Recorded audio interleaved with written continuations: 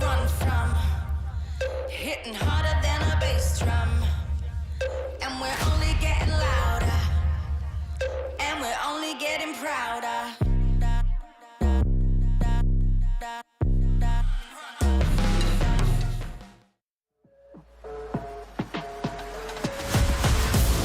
Lights out, lights out. Lights out, lights out.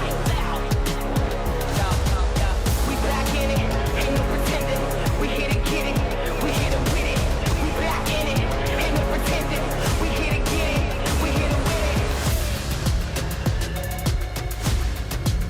We hit it with it. We hit it with it.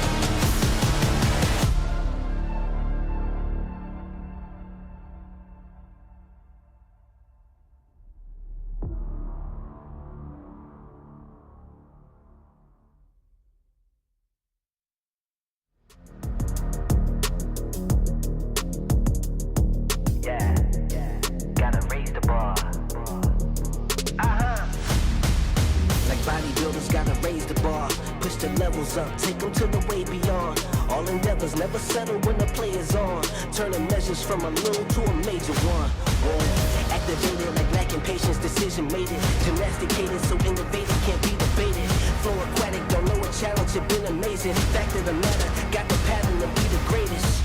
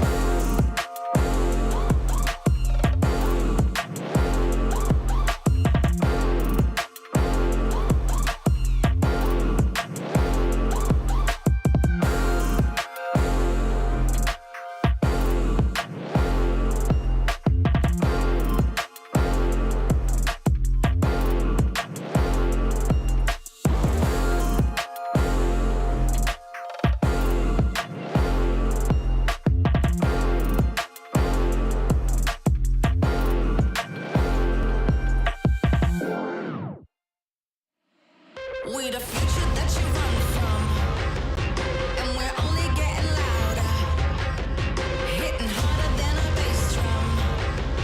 Now we're only getting louder. She is powerful, she got everything she needs. See her flick her hair, see her be her own queen. Never underestimate the strength you have within. You can take the win, you can take the win.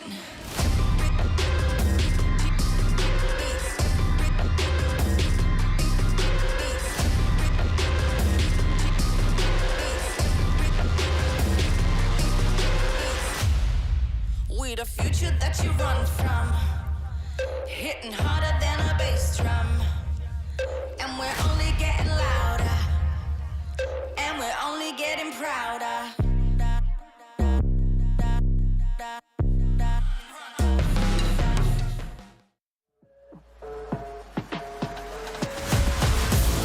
Lights out, lights out. Lights out, lights out. We back in it, ain't no pretending. We hit it, get it, we hit it with it. We back in it, ain't no pretending. We hit it, get it, we hit it with it. We hit it with it. We hit it with it.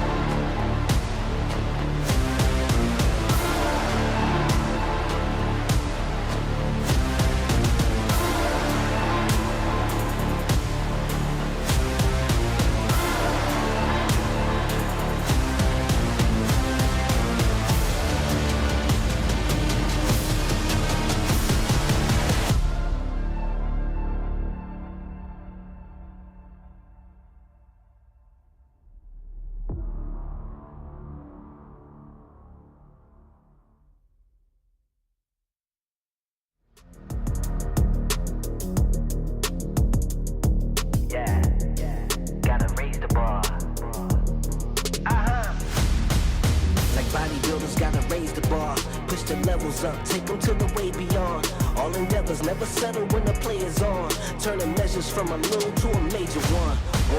Activated like lacking patience, decision made it. Gymnasticated so innovative can't be debated. Flow aquatic, don't know a challenge, it been amazing. Fact of the matter, got the pattern to be the greatest.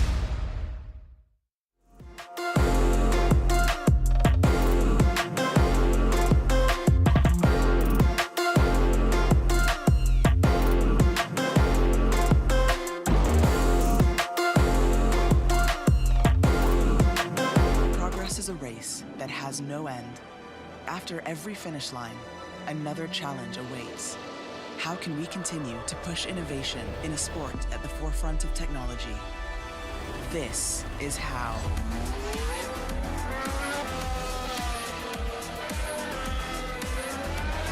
Discover how Aramco and the Aston Martin Formula One team aim to meet Formula One's sustainable fuel targets.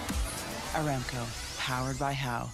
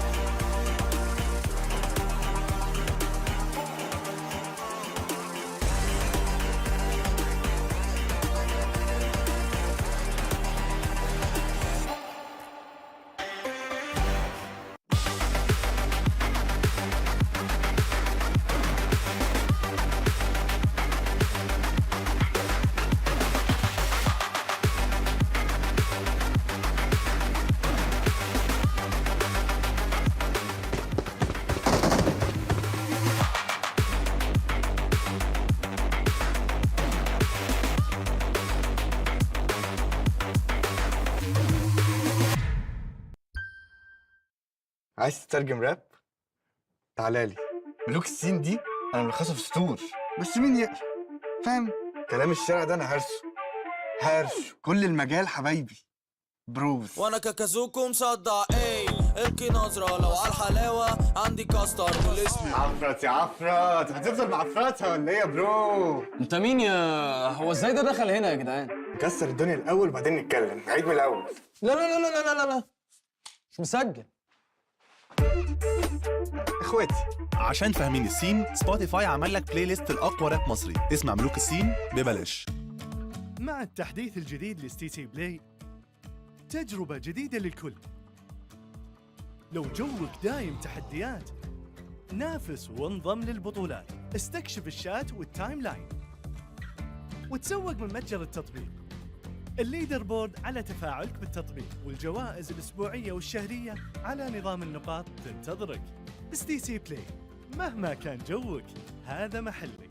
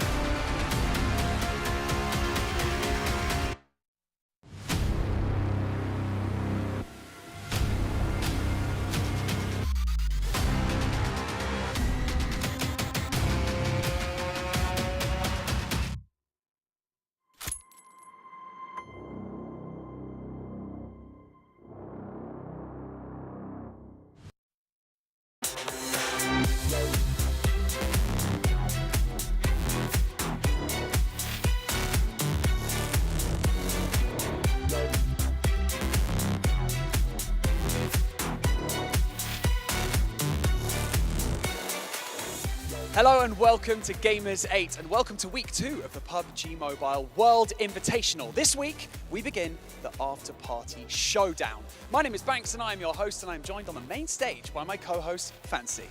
حياكم الله من جديد أعزائنا المشاهدين والحضور في بطولة الببجي موبايل وورلد انفيتيشنال في الأسبوع الثاني. راح نشهد فيها البطولة الاستعراضية بطولة الببجي موبايل افتر بارتي شو داون. راح نشهد أشياء مختلفة في هالبطولة ودنا نتكلم عنها على طول. خلونا نبدأ فيها.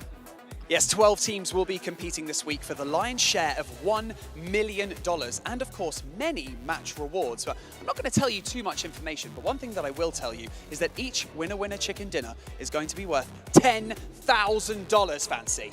زي ما احنا عارفين اعزائنا المشاهدين والحضور، البطوله هذه بما انها بطوله استعراضيه راح تكون نظامها مختلفه. عندنا 12 فريق، 5 من البطوله الماضيه بطوله ببجي موبايل في الاسبوع الماضي، و7 فرق جديده موجودين معنا اليوم على المسرح راح يشاركون معنا. لكن لا ننسى ان جوائزها مختلفه واشياء كثيره ودنا نعطيكم تفاصيلها. خلينا نخليها للاستديو التحليلي، لكن قبل كذا بعطيكم معلومه بسيطه انه جائزه الوينر تشيكن دينر لحالها بتكون $10,000 فقط في كل مباراه.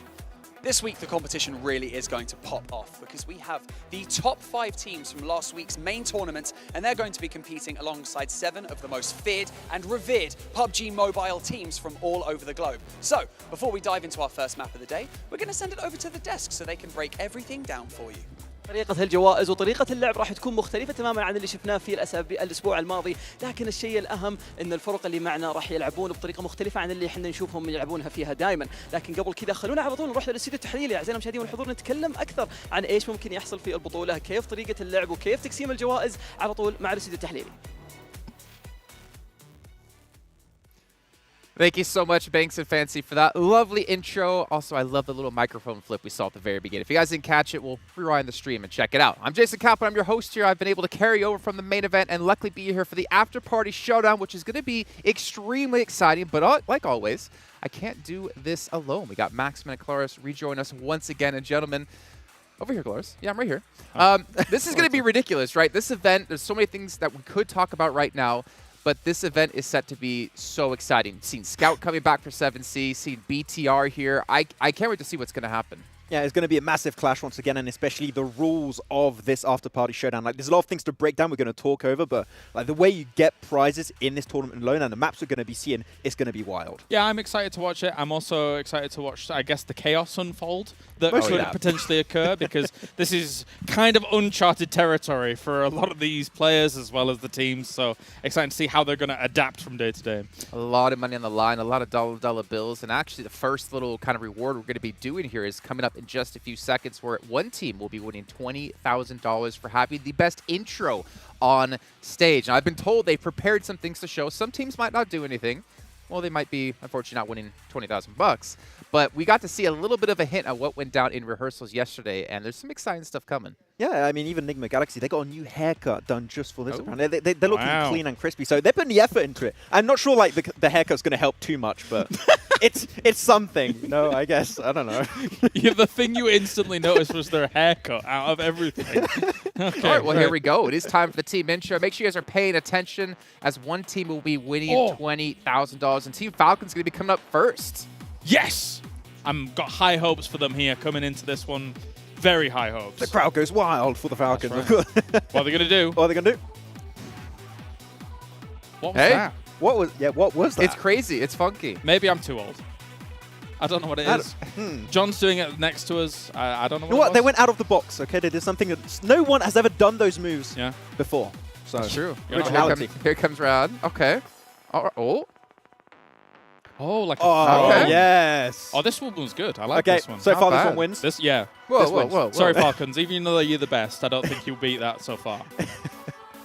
Not coming out. Deadeyes Guys. It's Deadeyes Guys. Now they do the dead pause. Everyone just laying on the ground. Everyone's done.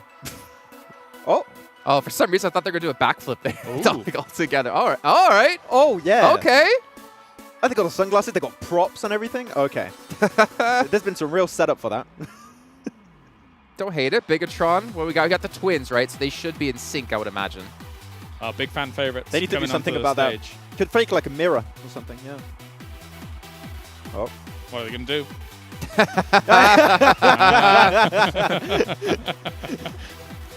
Mum said it's my turn to play PUBG Mobile. All right, well, here comes 7C. This team, I'm actually really excited to see how it's going to work. I mean, obviously, Scout kind of coming back into the mix here. I talked to him before the event. He said he's feeling confident. He's not feeling nervous at all. Okay. Okay. All nice. Right. Respectful. Oh, all right. I'm getting a little bit of some fighting game action Ready there. to fight. Yeah, ready to go. Oh. Still waiting for an anime reference at some point. I think I'm sure you're going to get one at some point. I'm going to get one. Whoa, guys, shut up. It's one of the best teams coming out onto the stage right now. All right. It's Stalwart, ready to go, ready to show. Look at them. Moving on up, moving around, moving up and down. It's Stalwart. You know what? Even if they don't win the event, I think they just won the intro so far. That's pretty good. That's good. Yeah, that's not bad. The best in-game, the best on the stage. What can you say? Consider you see the IGLing there really paying off. The team synergy on point. All right, who do we got next coming on out? We got R8 Esports, another local team here. Oh, no. Okay, wait a minute. It's Nigma Galaxy. That's not them. Sporting their 2022 winter collection. Wait, no. What if they unreveal? They actually are, Rod. Oh! Easy. Hey! Easy, buddy. They had a budget for this, okay? They really went out. They had to buy a printer. They needed tape. They bought a printer. They didn't. I'm impressed. Well, they had to get ink as well, which is like always frustrating to have to deal with. So they just kind of. Well, so they switched sides. They switched. There we go. What's the plan here? Oh. They're fishing. They're reeling him in. You know what? If only we could have Max out there. He does the best fish impression They've you've caught ever a big seen. one. I think they should have asked me to join up on that one. Hey, there was a story there. You know what? There was a story. There was an end. There was a good closure. Yeah, sure. yeah. It was a saga. That was. Yeah, that was. Yes.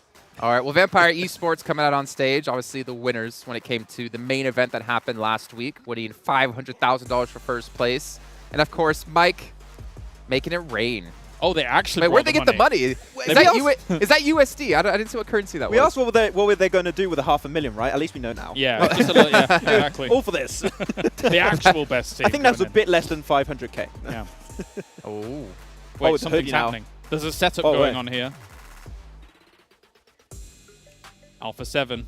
They're ready to go. I see. Oh, it's Are we reviving him? It's the Rez. Oh. They used the pickup feature. Wow. That's great. I love that. Okay, they got like a team chat in there. I like it. Oh, they're serious. I'm spooked. Yeah. I like the jacket at least. Looks really nice. That was some psychological warfare tactics coming in. S2G. There comes the team Max is pitted as being the best team here at the Have you, Max? I said they're one of the best, I think. Oh, that was a better reel-in, actually. You know, yeah. That was a better reel-in. There you go. In terms of acting, that's way better. Yeah. I definitely did sense the fish. He channeled his inner fish.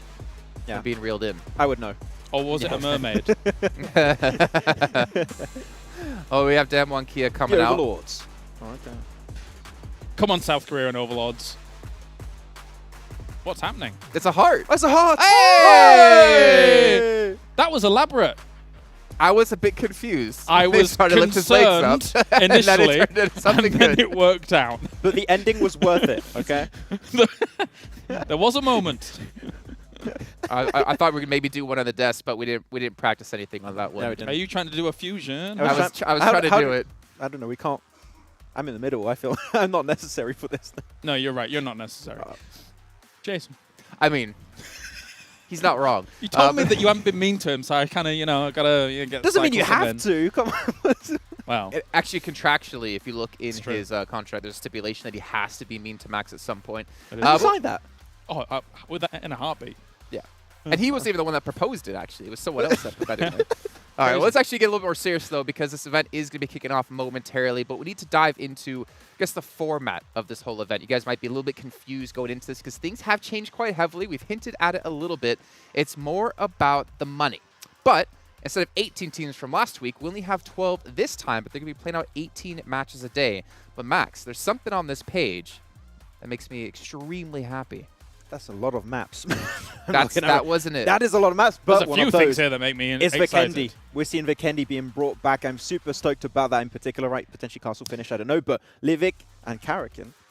also added to the mix there. Was it Vikendi, Jason, that made you happy? No, no. What were you focused on? I mean, hey, everyone can be excited for their own things, but obviously 12 teams, right? We have Karakin, we have Livik coming in. But also for y'all at home to keep in mind, we are playing in a little bit of an accelerated state, where zones will be popping quicker and shrinking faster. And this means teams have to play quicker and be aware of the situations. Yeah, as much as it will be 12-team lobbies, there will still kind of be that usual ebb and flow of the games that we're having. Just the fact that constant changing from battleground to battleground to battleground is really going to test these teams in a different way. And especially when we get to the eventual how you get yourself money throughout those games, that's also going to be testing them in a different way as well. Oh, so yeah. It's very open here. Well, you know what, Klaris, you mentioned money. Let's take a look at the prize pool here, because this is the big difference we've seen. Take a look at this. $1 million in total. However, most of that money comes from these match rewards, and we'll dive into that in just a few, but let's take a look at our total earnings. So first place at the end of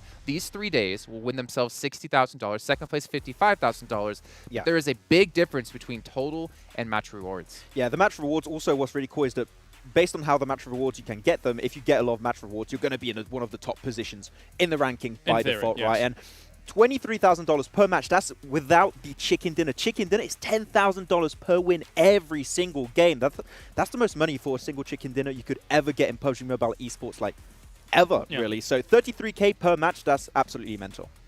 And what's important, Kalaris, is we've talked to some teams and we wondered, like, what are you going to go for? Are you going to go for just being the #1 team at the end of the event? Or are you going to go for earning the money? And that's going to be, I guess, showing us in terms of the playstyle. We're going to be seeing that resulted in the playstyle of some of these teams. No, definitely. I mean, some teams here, well, we've even seen them have hot drop scenarios go down in the previous weekends with the tournament. So actually, that could play in your favor if you feel quite adept in order to be able to do that. Although, that being said, for some of the later circles, there might be a little bit more extra room to work with. So maybe you can play things out and see how it goes from there. All right, well, let's take a look at these match rewards, right? $414,000 on the line over the course of this event, and this is how you win the money in each match. So as you said before, Max, $10,000 for a chicken dinner, but look at the rest of the money you can win here. You got so many interesting things to look at, and we had a little bit of a theory, me and Kalaris, when we were looking at these match rewards. Yeah. First elimination and first team elimination. You could get 7K right at the very start of a game. But how a team's going to work on that? If they see the elimination feed like pop off and like one team is already eliminated, are they going to play super passive? Are they going to keep looking for the eliminations like this? So many options here. It's just we're just going to have to wait and see. Absolutely, because once those two elimination incentives are concluded, you still want to survive for quite a while. You want to maybe find yourself a lot of airdrops. You want to get those extra 1Ks on the board alongside the most airdrops down the line. Team with most eliminations as well. Team with most special eliminations. I believe Jason was talking to us about that earlier. That's car runovers as well as explosive grenades, right? Yes, not no mollies. Molotovs. Yeah. Right. So, yeah. I mean, I wish Salazar was here because I feel like he would win this almost every single time. But this is going to be exciting, right? We talked about this could potentially change the strategies of teams, and I think we will see some teams adapt as the event goes on. But besides match awards, we also have the event awards as well. As we saw in last week, you have things like fan favorite player. Well, actually, that's new to this one in particular. We also have Eagle on there, most headshots. But there's a couple of ones in there like best duo. You're like wondering at home, well, what does that mean, best duo? We'll get to that in a little bit of time here, but there's still a lot of extra money to win outside of just the individual matches. Yeah, exactly. Just so much money to make outside of that $1 million prize. But right, team presentation, I think we already have like a decent idea of like some top contenders. Yes. I think you can see in the chat also maybe a few people saying which team they're going to be rooting for. But man, it's going to be so many things happening in this tournament for the very first time. So as I already said, it's going to be wild, and I'm here for the ride. No, definitely. Uncharted waters is the best way to describe what we're about to witness over these 3 days, especially the fact that we've got 6 battlegrounds for the main tournament and just constantly chopping and changing. Yeah, and a lot of learning to do for all these teams as well when it comes to specific maps. But let's maybe advance on further and take a look at the teams. We obviously got to see them walk out. Maybe we could talk really quickly about who you're looking to focus on here. Who are the ones that you're really rooting for, Max? I'm actually really hyped for S2G. Like, we know this team from Turkey, and Turkey has been like a very, very present region in like international stay. You had Class Digital Athletics in the past. You have also Five Flux has done really good in the championships. S2G is a team that has that international experience with Silas, and you have Hamsiji and Kalsi that really, really stepped up in the last few months, right? So I think that this is a team that has yet to really test this roster at this stage. And with the Uncharted Waters, as you said, I think it's going to be a very interesting mix. Yeah, we can see the point system is a little bit different as well. No longer are you getting 15 points for a chicken dinner. It's just going to be 10. However, eliminations still 1 point each. Yeah, definitely. Not as many limbs to really be going for in these games. So as these points kind of tally up, I think the ratios as we've gone down to a 12-team lobby as well, it's going to work out quite nicely. Yeah, I want to give a shout out actually to Sony Xperia, the 1-4 actually made in collaboration with professional esports players. And also, actually, funny enough, an official partner here of PUBG Mobile. Also, Savvy Gaming Group for making sure this event can happen for all of us. It's not only been a 2-week event here for PUBG Mobile, though obviously that's the one we care about because it's the best one. This has been a 5-6 week long event. We're getting to see all of these different titles participate. We can see our social medias, and these are important because you guys need to go vote for your fan favorites. You can head over to the PUBG Mobile Esports Instagram page and give likes and leave comments to your favorite teams. And as we saw before, fan favorite will be winning money.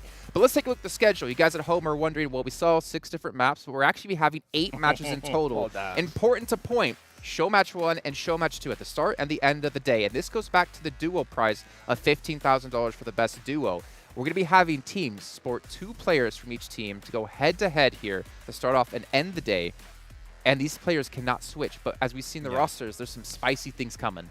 Yeah, there's so many things that we saw, right? I think the one that's very interesting, and we saw it already, like Stalwart, looking at action and top, like one of the most deadly fragging duos in the world, playing in a duo matchup like that, like things that, oh man, I can't wait to see how they're going to perform. I'm excited to watch them. So actually, it's 5 matches in total for the duos tournament, right, Jason? Yeah, it is. I mean, 12 duos, 5 matches, but the trick is it's going to be the start and the end of the day for the first 2 days of play, but obviously in the final day, we'll be starting things off with a show match, and there won't be a final one because you know what? We want to see who's going to win overall and see how much money each team will be winning. But as you saw, it's going to be Sanhok and Livik, and we're going to be starting things on Sanhok here momentarily as we can see everyone dropping in and getting ready to go. And I'm excited. Hopefully you guys at home as well are excited, and I'm really curious to see how teams are going to be breaking things down here in terms of strategy, in terms of who they might field. Are they going for an in-game leader and a fragger? Are they going for double fraggers? Well, that's eventually all going to be broken down here with John, Allen, and Blank to kick off the game.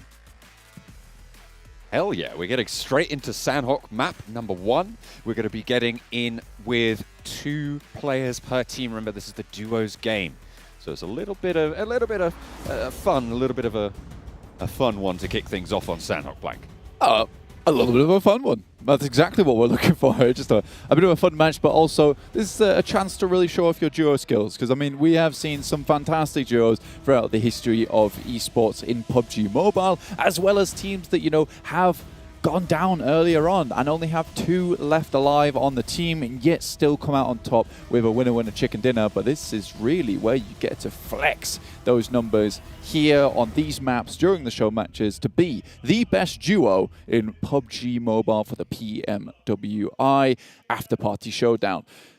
This map, though, will be slightly accelerated later on. So watch out for that, because we're looking to make sure these teams at the end will be fighting each other tooth and nail to get those points. I mean, last week we were playing Sanhok with 18 teams, right? A whole load of players on here. And now we're cut down to 12 lots of 2, which, as we all know, 24 players. That's going to be vastly smaller. It looks like, though, we might have a little bit of argy-bargy in Paradise Resort, potentially a little bit of a hot drop going on. R8 looking to try and take control there.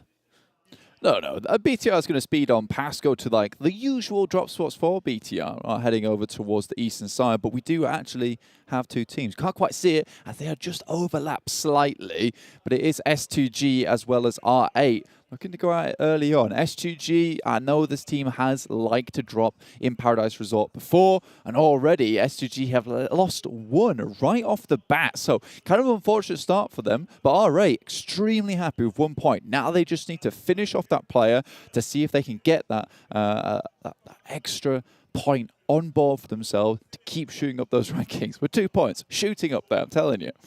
Absolutely. There seems like there's 3 close prox drops.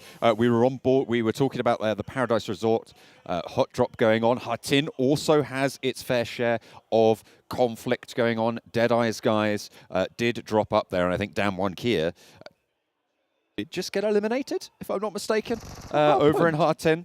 They do go down first. That is unfortunate. That was the Hatin. And Vampire and Alpha 7 on Camp Bravo. They're going at it still. Silas left in a 1 versus 2 now, and it's going to be the Tommy gun to be able to take that one down. R8 Esports claim Paradise Resort in the duos. Here's Joker playing for Deadeyes Guys over here for Nepal, instantly taking down Damwon with a UMP. Incredible stuff coming through from that one player there. Obviously a veteran over in that region. We still do have our PMWI Gunskin and outfit sale on at the moment. They're on for a limited time. You can also win PMWI treasure chests if you play PUBG Mobile during the duration of this event. You can make sure you get those on board. Stalwart at the moment just looting on up, getting what they can.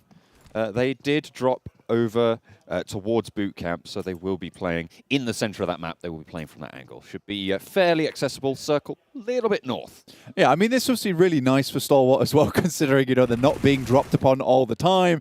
There's SK-Ton with the classic little drop shot coming through, which I think caught Calci by surprise there. It would have done the same for me, so slightly unfortunate for them. I've seen you play, man. I think you could have hit that. Maybe. You know, I feel like I've been, you know, raising my rank quite a bit recently. 7C though, we got Scout. Everybody loves Scout. I think that is the name of his personal show, at least. But it's really lovely to see this guy playing again, all the way back from, I think it was World League when he was on Orange Esports, you know, taking second place there. Really good stuff for him. I know he's back repping it for the guys over here in the Afterparty Showdown. Not quite got yet to meet him. I would like to. You know, he did his classic Scout pose when he did the team parade, you know, the fist in the hand. It was good stuff. I like to see it. He was bringing things back. You, we were watching the team parade. Have you got? Were you thinking about who maybe we're going to talk about trying to get our vote cast for? Do we have any influence over it? I mean, probably not. You know, I think no. We've got to go through our current English representative, who is Jason.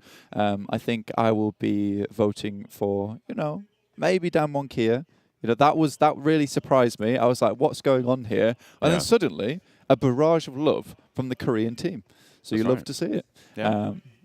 Team Falcons, though, you know, equally, they came out. They looked like they were having a good time, though. And I think for the passion factor, that was certainly there for the Falcons. I still enjoyed the Stalwart approach, the thriller kind of walk up the stage. Yeah, that was good. That was kind of cool. I kind of like that. There was a lot that. going on there, for sure. There was. We'll have to review. We'll have to review the footage. Yeah, that'll be done tonight, for sure. Yeah, that's what we're all going to sit around. We'll find a room. And we'll make a very serious discussion about the dances that these players are doing. Absolutely. Now, for these games, placement points aren't as heavily, you know, they don't massively change up the top of the leaderboard, considering a second place is 6 points. Obviously, if you're consistently getting first place, though, with that jump up of 4 points to first with 10, you know, you are looking to hit that 10-point marker in these games. A chicken dinner is absolutely fantastic for you, but if you can't get that, it might just be time for those eliminations. That's what you need to be looking out for already. 2 teams going down, 4 players leaving the match. It really does leave us with very little players still left alive. I mean, we're talking about, you know, the points distribution. I mean, in duos, it's even further exacerbated, right? So the ratio of elimination points available to placement points means that there should, in theory, be way more placement points in this pool than we'll see in the 4-player lobbies that we're going to see later on today. Because there's only 22 elimination points, right, that you can actually get as a team, potentially. And the fact that 2 teams now have already got 2 cuts that down to 20 as a maximum. If you're one of those 2 teams, if you're not, then it's 18 elimination points maximum. So getting a chicken dinner at 10 points is going to be huge, because you're never going to get all 18 of those.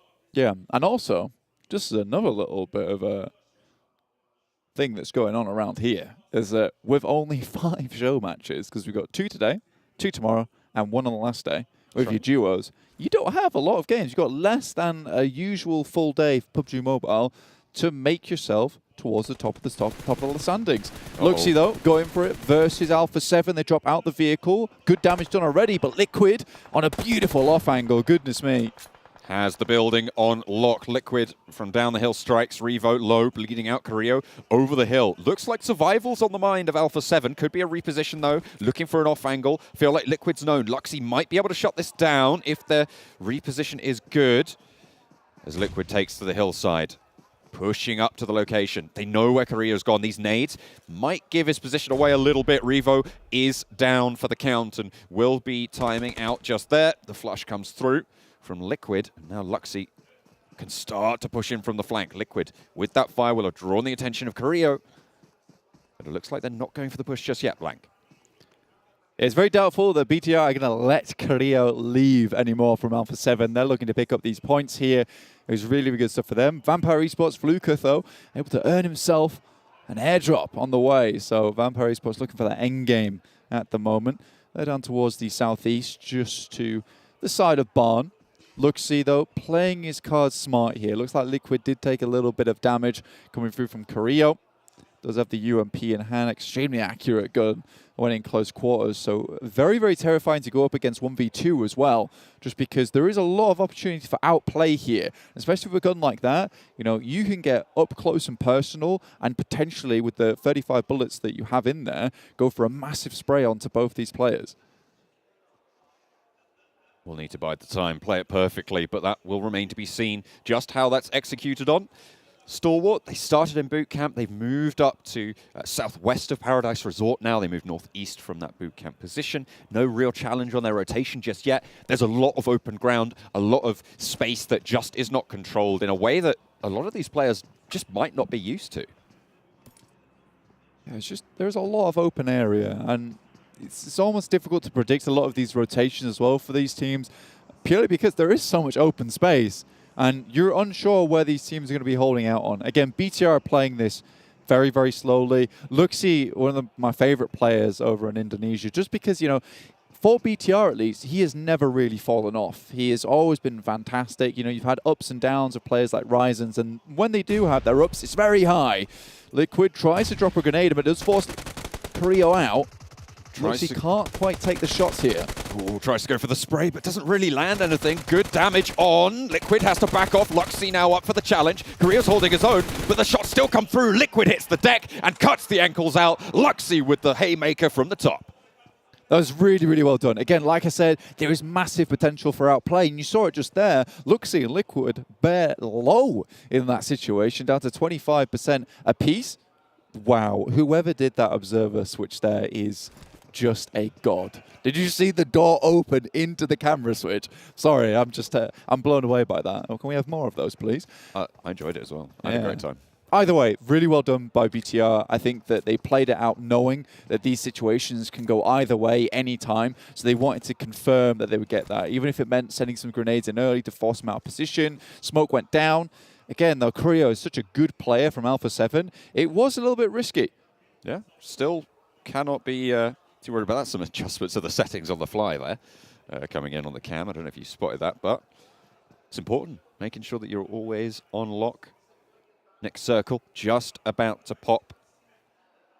Coming on through at the moment. No one really too close by. I'm looking at the Paradise Resort area and seeing that as potentially the next set of hotspots, but the circle will dictate where these conflicts happen. Yeah, Nigma Galaxy playing like Nigma Galaxy at the moment. Out in the blue. They're taking their time. They're going to head back up into the circle shortly, though. 7C right on the edge at the moment. Playing it very, very close to the blue. They want to make sure that all angles are cleared off. They might even spot Nigma Galaxy on their rotate as they are passing through Painan in a direct collision course towards 7C, Sarang, as well as Scout. One thing you've got to remember as well is, of course, as we talked about earlier, these games will speed up, and I believe that there will be increased damage as well in the later circles, which means that it will not be possible to heal out the blue zone, as you see in a couple of those other Sanhok games that we see in regular tournament play. At the after party, we wanted to turn up the heat, the spice a little bit. Exactly. With so many rewards on the line as well, you want to make sure that these teams are really playing out for it, and they're going head-to-head in these fights, in the ring. I'm looking forward to it because these players are really going to have to strut their stuff in these games, show us some good mechanical skill as well, some smart rotations, trying to play around the 12-team lobbies. It's going to be interesting for sure. And again, there is so much money on the line here. And it's no longer a case of, you know, just play for that first place spot. You've got to be constantly thinking, where's that next reward at? Where's that next treasure chest? And where can I pick it up? So very, very interesting stuff coming into the Afterparty Showdown. A lot of different things happening here. And it really is a completely different game type.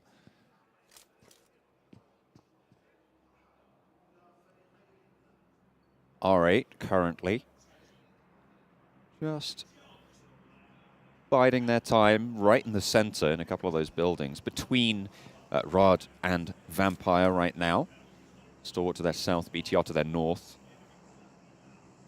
But there's no real incentive to push out at the moment. I mean, the circle centered up pretty much exactly right in the middle. So really not too much to worry about there. There's a little bit of the central river in, but again, nothing really to worry about. There's plenty of ground. There's plenty of terrain to play. I feel we're about to enter a period of mild downtime here, Blank.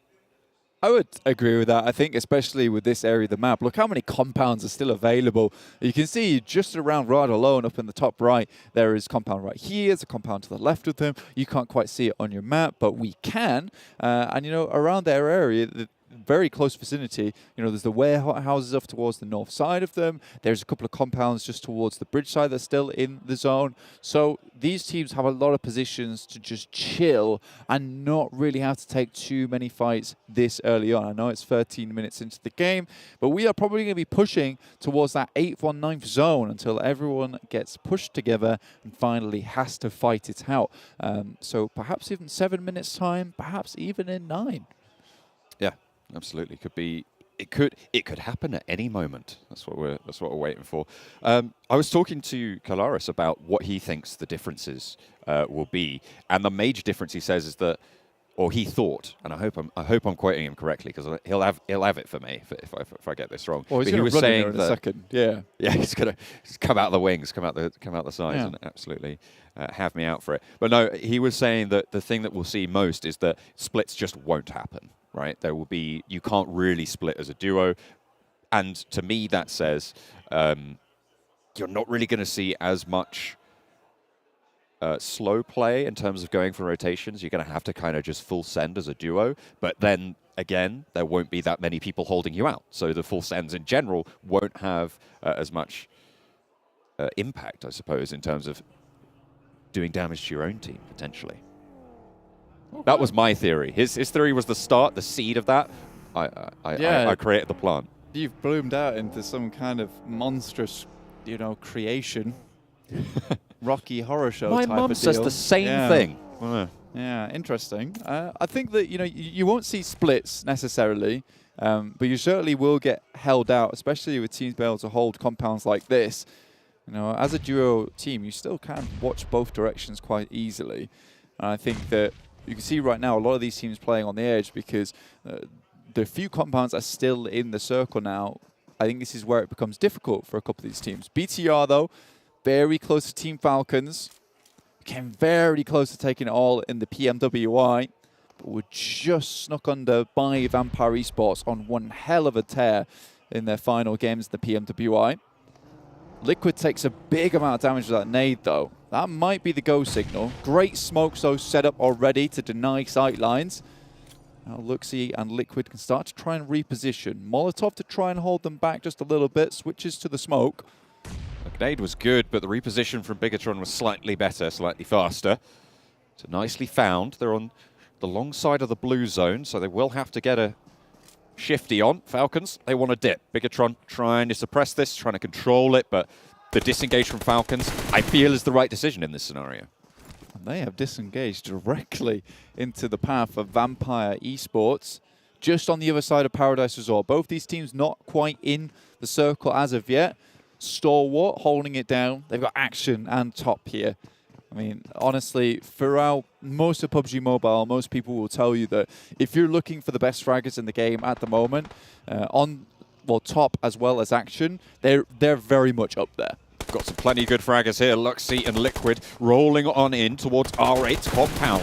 They didn't go into Paradise Resort. They took the other choice. But unfortunately, there was a snake in the grass. There was an off angle. Luxy takes that knee. Now it's just Liquid to fight on for Bigetron.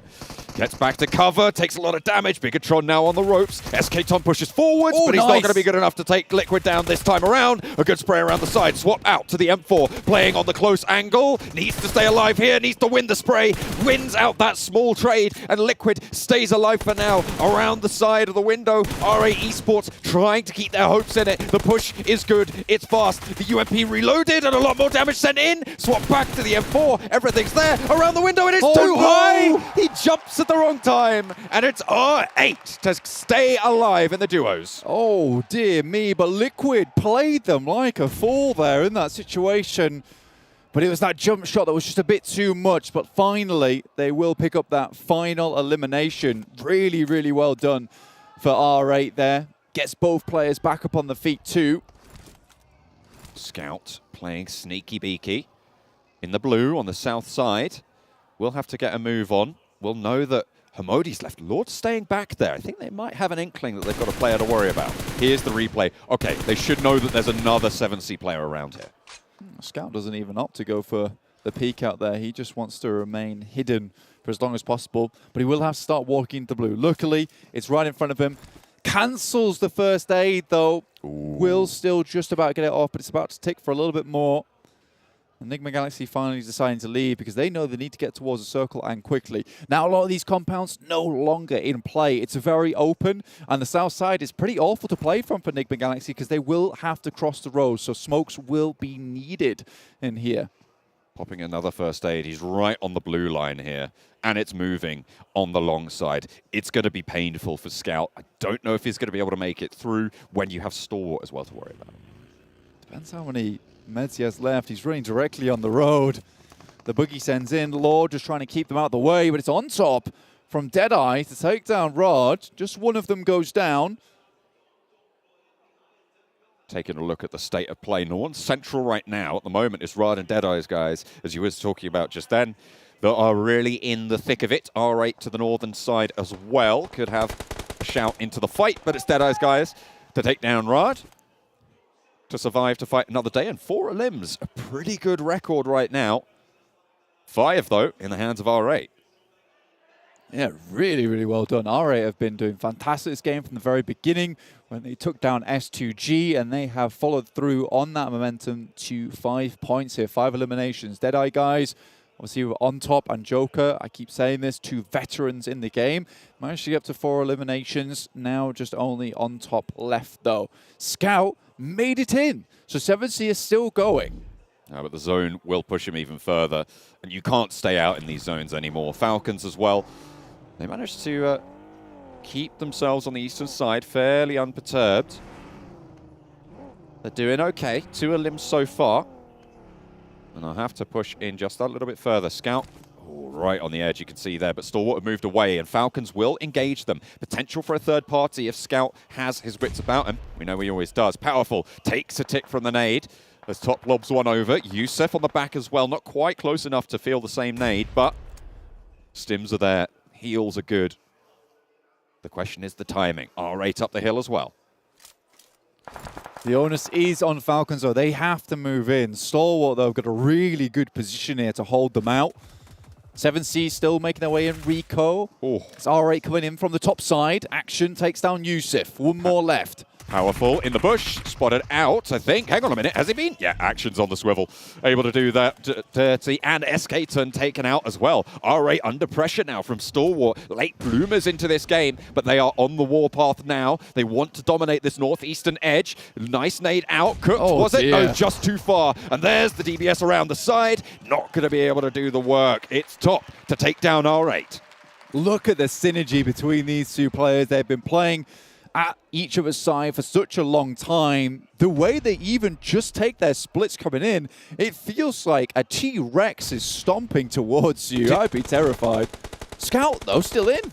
They didn't spot him as well. They were running directly at him, right in their field of view. He was shimmying and all. But Scout staying alive, playing slow. 4 teams remain. You want to outlast this one. Only 2 players from top. Oh, from Stalwart, sorry. You've got the broadside, but the circle is not in your favor. Another team goes down. 7C ladder up yet again from the south side. The crawl is good. He knows so much information here, but they're going to have to turn their info that way soon. Top doesn't see it again. G36C as well, 40 bullets in the mag. That's enough for a double elimination here. When does he pull the trigger? Right now. Just goes for it. Action goes down. 2. Oh, Top with a sliver of HP is out in the blue. Has to push. They want this res, but it's fast and loose. Top needs to pop this heal. First aid in the bag. Needs to interrupt it, and he does. It's Scout to take it down. 7C able to eliminate Stalwart in the closing moments. What a way to kick the tournament off for 7C. Goodness me, Scout coming back into the international scene right now. Already 12-pointer in the bag. All is lonesome. He was stealthy. He was basically in a ghillie suit the whole time. Didn't even need one, actually. He was just camouflaged. Dear, dear me. What a way to finish that match out on Sanhok here for our duos match, show match, right at the beginning of the after party. And what a splash 7C have made. And that Stalwart just didn't see him. How could they not see him? He was shimmying. They were running right at him. Oh, man, you got to feel for the guys. Like, Stalwart, they played that very well, except for just not seeing Scout there. I know. Very, very difficult ending. I've got the guys from the analyst desk over there talking to me, just saying, what a weird ending that was for them. We are going to head over to the match standings right now, presented to you by STC. But what a crazy game. Crazy game indeed, and what a way for Scout to show himself in this event. People might be saying, yeah, it's duos, but for him to pull off the 1v2 clutch in that situation against a team like Stalwart Esports is not easy. And I have to say it here, gentlemen. I was saying it in the room, Scout's going to he can clutch this. And I had Kalaris say, oh, Jason thinking Scout's going to clutch this. I'm Kalaris. He did it, boys. I remember he said it exactly like that. He did. Too. Yeah. He went like a little bit of American there. Yeah. It's Sanhok. You got to say it's Sanhok at the end of the day, right? There's snakes, they're going to be present. Yeah. And we thought he was going to shoot a lot earlier, though. Like, there was a lot of better opportunities for him to get involved. But you know what? He still got the first knock off. The spray transfer, that was a little bit the scary part for him. But the moment he got that first knock, it's down to the 1v1. That's when there's a real chance for him to secure the win. Yeah, definitely took advantage of the chaos that Stalwart was feeling in that moment, right? I mean, once you have, in duos especially, once you have a snake coming along, that's a whole lot scarier than when you're playing squads, right? I mean, it's just, you know, by the numbers. It's only 2 of you versus 1 dude. He could easily be able to deal with that in those moments. So for Scout, brilliant overall to be able to clutch that out. He was able to get him down, second opponent down to basically 1 HP. The push, so important for him to make that work. That damage, absolutely. I mean, they were snaking their way in from the south. Where's the sound, Kalaris? I thought we'd get a sound. I mean, normally it's 1,000, but we have over 100. For over 100? Yeah. For duos, it's 100. Don't worry. We'll be seeing more of that from other teams. I imagine Stalwart Esports did a lot more than 175 in this game. Yeah, I mean, Stalwart did get 6 eliminations, right? We did talk about Top and Action and how they were going to pop off eventually. But you know what? The winner chicken dinner does go the way of 7C Esports. But because you get less for chicken dinner, those eliminations will definitely help Stalwart in these show matches to take home first place. An excellent clutch, though, overall, at the very end.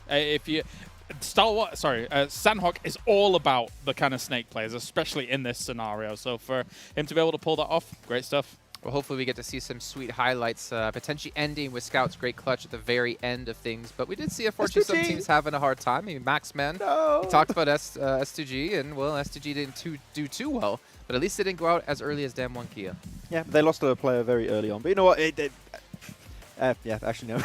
I don't talk about them. I give up.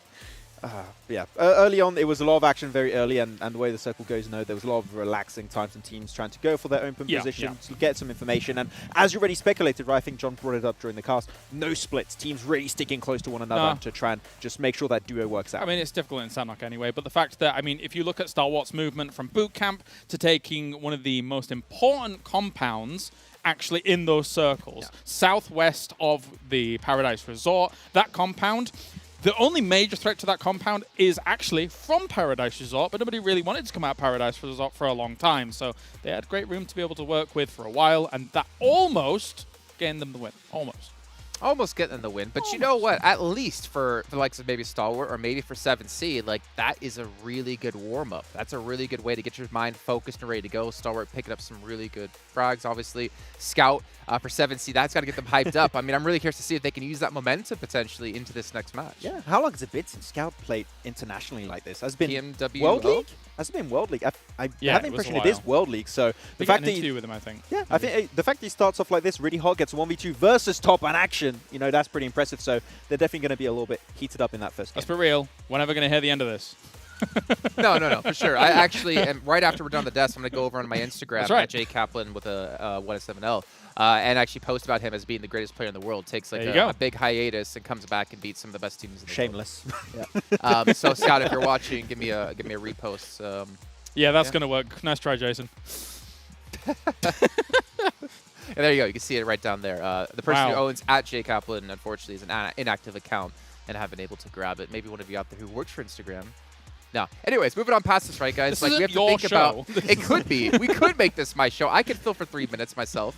But this is going to be interesting, though, when we go into these actual matches, right? We still have Erangel to be the first match of the day. Yeah. I think this is where we get a real indicator of how teams are adapting their style. Again, what teams are focusing on. What kind of aspect do they want to go for first place overall and win the $60,000? They want to focus on the match rewards and get as much money as they possibly can in those. I think it's going to be really interesting to see which teams go for what strategy, but more importantly, if teams might change their strategy if they're not faring too well when it comes into maybe day 2 or day 3 where they know they won't be able to get first place. And I think it's going to be very obvious to see what strategies teams are going to be taking over, right? With 12 teams going into a map as big as Erangel, hot drop should not be happening, right? If a hot drop does happen, 100% that is intentional. They are aiming for that first blood, aiming for the first squad wipe, and that's going to be their aim for all of these matches, hopefully. Yeah, in theory. I mean, as is always, there are cities and towns here in Erangel that can have 2 teams co-inhabit them, right? Like, and still even move away. We saw it in the main tournament here in PMWI with Yasnaya, of course, I guess most famously, but there is still that incentive to be aggressive at those very first moments, so maybe that coexisting probably doesn't go too passive throughout that. Yeah. I mean, I just want to get the games underway, to be honest, especially when we get to the later stage. I mean, Vikendi, unfortunately, I'm actually not casting. Could we have a castle finish later in the day? I know you've always wanted a castle finish. I'm angry. I'll get it one day. I'll get him one day, but I want to go back to those Vikendi. I want it to be added back in the competitive circuit. I want it back in PMPL. Well, you know what? Because you want it, Max, okay, we're doing it. It's done. It's going back to the competitive map pool. You heard it right here from Maxman. He's making a thing. Really quickly, though, before we do head into the next match, big shout out here to Aramco. We have so many sponsors here to make this event possible, so a big shout out to them for this one, as well as Saudia as well, because without their support, this event would never happen. But gentlemen, we're about, what, minute 50 left to go until we're into this match. I want to hear some predictions out of you, too. Now, Max, you got to be careful. You talked about S2G at the start of the day. And then they lost one. And then they lost. Straight away. Okay. I think I'm going to pull an Imperium. I think all the teams are going to win today. Okay, No, you can't do that. Can't do that? Okay, not allowed to. Right. No, Stalwart, I think, looked really good in that first game. I'd like to see if they can continue. So, yeah, Stalwart. Let's go. That's right. The best team are going to do well. Stalwart. They should have Such done, a bold prediction. They should have done well in that previous game, even in the duos. However, something happened. But yeah, I think Stalwart, of course, I think they're excellent coming in. But you can never forget Team Falcons. You can never forget Team Falcons. We saw how well they did when it came to last week, and they placed exceptionally high in the main tournament, surprising a lot of people out there. And to be fair to the 5 teams that are returning from the main event, they have been able to warm up. They have been able to learn how their competitors have been playing, and they are ready to go. But so are we. Less than a minute to go until we hop into Erangel. I'm going to throw it on over to none other than John Allen and Blake. Who would have thought that it'd be us again? Goodness me. It says all day, every day. Until it's not. Then it's 7 and Avenger. That's true. That's true. But we are absolutely thrilled to be here for another installment of Erangel. We're going in with 12 teams this time around. Of course, all of those prizes on the line as well. It's going to be super exciting to see what these teams have in store for us because, of course, we're much more used to playing this game with 16 and even in the last week's games, 18 teams in the lobby. A little bit sparser. We talked about it a little bit more back in Sanhok with the duos, but of course, we're over on Erangel this time around with the full 4 squads. Just before we jump over into the map flight, let me quickly remind you of what kind of prizes are on the line here. So there's $10,000 here for the chicken dinner, which is an absolutely huge amount for a win in the matches. Most teams eliminated at $5,000, and a team elimination counts if you are the team to eliminate the final member of a singular team in this lobby. So it doesn't matter if you eliminate 3 beforehand, it's only if you eliminate that final member First airdrop is $1,000. First elimination, $2,000. First special elimination, including car rundowns and HE grenades, that's $2,000. Most airdrops, another $1,000 on there. First team elimination, this is where it gets spicy. Who's going to be hot dropping on who here? That's $5,000. Most special eliminations, once again, let's remind you, that is cars as well as HE grenades. And overall, it's the team with the most eliminations, which will take home $5,000 each match. And for the prizes that have a most caveat, so for instance, most special eliminations, most airdrops, most teams eliminated, that is going to be the first team or player to reach that threshold, will hold that position until someone else supersedes that. So if you, for instance, have 2 team eliminations to your team's name, that's great, fantastic. If someone else reaches 2, you still have that title for the game until someone gets 3. At which point they take that one, and you have to get 4 to be able to take it away from them. It's a little bit complicated, but we'll keep you going. It's King of the Hill rules for these most caveat prizes. Indeed, so let's head right over towards this playing path as all these teams are starting to make their way down onto the map. Nigma Galaxy, as per usual, heading towards Pachinki, and Circle does pop down towards that southwest. So BTR on that eastern side, a little put out about this one, but it's 7C all the way in Lipovka, so they'll have to make their way across. Luckily, with less teams than 18, we're heading down to 12, not 16. You know, these rotational paths will definitely be a little bit easier. You can see all the way down towards Mill to Power, Mill to Farm. That is all free real estate at the moment, so sending it through in the vehicles, nice and easy. Doesn't appear to be any super hard hot drops at the moment, though. Down one Kia, scarily close to the Nepal team of Deadeyes Guys. Moment though, everyone keeping it very chilled out. Vampire Esports playing from their winning position over in PMWI down towards the Ferry Pier Primorsk split. Of course, you have to remember that there are placement prizes on the line as well. It isn't just these in-game prizes, as tempting as they are to be able to grab those earnings. Of course, there is placement prizes, right? It's 60K for first place, so you can't ignore those either. So maybe a little bit of trepidation from some of these teams. No one, as you say, going for these hot drops super hard right now. The farm Melter area actually being pushed into by 2 teams. Stalwart, who's on our screens right now, and Riyadh, who have headed down a little bit further east into Melter, towards Melter Power as well. It looks like Stalwart, I mean, they drop Nova all the time, right? So it's no surprise to see them going down there on this southwest circle.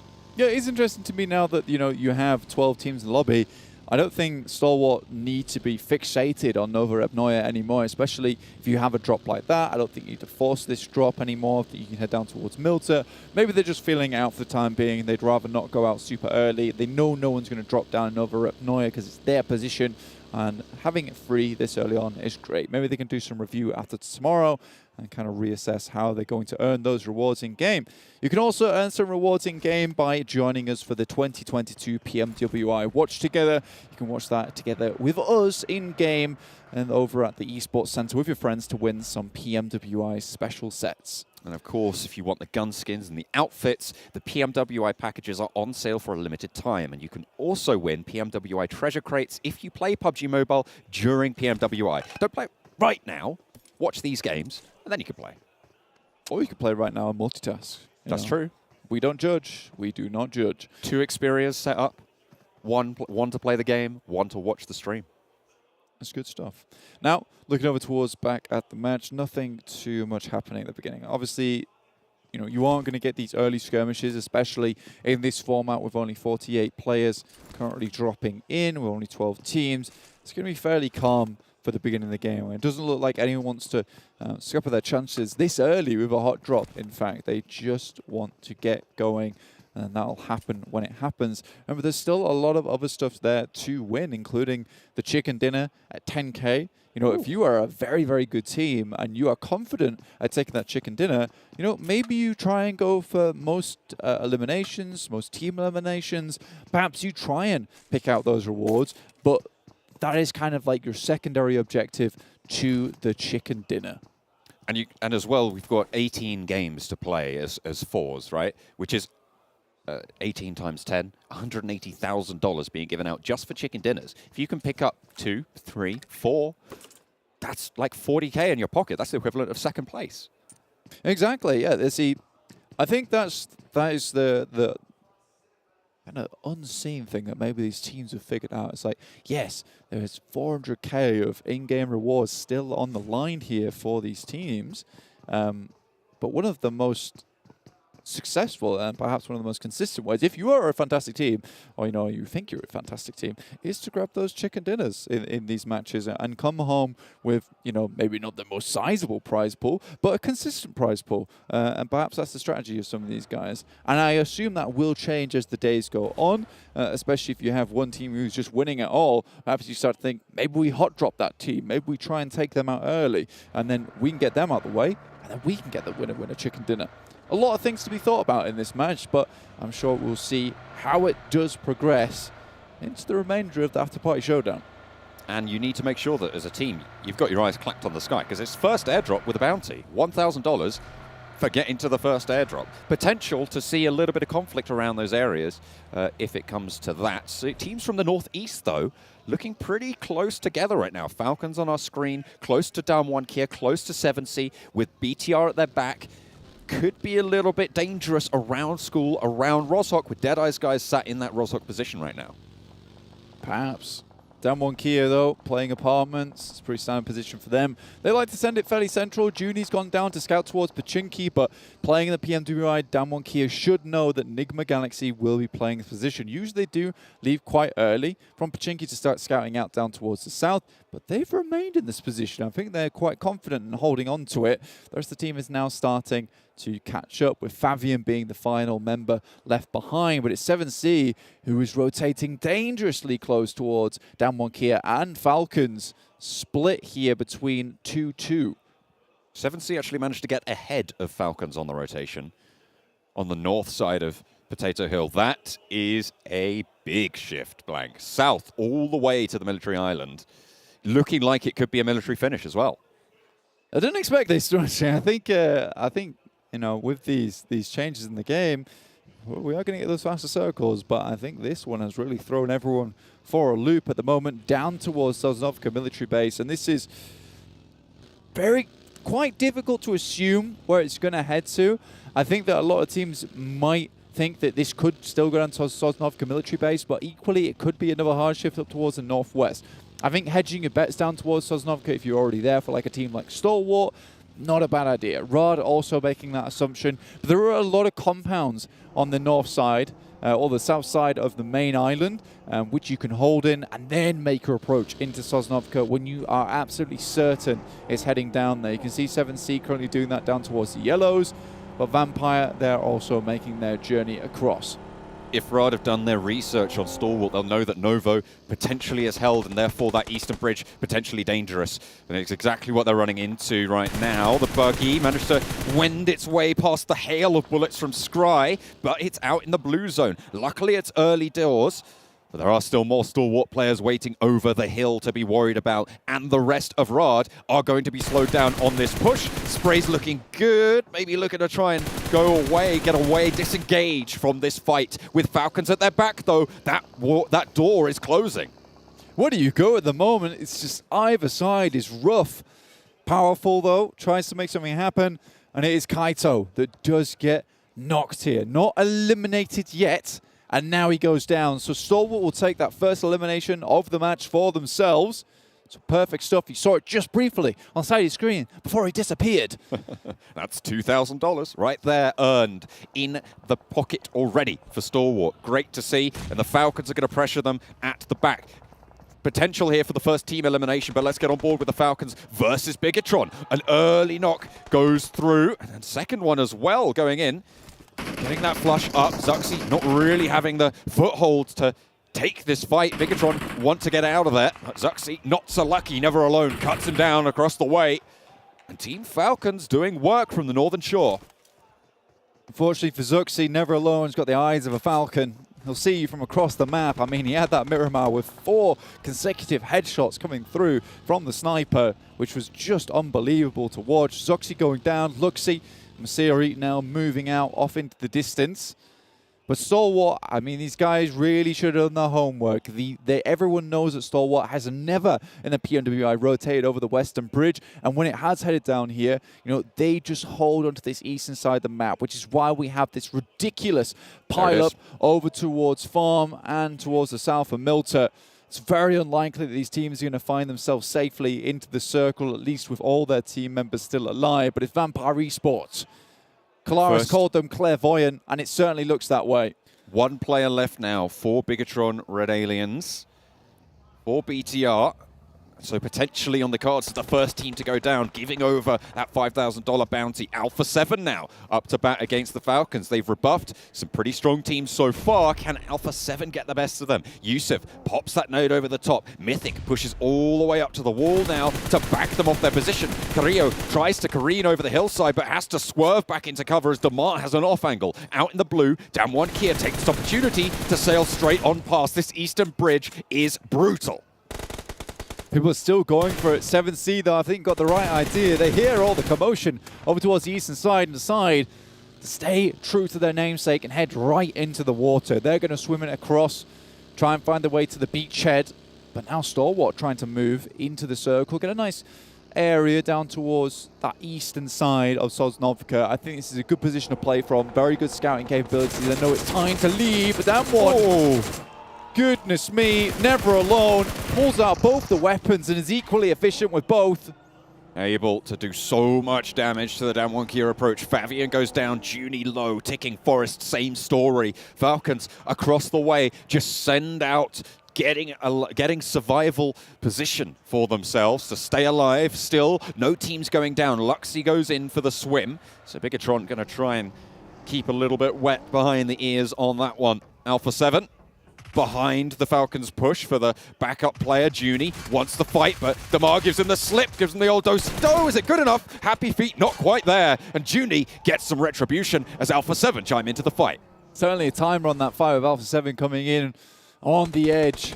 They took a while to get here, but it's worked out for them. Most of the teams have already rotated through, but they're ticking inside the blue at the moment. Revo doesn't want to move too far up, seeing that there's two teams already here. I think it's fair to assume there might be some more players, but it's Nigma Galaxy coming from the back. Freak already finds Mythic. Oh. The fresh blood to the team already taken down.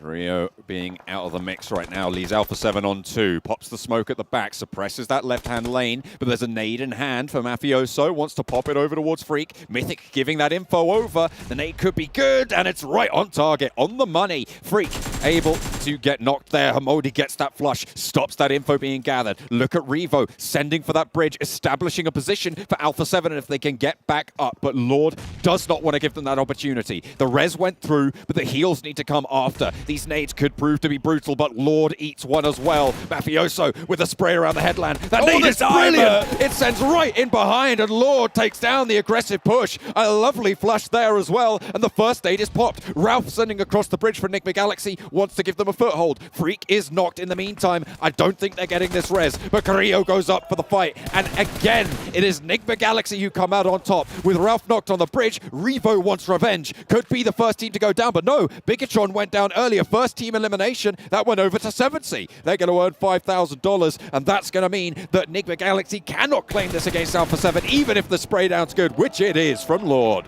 So unfortunate. The bounty, it was on a timer.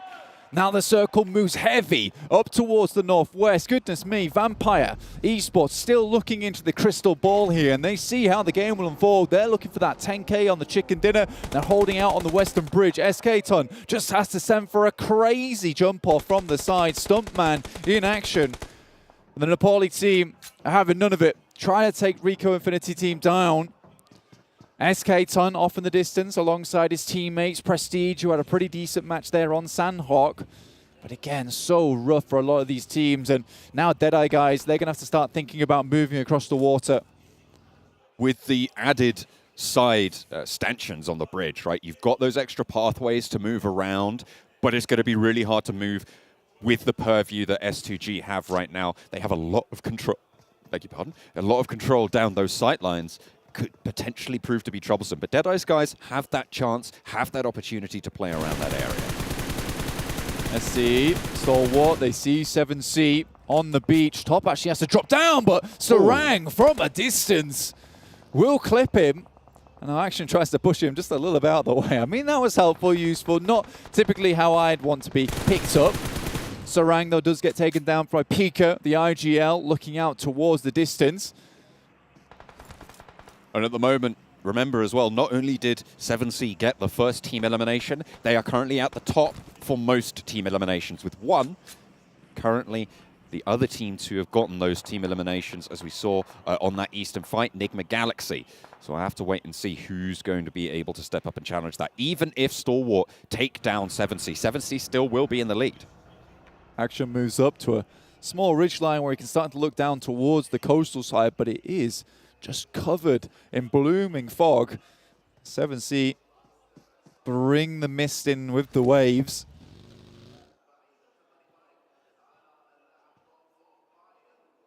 Vampire looking pretty chill right now. Stalwart with 3 limbs. Nigma with 5, but only 1 player remaining. Hamodi, you can see him sending in there to the circle.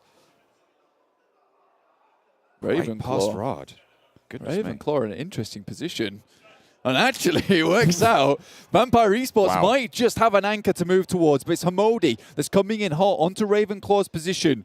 Ravenclaw has to pull up into the vehicle. At least will tell the rest of his team where these enemies are in the circle for them. Vampire Esports yet to have rotated, but that scouting is fantastic. But Vampire Esports recalls the player, understanding that there is a threat on the northeast side in 7C. And remember, this is good for Vampire Esports. If they can get these team eliminations through, then it means more money if they can start to push some more into the later half of the game. You need to establish those supply lines, and they understand that perfectly. So get a replay of Lord getting those spray downs onto the Alpha 7 players. Revo last up to the mark and was not able to do it.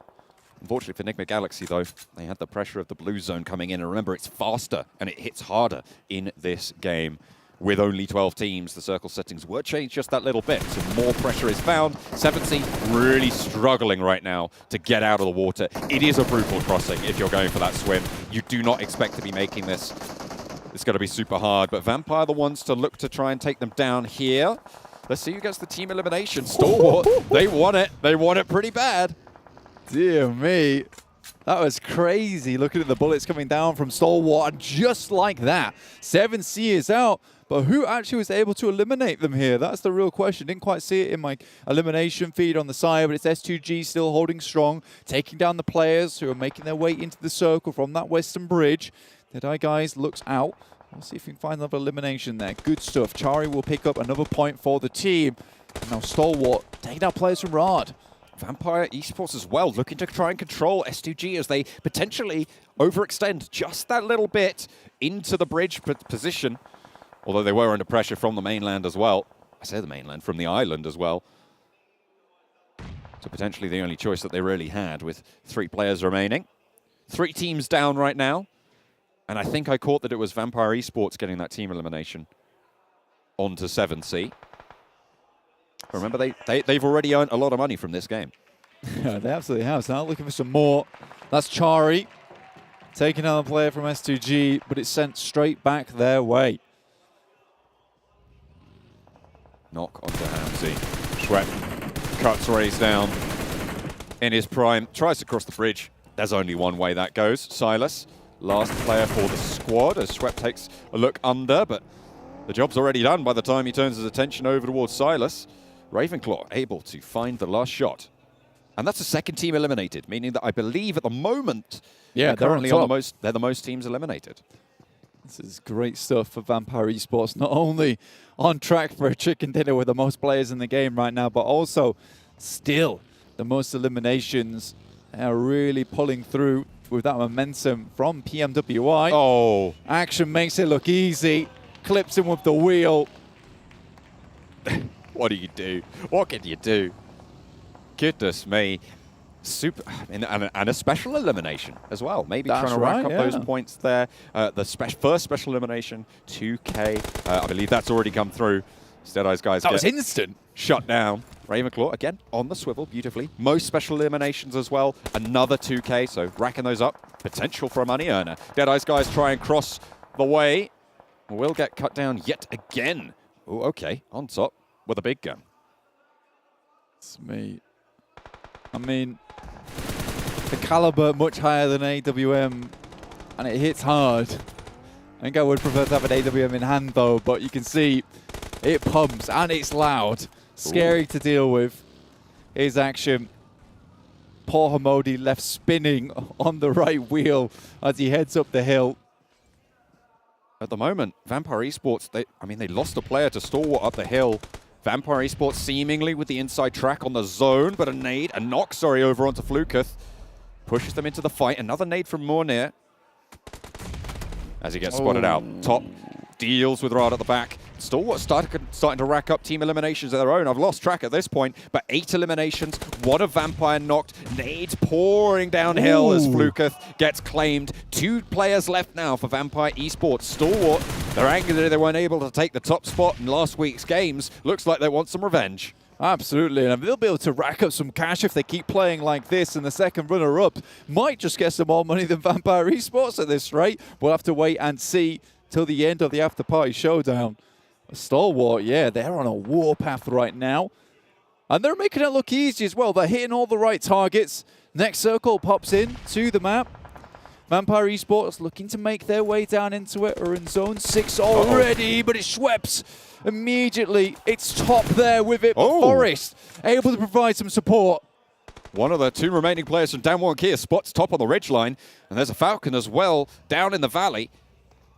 Stalwart down to 2. Vampire maybe looking to get this res if possible. They certainly will want to. And at the moment, the forward player is the one that's knocked, so potential to regroup for Stoned. Good spray. Will get the flush over onto top. Nade is there, but Schwepp in a resable position potentially if Stalwart don't turn their attention this way. Scry look at a peek out, but action turns his attention over to Forest. It's 4 ways on the fight as Falcons strike from the back to take down the Vampires. Now there's 1 player from Falcons remaining. Looking to crawl his way up. Powerful has been extremely good throughout the PMWI. Now looking to bring up some of that back into the Afterparty Showdown, but with Stalwart playing how they currently have, even in that game on Sanhok, now making it to the top 3 with 9 eliminations in this match. Forest, though, crawling around the side. This is not good for Scry, and Forest peeks up. Ooh, Sung doesn't really have an angle for the backup action, trying to jump forwards. Forest, can he find this shot? Can he get one of these opening frags? Sung drawing attention, sucking the life out of it, but Forest is going to stand up, is going to take down Scry, and Action now wants to put a nade over in the position. It's good, but it's not quite good enough to get the knock. Forest still alive. Maybe look at a heal here. We'll be able to get it off, but another nade. Doesn't quite find it. And Falcon still have their player. Sung takes it in his stride and will spot Action. It's 1 versus 2 now as Sung gets that heal off. Nade for Powerful up towards the position for Sung. Will be on the money, taken down to half HP. Falcons with a chance. Powerful, just lobbing grenades over the top. It's all explosions at the end of this game. Forest now tries to move round. He has been the evader of HEs this game. Just barely being able to live out through it all, but they have a general idea of the position of Powerful. Certainly is general, though. Sung right on the edge of the blue zone there. Will be pushed in 40 seconds. So a little bit of time to play with, a little bit of time to pop these nades in, try and get some information. 1 versus 2. I think at the moment, Stalwart are going to hold the most eliminations barrier. Even if Falcons get both of these elims, 9 was reached first by Stalwart. Forest is very close. Does he know what danger he's in? Do they both know what danger they're in? Just waiting for these 2 players to crest the ridge. Oh. Potential for an extra 1K in the pocket. But you highly doubt the down 1 are going to go for that. Maybe it's worth it, but is it worth it to snub the 10K of that chicken dinner that Damwon Kia is looking for at the moment? No one wants to make a move. Damwon Kia really stretching out the final moments of this game as we head into the 24th minute mark. Powerful might be able to leverage that crate as cover from Sung's position. You can see that line of sight could potentially be blocked. If you can isolate the 1v1 with Forest, that could be the play. It's just closing. It's just closing now. This is the time to go. You don't have much time left. I think Damwon Kia want to get a little bit further into the circle and wait for the initiative to have to be placed on Powerful to make a move. And Sung, like you said, just crawling ever closer to that loot crate could provide quite the opportunity to get into a crouching position to maybe look down upon Powerful. With that nade, they're going to know he's on their right side as they look at the ridgeline. The left is Powerful is there, which means that they can really shut down those angles that they're choosing to try and cover off. You can see Sung has more attention focused that way now as well. Crawls in with the zone. Powerful, same story. Up to the crate. That would be a good Molotov, actually, if you threw it on the crate. Actually, can he make it happen? I mean, I feel for both these teams at the moment. Do you really want to do anything crazy? That's the crouch I was looking for. Spots him, and it's easy pickings there. Damwon Kia, 10K on game 1, taking the chicken dinner with the ghillie suit in the final throws. I mean, they had to get to that loot crate and do it slowly. Looks like they had a very good plan in mind. And I think the Molotov was just a little bit too late. If you threw it earlier, preventing Sung from being able to get to that position, it would have left Sung high and dry, perhaps even in the blue there, in which case Powerful might be able to drop up, take the shots onto Powerful, and then potentially Sung. But that is a very, very difficult scenario to play out in your head, actually, to even make it happen. But it's Damwon Kia taking the chicken dinner and $10,000 for the first game of the day here, barring the show match. That's true. But also, all of those bounties were given out. I'm going to be super interested to see how those fell, how those got distributed, because, of course, I mean, we saw 7C earning 5K just from that first team elimination. That's half of that chicken dinner already. I mean, there was a huge bounty on the head of Luxy. That game, he was like crawling in between like 10 different teams. You got to really feel for him in that situation. So I felt bad for him, and he was literally just crawling around like as a $5,000 target. Very, very rough stuff, but very cool overall. I enjoyed how that game played out. Absolutely. We're going to take a little bit of a breather. We'll be back with the desk after the break.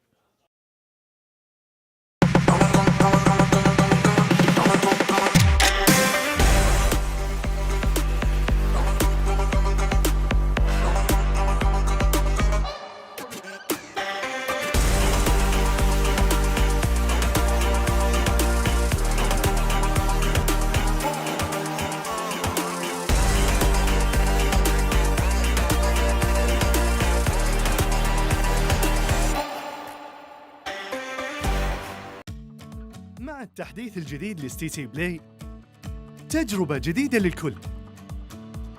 لو جوك دايم تحديات، نافس وانضم للبطولات. استكشف الشات والتايم لاين وتسوق من متجر التطبيق. الليدر بورد على تفاعلك بالتطبيق، والجوائز الأسبوعية والشهرية على نظام النقاط تنتظرك. ستي سي بلاي، مهما كان جوك هذا محلك.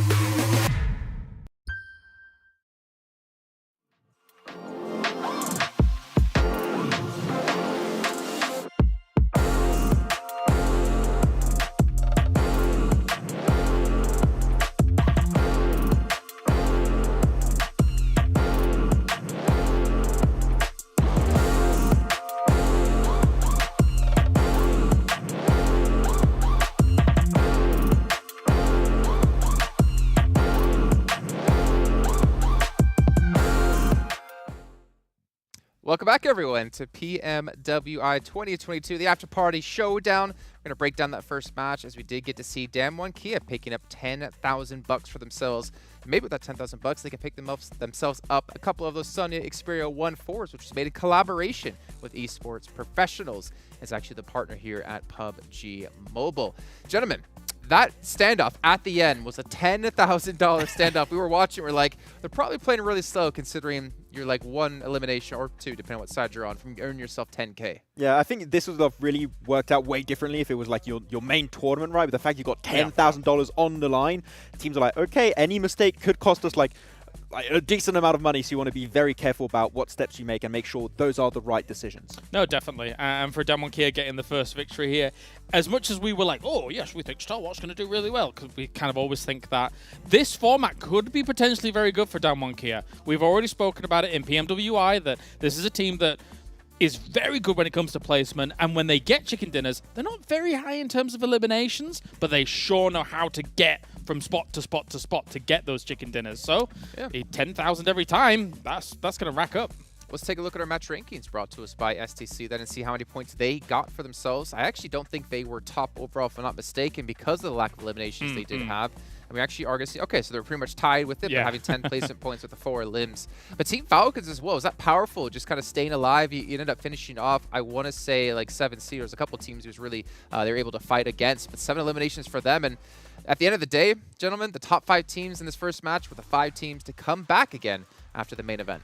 Yeah, I mean, a lot of eliminations, right? You got yourself the prizes for the most eliminations and the most squad wipes, and in particular, we're going to have to see exactly who's got the most squad wipes in that game, because when you're in a situation where you got a lot of teams, that as solos, that you could get those like way quicker, those eliminations. Yeah, you definitely could. I mean, some of the teams, as Jason was saying here, those top 5 teams coming in from the main tournament, it's not too much of a surprise that they're able to do so well.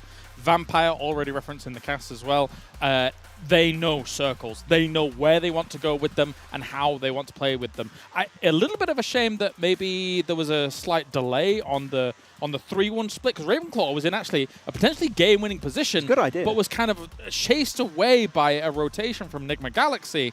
Whereas if the 3 players had come from the compound and then gone southwest, Vampire could have been the winners from this game. So small things, but, you know, actually have big impact. Especially because Stalwart ran exactly in that position afterwards, right? If they did hold on to that position, you can gatekeep Stalwart, you can get an entire squad wipe, and then you can start taking more control away from the circle. If then Lord was alone from Nigma, maybe they would have committed to the play. What about Alpha 7? We did get to see them with 4 eliminations, and typically when I think about Brazilian teams, I'm always going to think about their raw frag potential, thinking back to Loops back in the day where they would decimate teams.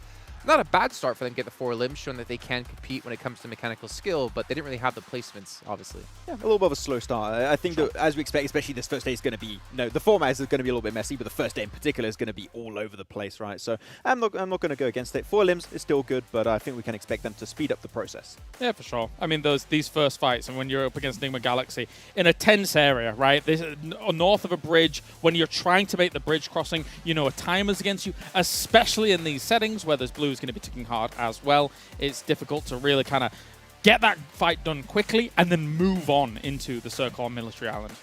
Yeah, and we obviously had like a very tough time, I guess, for some teams because of that first zone popping, right? You had Stalwart. I mean, they were probably happier than Deadeyes sitting with their relays. They could have bridge camp. I thought they would have Eastern bridge camp, but actually they transitioned over towards the Western side to get, I guess, an earlier position from other teams. They did really want to try and do the bridge camp on the East, but I think there was like, what, 2-3 teams coming their way? Like, you know what? Not going to take the risk. Let's just transition towards the circle, take one of those high ground positions you're really happy to see them actually take.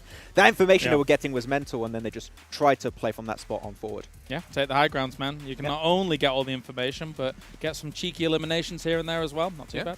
Obviously work towards the extra minute that they can win. But Alpha 7, we talked about them a little bit earlier on, talked about the 4 eliminations they had and obviously not able to close out the placements.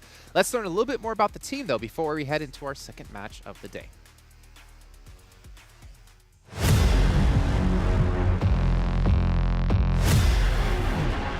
É uma grande honra participar e vestir essa camisa da Alpha 7, que é a atual campeã da PMWI.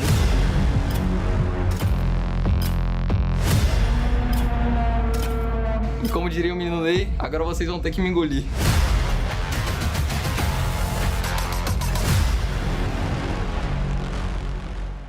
Bom, quando eu entro aqui na GH, o sentimento que me vem é um sentimento de muita responsabilidade, obviamente, por ser o nosso local de trabalho. Tem que ser assim, porque se não for assim, acho que o time não anda pra frente, sabe? Porque a partir que eu tô na Game House, eu acho que eu deixo de ser o Matheus e sou mais o Mythic. Sempre sonhei em defender um time grande. O ambiente, pra falar a verdade, me lembra um pouco mais da minha responsabilidade, que eu tenho que defender meus fãs, todo mundo que torce por mim, minha família.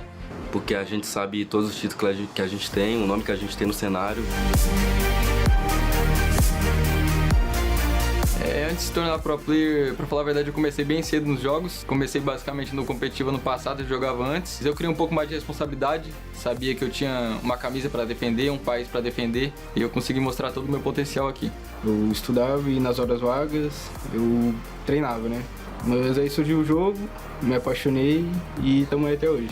Não mantive tanto contato com os amigos de infância, mas eu acredito que seja por um bem maior, sabe? Tipo, para realizar os sonhos que a gente pretende.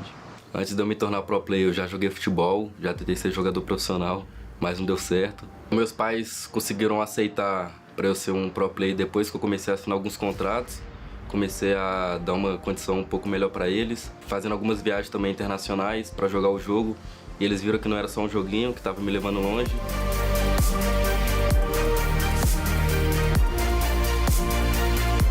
Quando eu abro o Instagram e vejo o direct, tem muito fã mandando mensagem, pedindo sense, HUD, os códigos. Às vezes você não acredita, tipo, que você é reconhecido por eles, porque até a ficha cair é meio difícil assim no começo. O reconhecimento é muito bom, porque eles acabam te dando um gás, sabe? Sempre te apoiando e eu agradeço muito por isso. Tem uma torcida que apoia realmente o time. Eu acho que isso faz muita diferença nos campeonatos. Sem eles, não seria a mesma coisa, entende? Seria mais difícil.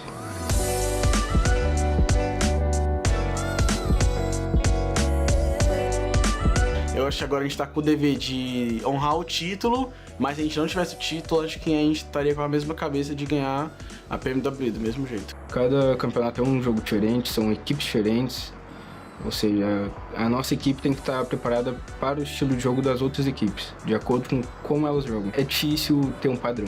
A gente se cobra bastante, a gente procura sempre estar estudando os outros times, ficar bem antenado no que eles estão fazendo.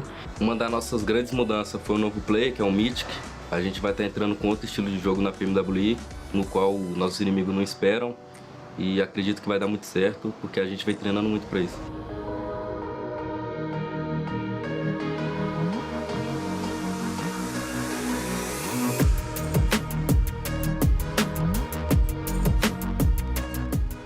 Nosso momento de distração, a gente vai sempre em algum restaurante para comer alguma coisa, dar uma caminhada, jogar um futebol na quadra, e treinar o tempo todo, minha cabeça não fica cheia. E quando eu vou ali, saio com os meninos, me distraio um pouco, na próxima partida ou no próximo campeonato eu entro bem mais confiante e aliviado. Porque às vezes é bom dar uma distraída dentro do jogo pra relaxar a mente, não ficar com muito nervosismo. E é basicamente isso que a gente fica fazendo pra não ficar tão tenso. É bom você sempre estar feliz pra entrar na play animado e conseguir dar o melhor de si.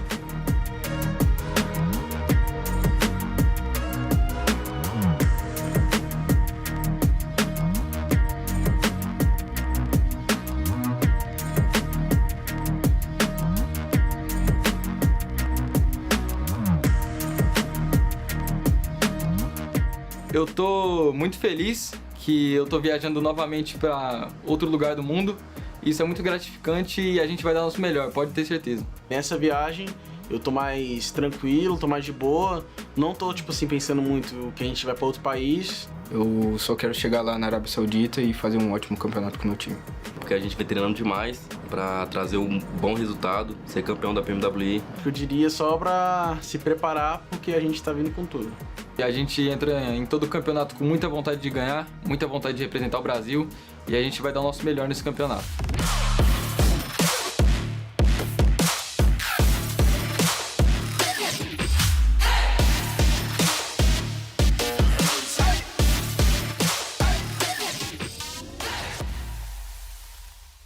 Well, Alpha 7 have high hopes to become the champions of PMWI, but if they want to be champions, they need to get more than 4 points. Well, ladies and gentlemen, we're about to get underway here with our second match of the day, but really quick and remind you guys about Dr. Suleiman Al-Habib, who has been one of our sponsors here over the course of these last 5 weeks, making sure this event can happen.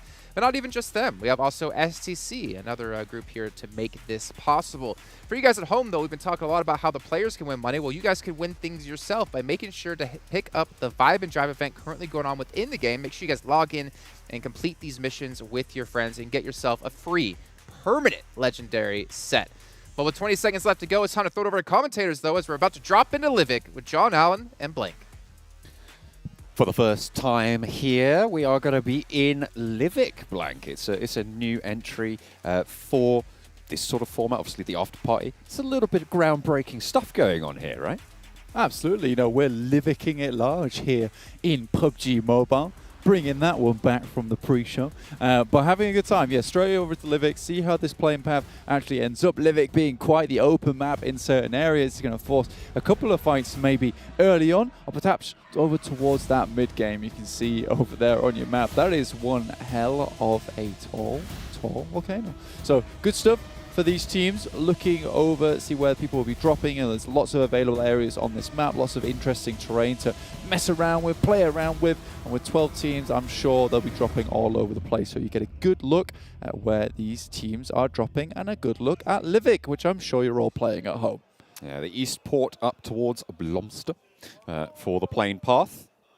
Should be fairly accessible. I mean, it's a fairly small map, as we know, so really not too much to worry about for the playing path. These players will be able to get pretty much anywhere that they want to go. So we're going to be looking out for hot drops as well in these scenarios. Of course, all of those prizes still on the line. The maps are speeded up, and this is the size of map that is designed for this sort of number of players. Absolutely. So that's exactly what these players do want to bring out in these matches. You can see over towards eSport already 7C are dropping. Looks like they're always going to drop on the coast next to the water. I do like that. A little bit of role play coming through from the Indian team. But honestly, so far, this team has done fairly well, even with the Geos right at the beginning of the day. I mean, it's nice to see, especially with in PMWI, we finishing the last game on that day with a Team Soul win, and it looks like 7C, you know, maybe they weren't playing then, but they're certainly taking the momentum that Team Soul set for India and bringing it over into the Afterparty Showdown. Stalwart, though, still looking extremely strong. Circle pops over towards the eastern side. Lots of it still in, so massive opportunity for a lot of these teams to still get into the circle and get in there fast. There are all some beautiful places on this map, too. Yeah, look at that. Some classical Gothic architecture by the looks of it. Fantastic stuff. Those high vaulted windows. It's maybe a little bit before Gothic. Pre-Gothic. Pre-Gothic I'm going with. Yeah, straight out of a Souls game, that one. Again, if you're here with us, you are currently watching together. But if you want to join in for the 2022 PMWI Watch Together, you can watch with us in-game in the Esports Center with your friends to win some PMWI special sets. So make sure you get your little watch parties going, chat one another. I'm sure your analysis is maybe better than mine, but even if it is, I'd like to hear your thoughts, because we also do have the PMWI gun skin and outfit, which I can provide you. Maybe not analysis right now, but we can provide you with gun skins and outfits. Do you know how you do that, Blank, actually? I don't. How do you explain it for us? Well, the PMWI packages are on sale for a limited time. 16% off if you head to the store in-game. You can also win PMWI treasure crates if you're playing PUBG Mobile during PMWI. So anytime. Anytime. Anytime you're in there, you can win those treasure chests. Looking at the map, though, obviously, you've got the waterfall. Beautiful place around here. Some loot in the back of the waterfall, too. Why wouldn't you? Prestige just dropped himself a little bit of a small stim here to get himself going, get the run speed in, get himself a little bit healthy. He starts to move through. And over there, you got D77 with the XM. That thing has been absolutely deadly over in our scrim matches. May not have been there to watch, but there are some insane plays that have come through. And obviously with Dam1 repping the old DBS in Erangel, Miramar, wherever they like, the Korean shotgun meta. It is really strong here over in Livik. We see a lot of support for R8 Esports actually in the crowd, which is lovely to see. Happy with that. Home team joining Falcons, the Saudi Arabian representatives. In these lobbies, all never alone. They should have spotted that. Riyadh, all in the same monster truck here. Big tires and bigger vulnerabilities here if they just get spotted by pretty much anyone. Yeah, and I mean, you would typically spot that. The thing is very loud as it traverses through the map. Quite difficult to take down, though. So if there's one thing, if there's one thing I'd say about monster truck, it's not understated. Yes. Yeah. I mean, it's called a monster truck. So you'd hope, right? Riyadh, though, they do make it through and they find their way to a fairly decent compound, actually, with the walls along the side. This is inside the circle, quite central, actually, as well. So a lot of these teams just looking for these compounds towards where Stalwart finished. Already money, though. Takes shots over towards Never Alone, who caught himself slipping. First elimination, 2K. Ooh, it's looking tasty. I'd managed to get the knock. Can Falcons getting back up? Keep that bounty on the cards. Because if you're Falcons, it's kind of twofold, right? Like, you don't want them to get the bounty because you want to be able to take a fight and get that first elimination, get that 2K in the pocket as well. For yourself. And it looks like with all these teams actually heading very, very central already, you know, maybe it's that ammo that becomes an issue, especially over on Vikendi. We have that problem where, you know, you send in early and you're not quite able to get all the loot you want. You just try and loot up as much as possible in the early game. You take compounds towards the center and then just hope for the best. And realistically, where you do get that loot from, you do get that ammo from, is when teams crash into you. You can see Yusuf here. He's got level 3 backpack, level 3 vest, but his chest, it is very exposed with the level 1 vest. That's unfortunate. You don't like to see it. So maybe just going for those little peek outs. Unfortunately, with the shotgun, you do want to be in that close range. So it's not ideal. Yeah. It's really not. It's kind of an unfortunate scenario, right, where you're like, I'm going to have to expose my head to be the safest possible. Yeah, that's true. Maybe get the pan out. Try and cover the body with it. Equip it. Try and run forwards. Get in range for the XM. Swap it out quickly. Bam, bam. Thank you, ma'am. That's all right. That's if you can pull that off, which is easier said than done. Ooh. The res did come through, I believe. So nobody has gone down just yet. Still chilling, still vibing. I think 7C sent out to take the loot crate, and that is the first elimination coming through. I think that was from S2G, who headed out that way to pick up the airdrop to try and secure themselves. Yes, it was. $1,000. I don't know if they've already picked that up, though, but if that's the case, you get the 2K for the first elimination and the 1K for the airdrop as well. That's a good point, actually. Did they manage to loot that airdrop first before the LM came down? We'll have to wait and see. Just where the earnings fall. So we get a little bit of a replay. Ah, they spotted him. Spray God caught out in the open. Is this a retreat? Is this on the way back from the crate or the way to the crate? Looks like this is still open. Okay, S2G, they've covered off the position. Okay. 7C are looking to try and shut this one down, stop anyone going for the crate, and they're just going to dip completely. They're going to give this one away, not give it away, but give that position away and play from that far side against 3 from 7C. Yeah, they've cut underneath and over the top side of 7C, so distractions all over the place. S2G move a little bit further in with his Eastern shift on the circle. It makes sense as well, but 7C leaving Eastport has got to feel rough here, especially with that being their drop spot. And they move further into the circle, and perhaps it might have been better for them just to stay in Esports to begin with. Eastport, not Esports. Yeah. Esports drop. That's right. Esports, I like that. Yeah, Livik was made for esports. Apparently, that's what we're calling it from now on. Esports. Esports over on the east near the port. That's right. Looks like Nigma Galaxy having a bit of a tough time of it. They've been spotted. 1 player down and out for the count. Down to 3 players. So the south side of this next circle seemingly a little bit more occupied as teams coalesce there. Bigetron keeping it chill here. You can see, though, already, just in Livik, the amount of open ground that is available to so many of these teams. Just the roadsides, just completely barren.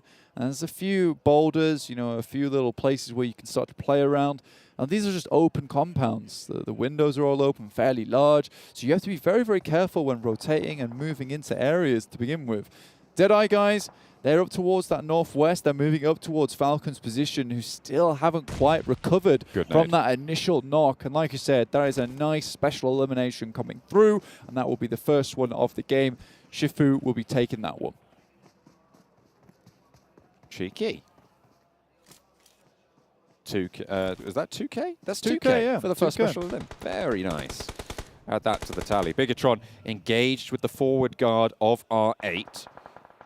She, across the bridge, has potentially got some sightlines. Zuxi Wants to pop the nade. SK-Ton out the window. So position known, but pushed in through the window. Will dodge the damage. That's a dangerous hop. SK-Ton goes down.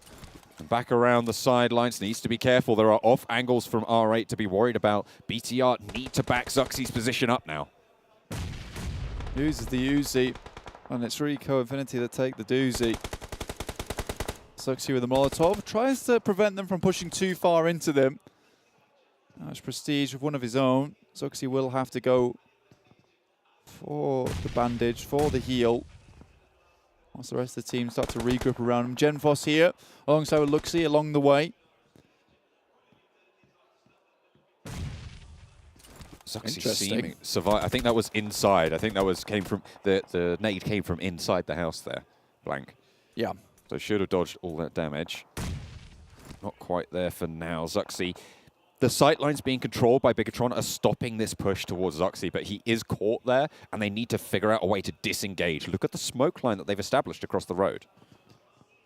I think that's one thing that BTR has been doing very exceptionally well so far, is just using utility to their advantage, Molotovs to cut off pushes, smokes to prevent these areas of ingress. Falcons, powerful, takes a tumble to Chari from Deadeyes Guys. These guys have been outside of the zone for a long, long time, and took Team Falcons by surprise here. We'll have attention sent their way, though, and from Team Falcons, that is some deadly sightlines. Not quite getting these knocks just yet, but Powerful is ticking away. Shifu repositioning after that special elimination, picking up that point. They've been harrying the back of the Falcons for a while now. Damwon Kia very much outside in the blue at the moment. Forrest finally making his way over from Logistics Center. With the map being so small, it's very easy for him to tear across the field and back over towards his team. Chari will finish off the player from Falcons and now look towards the rest of them. Falcons just stimming up as much as they can to try and get themselves up towards that 100% HP. The M24 off in the distance, owned by Shifu. Again, this continues. What is D77 doing over there? Just bide in time. I mean, that's in the middle of a couple of those zip lines, right? So has got some speedy ways. Don't you get out? I think he's going to bleed out, though, out there, honestly. Yeah, it's not ideal. Next circle comes in. Pops up a little bit further north. There is a drop right on Alpha 7. I wonder if... no, that would have been the... Is that the drop from earlier? I'm not entirely sure. No, it's not. That is the drop from earlier. The new drop is down towards Fiskahus. That will never not be funny to me as a name. I love these names coming in Livik. And we're going to be seeing them a whole lot more over these next couple of days. I wanted to introduce Hulim Hayahusu, honestly. That's what we all want. First, team elimination by Team Falcons. There we go. Okay, Falcons pick up the 5K for the first team elimination. Excellent news for the home team. Yeah, really sad for Damwon Kia. I mean, they've been doing so well in the scrim matches, but again, now it's all to play for here. So they had to really pull up the socks, but they were outside in the blue for a long time. Alpha 7 on to 7C. The XM from Madmine does not do quite enough here. Aladdin trying to hold down the stairwell. It's going well to start off. The AKM finds Mafioso Mythic. Turns tail. They want this res. Might give a chance to get the res onto Madman. Oh no, not really going to take that chance. XM, as you say, didn't quite do the job there. As Aladdin wants to drop down, he's allowing this res, and I feel like it's just been a little bit slower around the side, pushes in, and they cut down. 2 players, 2 barrels sent your way. It's just too much to handle. I do like that from Alpha 7. The instant drop shot from both those teams. The circle, again, it's moving all over the place. Nigma Galaxy get their way in, but Lord's very low. 1 first aid kit. Very, very surprised for Nigma Galaxy to come into a circle with hardly any meds. But a heavy southeast circle will set Stalwart up for success here. All right. Nigma Galaxy, get those heals off. Could be crucial in this engagement between Deadeyes Guys and Riyadh. Shifu out in the open, does get knocked there. The smoke a little bit wayward on the position. And spotted from the off angle. Chari gets the heal off, brings himself back up to that 75 HP. Can keep on going, crawling to safety. Both of these teams will have to move. Deadeyes Guys further of the 2. With only 2 players in this fight, Riyadh have control. On top, spotted. Just Chari now for Deadeyes Guys. Riyadh are just sending it over towards Deadeyes Guys at the moment. Like you say, Chari left on his lonesome. And Riyadh looking for a team elimination here. Alpha 7 moved out from their compound, starting to make their way through, but stuck out in the blue with a shot from behind from Silas along the way. Turkish team make their way in here for a bit of damage. Stalwart, 4 players alive, 2 eliminations so far. S2G, 4 players alive, 2 eliminations so far. Vampire Esports with just Stoned now. Close range, 2 shotguns. So many pellets going to be sent out your way, Stoned. And look at the tick damage from the blue, but he's burning. All right, taking down Nigma Galaxy are in this fight as well. And just out the way, Vampire Esports will get taken down to boot. It's Nigma Galaxy to stay alive. Goodness me. Free comes in, sends some insults their way and roasts them underfoot with the Molotov there. And Stone's able to get out of it, you know, thanks to that play. S2G holding onto the Wizard Tower at the moment, looking out towards Stalwart, who now have to move in. S2G making a very, very good push in the early game, and they've been lucky with these circles. Finally, Deadeyes Guys do go down, but S2G taking shots over towards Alpha 7 and Stalwart. How does Stalwart make this push, though? It's going to be difficult. They have the smokes and the vehicles, but it's a very, very impregnable position from S2G that they've set up. 2 bounties as well on the heads of these team eliminations. Alpha 7, Nigma Galaxy, allowing them to ladder up in terms of placement points if they're able to take them out. 1 player left for Nigma Galaxy, Alpha 7 with 2. Here's the replay. Stone to try to control that sidelines. This is where the Molotov came in. I don't know who threw it. It was Freak who managed to just burn R8 down. Excellently placed third party there from Nigma Galaxy. Yeah. Stalwart, action. Takes a knee here. It's Mafioso inside the blue, just sending bullets down. Surely S2G seeing this push. Riyadh with 0 eliminations. Very quiet this game, but Moon here sends a shout into it.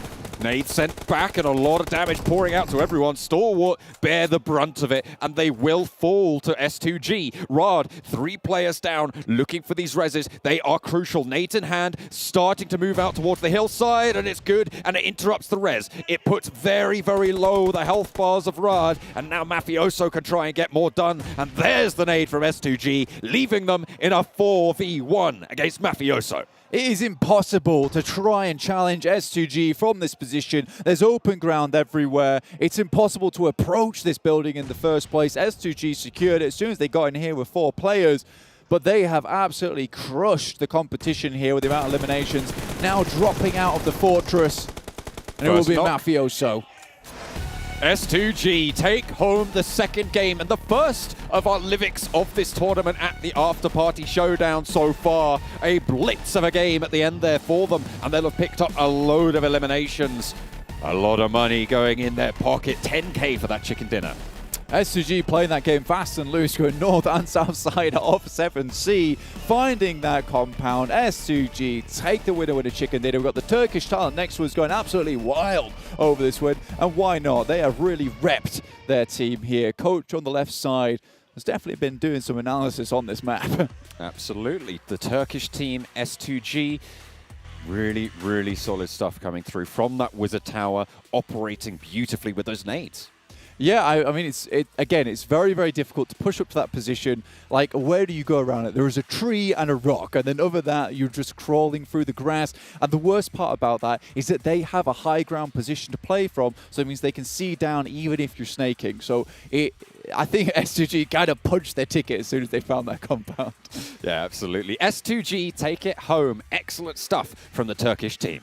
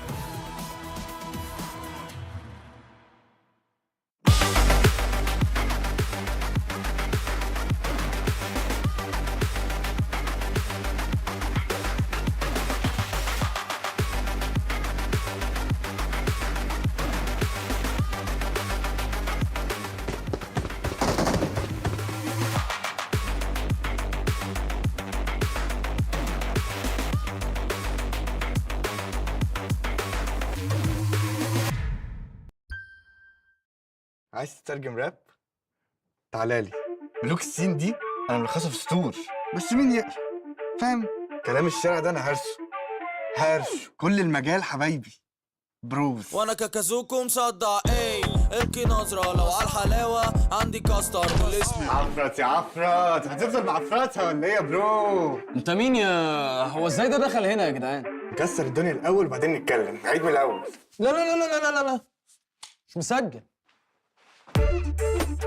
اخواتي عشان فاهمين السين، سبوتيفاي عمل لك بلاي ليست الاقوى راب مصري، اسمع ملوك السين ببلاش.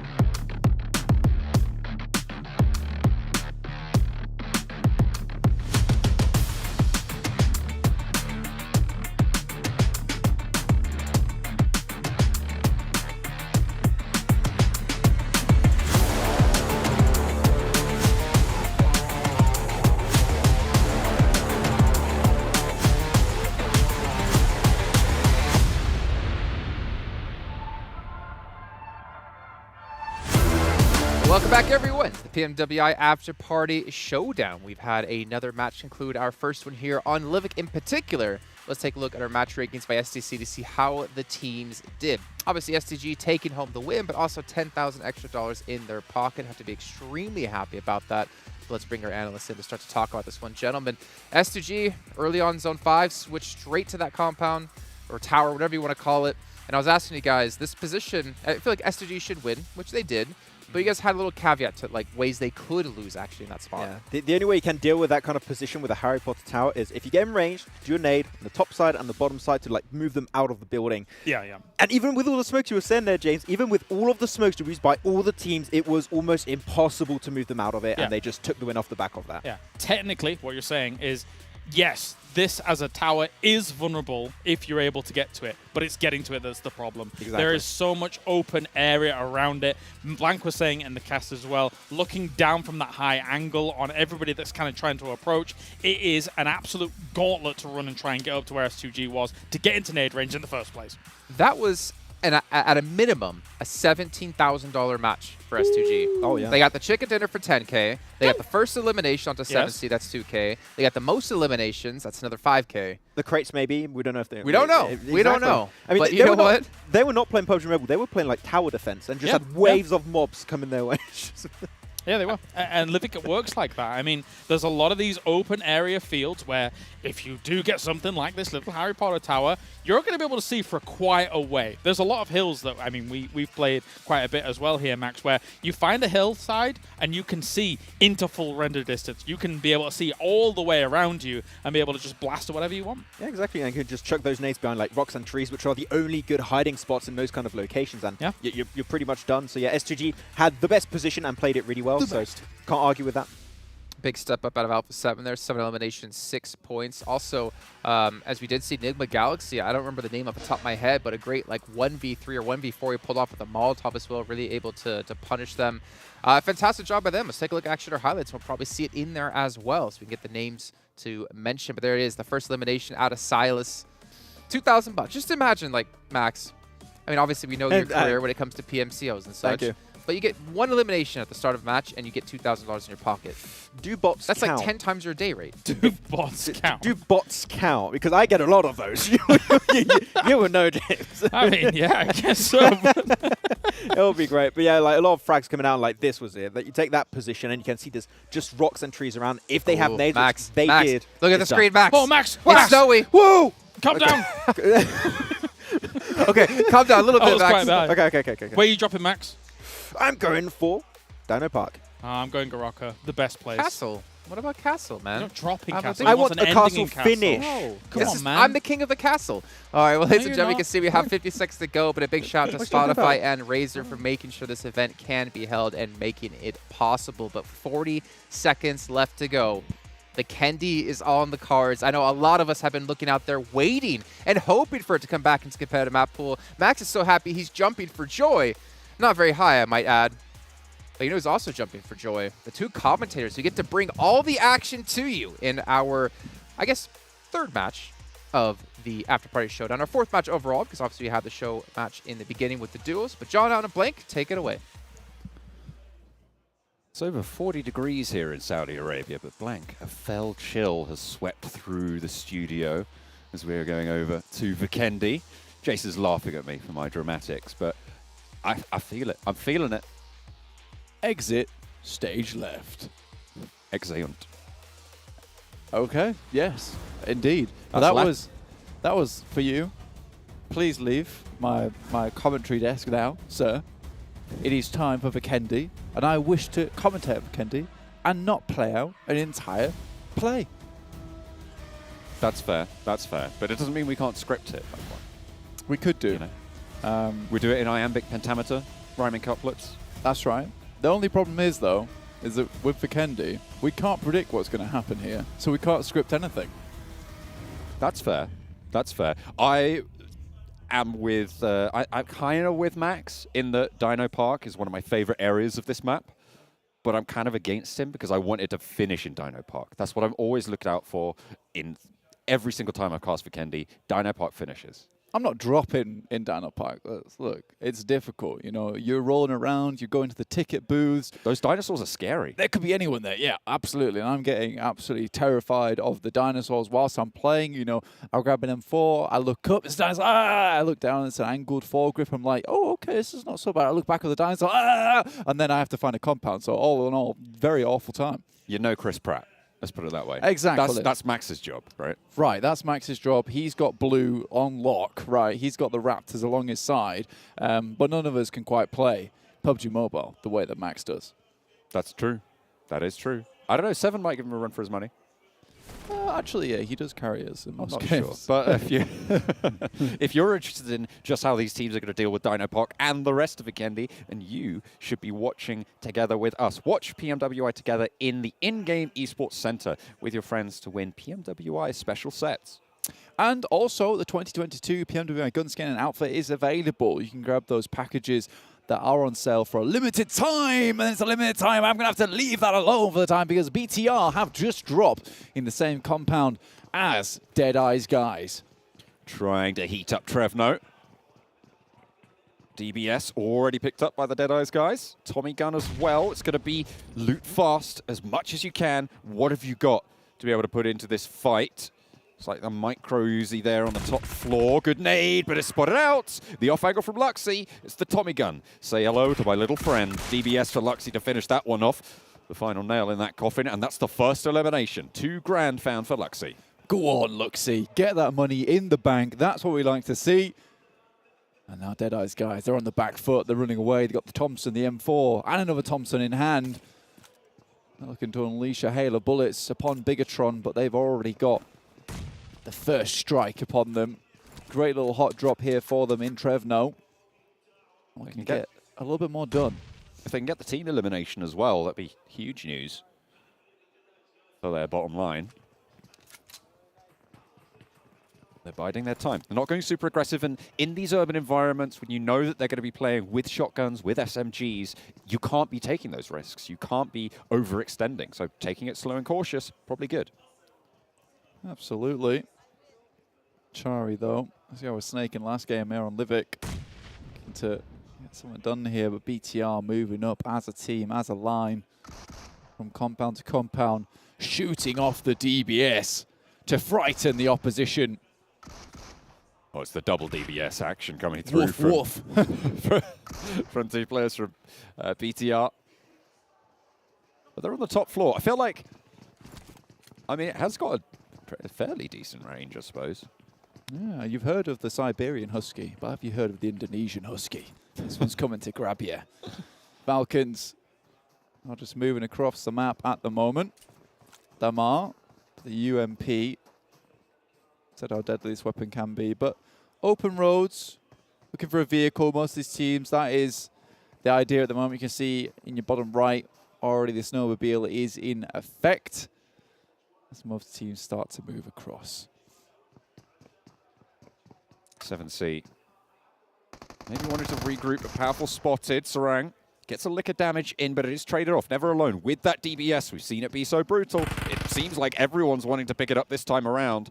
And Erangel doesn't want anything to do with it. Here's the bad news as the ka-chunk sends his legs a quiver. Runs away for the hills, powerful again, pushing in. Mike Cruzy in hand, straight down the stairs. Turns the corner, gets the damage in, and is followed up with the DBS as well. But backup is in for 7C as they swell around the ground floor. And now the pressure is on for Falcons to take the top. In goes Spray God and lives up to the name. First knock goes through. Aladdin wants to pursue this one. Around the corner, it's never alone. Sat alone in the bathroom, has the DBS. Has he got enough rounds? No, he does not. 7C back up their team up the top beautifully, and Falcons lose 2. And 7C come crashing down on the enemy team here. Falcons here in Dobro Mesto. And they're really struggling. 2 eliminations, though, already found for them. Falcons are sent running, sent packing here. Away as fast as possible. And 7C can now comfortably loot the rest of this compound over towards the western side of the map. Falcons have nothing else to do but just send it running. 2 players left alive. Keep yourself alive, get some points on board. First place worth $60,000, remember, here at the Afterparty Showdown. And every point matters. Falcons know that all too well. Vampire Esports up towards the north side of the map in Zabava. Another team also here, S2G, so they took the northern approach on this game. Stoned. Looking for more race to shut the door. No, you can't see me now. Door's closed. Hasn't anyone ever heard of. Knocking on this door first before sending it in to take my vehicles. I'm missing something here. I feel like you're expecting me to get something on this. Yeah, well, thanks for the memories, John. Even if they weren't so great. Oh. Got it. It's good. S2G. The line's good, but, you know. No, it's all right. That's fair. That's fair. Well, no, it's definitely great. Even if they weren't so good. No, great. Is it great? Oh, no. No, don't look this up. Stop. No, no, stop it. It's fine. No, we can do it. No, we do it after the game. No, it's a fine. mid-game Google. No, don't do the lyric. Look, you just need to be dropping some lyrical mayhem on this match right now, because S2G extremely close to Vampire Esports. This way it could really go down. That is fair. At the moment, S2G not really taking a close quarters fight just yet. Vampire Esports on the verge, on the precipice of getting it done. Not really. And I was right, wasn't I? Oh no. I was correct. Anyway, don't ever question me on my Fallout Boy lore ever again. Vampire Esports moving through. Grenade. S2G still Razy. Closed that door earlier on, but Schweppes has a good idea. Nades over, and it's clean, but Razy's able to just shield himself, fend off the shrapnel somehow with a pan in hand, just blast it back. Seemingly an unstoppable force. Curtailed. Ooh. Another nade in. That one could be good. That's on the money. Razy can't stand up to a second. He used one of his lives there. Schwepp gets across just about. Silas with the G36. Not quite able to get the job done. Razy does go down, and Schweppes would love to confirm this, but Silas with such a good oversight on this fight. This is a really, really good place to take down the enemy team as well. Nice knock onto Schweppes here. Bullets come back their way, but this is right inside the circle, and it's a classic Vikendi circle as well. You've got half of a circle over in the blue at the moment. So a lot of these teams making a massive run up towards the north side of the map. Tries to pop a nade, tried to rebound it off the door frame there to just get that flush, get that confirmed. Look at the earnings on the right-hand side of your screen. 24K so far for S2G. Locked in that fight. They're already 10K clear of Stalwart at 14K. Wow. If they can win this fight between them and Vampire Esports, they might be setting themselves up for a back-to-back, but Stoned. Nade goes through, will finish off Razy and take home the first special elimination there, $2,000. I think it was Stoned who threw that grenade, though, but, you know, it was, in fact, Schweppes who got the initial knock, so we'll give it to him. You love to see it. You love to see it. Kelsey for one. Silas with the flush. Oh, that's a cheeky angle. That is pretty nasty, isn't it? Oh, dear. That's even cheekier. Silas! Oh, my goodness me. Zuxi, you can't be missing those. That was a sitter, if I ever did see, but Silas snakes away. Yeah, Silas clambering onto the side. You can see his legs moving, but the body not quite getting over the railings. And I think Zuxi was as surprised as I was looking at that. Hamzy, though, comes underneath. Ravenclaw takes the DBS to the face. And somehow S2G are still keeping this one up at the moment. Unfortunately, Hamzy goes down, which leaves S2G down to just the 2 players remaining, which is still feasible here on Vikendi. Hamzy maybe looking to just survive as long as possible. Kelsey and Silas, the last 2 for S2G now. Top earners so far on the day. With 2 players left, maybe that run will be cut short. If Stalwart are able to take this one down, they were 10k behind at the start when we saw the earnings earlier. Of course, that's a 10k chicken dinner. Whoa, Schweppes, okay, doing the moonwalk in the vehicle itself. Just rocks it on backwards. In that situation, you have time to turn in that thing. It's going to spin right out of control on that hillside. I know, I've done it. So it just goes for the reverse. Respect, really. It's all ending here over towards the northeast side of Zabava. A lot of teams here right on the coast by this bridge that heads over towards Cosmodrome. You can see it off in the distance there. BTR on this little cross. It's very, very open right now betwixt here and the frozen river. See in the top right of your screen, it's a really heavy northern shift on these circles so far. So about 50% of the land. I mean, it's good old Vikendi circles, and it seems like we're going to get another hard shift as well. I mean, I said this earlier as well, so I mean, I think we're both on the same page here. Again, I would say this is even 60% water now, or this incredible circle that we're seeing on our screens.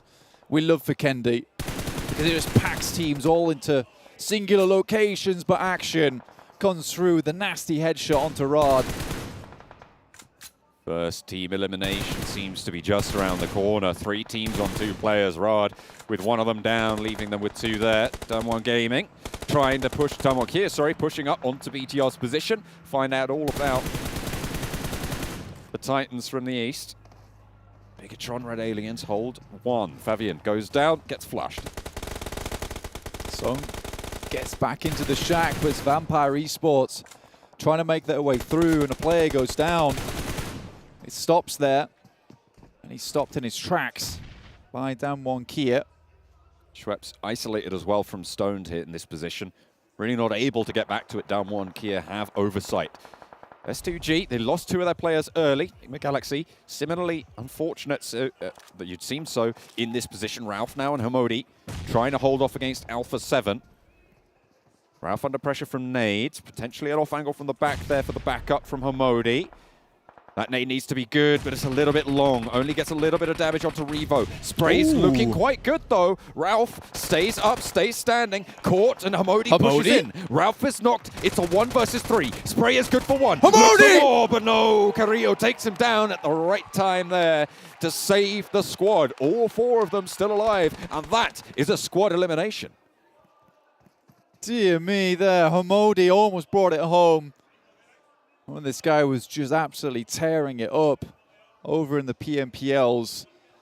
And he has really been one of the rocks for Nigma Galaxy, and they're starting to add more and more fantastic players, but he was one of the real ones. Okay. That's all I'll say. He's a real one. Big up to the real ones out there. Yeah. Mainly Hamodi. Just Hamodi, actually. Yeah. Nobody else. I will say that Zuxi and Luxi, as Zuxi does go down, I'll say that BTR should really be having a good time here on Vikendi because, you know, being such a long-standing team, I mean, Zuxi and Luxi have played Vikendi competitively in the past. Plenty of times. Things that strike terror into the hearts of plenty, but over the top, DBS from the top rope, looking good for Silas. Turns for a second, and a S2G faltering under the purview of Schweppes there. Kelsey trying to hit the shot, but Pika picks him off. Steals away the team elimination there as well, which Vampire Esports got to not be happy about. Stalwart looking to really bump up the numbers. You see that circle there, hard shift down towards southwest side. Falcons. Not really much else they could do there, but most teams still in this one. Falcons were off the coast on the northwest. They're swimming. It's got to be pretty chilly. I hope they got their thermals. You'd hope so, right? But again, it's getting hot here in the Afterparty Showdown. Deadeyes Guys look up towards BTR. Still 2 players in this one. Down 1 Kia. Probably one of the only teams rotating right now alongside Vampire Esports. You have to drop out that vehicle because it is on fire right now. Trouble for Alpha 7, or maybe more accurately for Down 1 Kia. They rock straight up into the sight lines, but they are pushing. They're going for the fight. Alpha 7 handle it. Beautiful stuff. And another team elimination coming through for the Alpha 7 squad. Really good news to try and get them a little bit more money on the cards as well. Yeah, that was a rip and tear coming through from Alpha 7 on Down 1 Kia.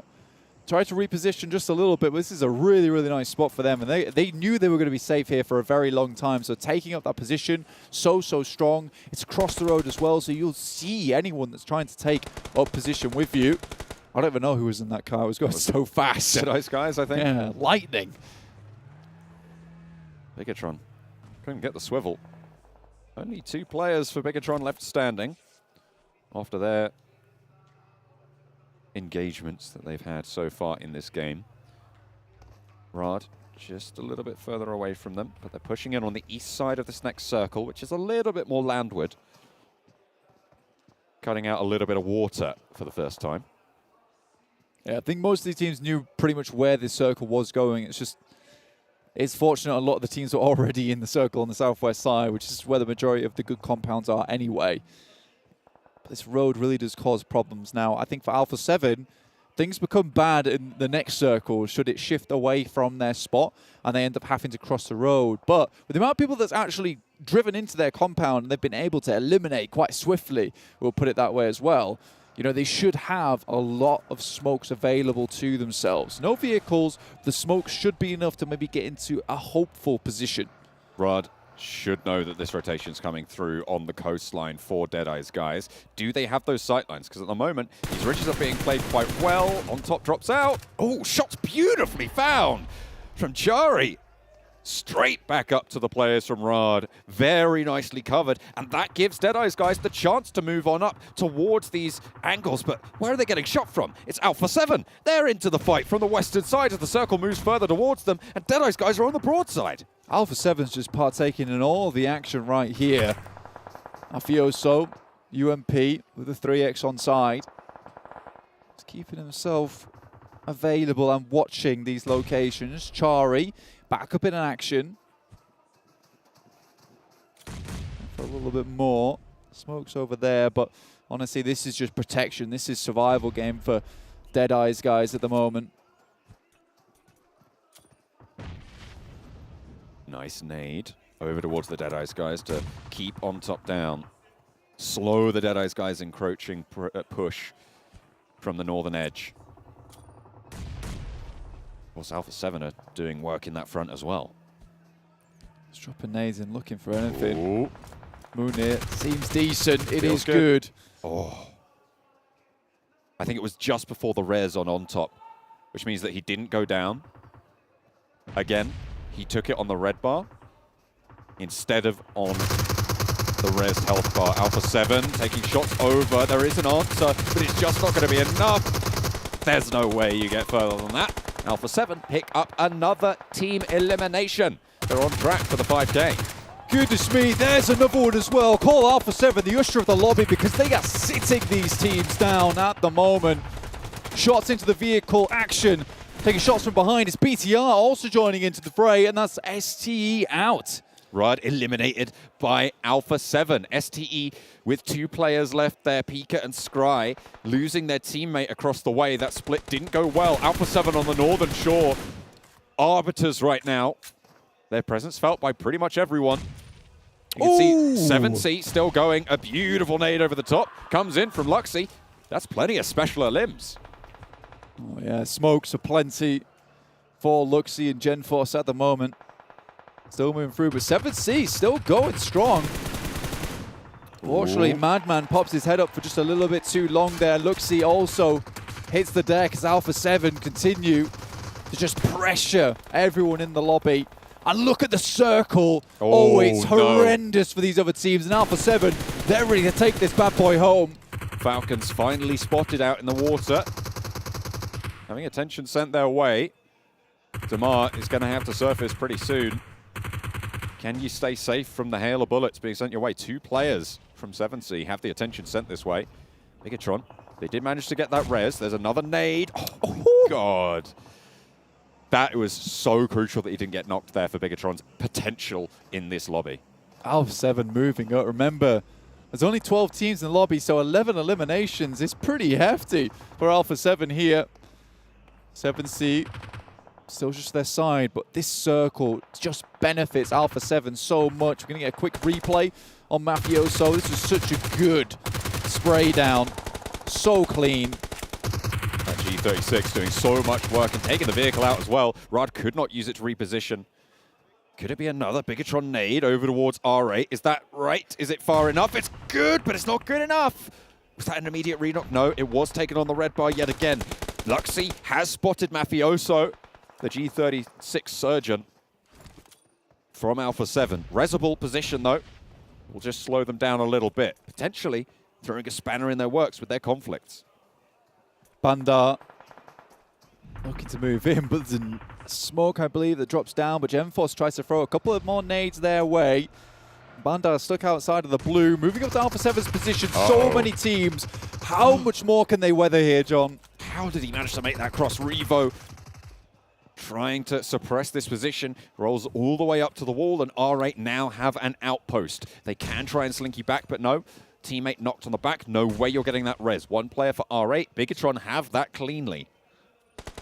Huge amount of damage their way, but Luxy is still going. Mythic hits the deck, and now 7C, perhaps they even see a chance here for themselves in this game. They're taking a lot of damage. Luxy has to drop down again. Revo, excellent high ground angle. Has to drop back off the side, though.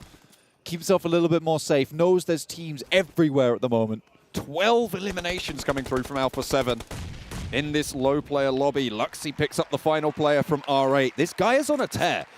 6 elims of the 7 from Bigetron right now coming from Luxy alone. A knock onto Mythic, but Carrillo finally shuts it down. Genforce now last player for Bigetron. Alpha 7 still looking good, looking clean. 7C, however, on the coastline could prove to be tricky.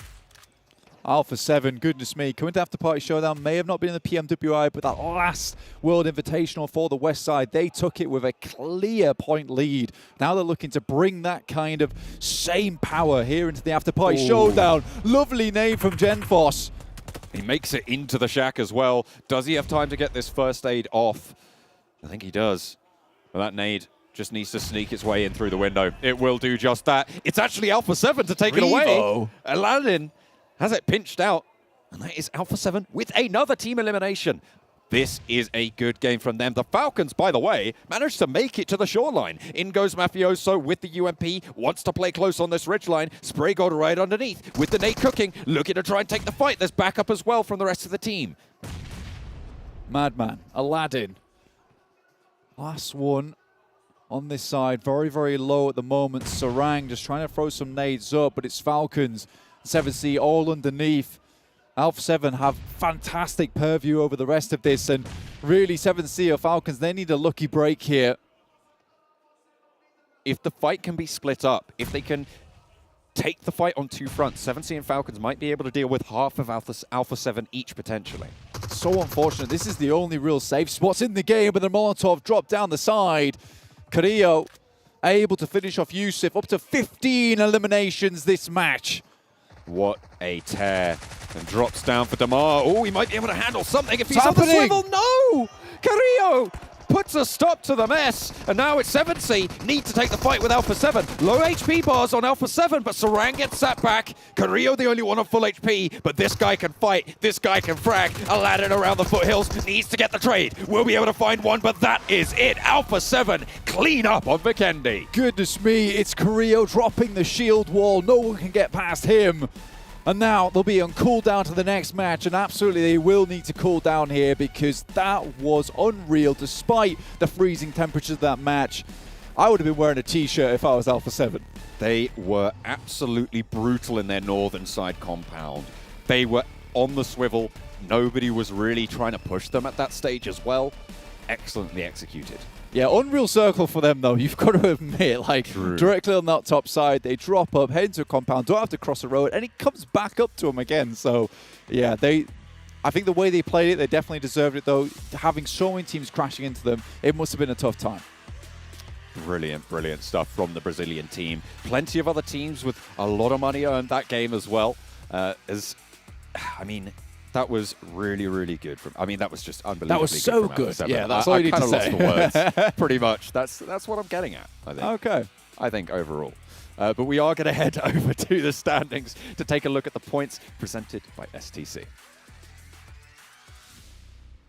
Well, I think you can see why, ladies and gentlemen, John Allen is a cast-on analyst, because you can't say Alpha 7 are just really good and have that be analysis. But to be fair, he is right. A fantastic showing. 19 elims coming out of them, 29 points in total. Maybe I shouldn't be hosting anymore at this rate.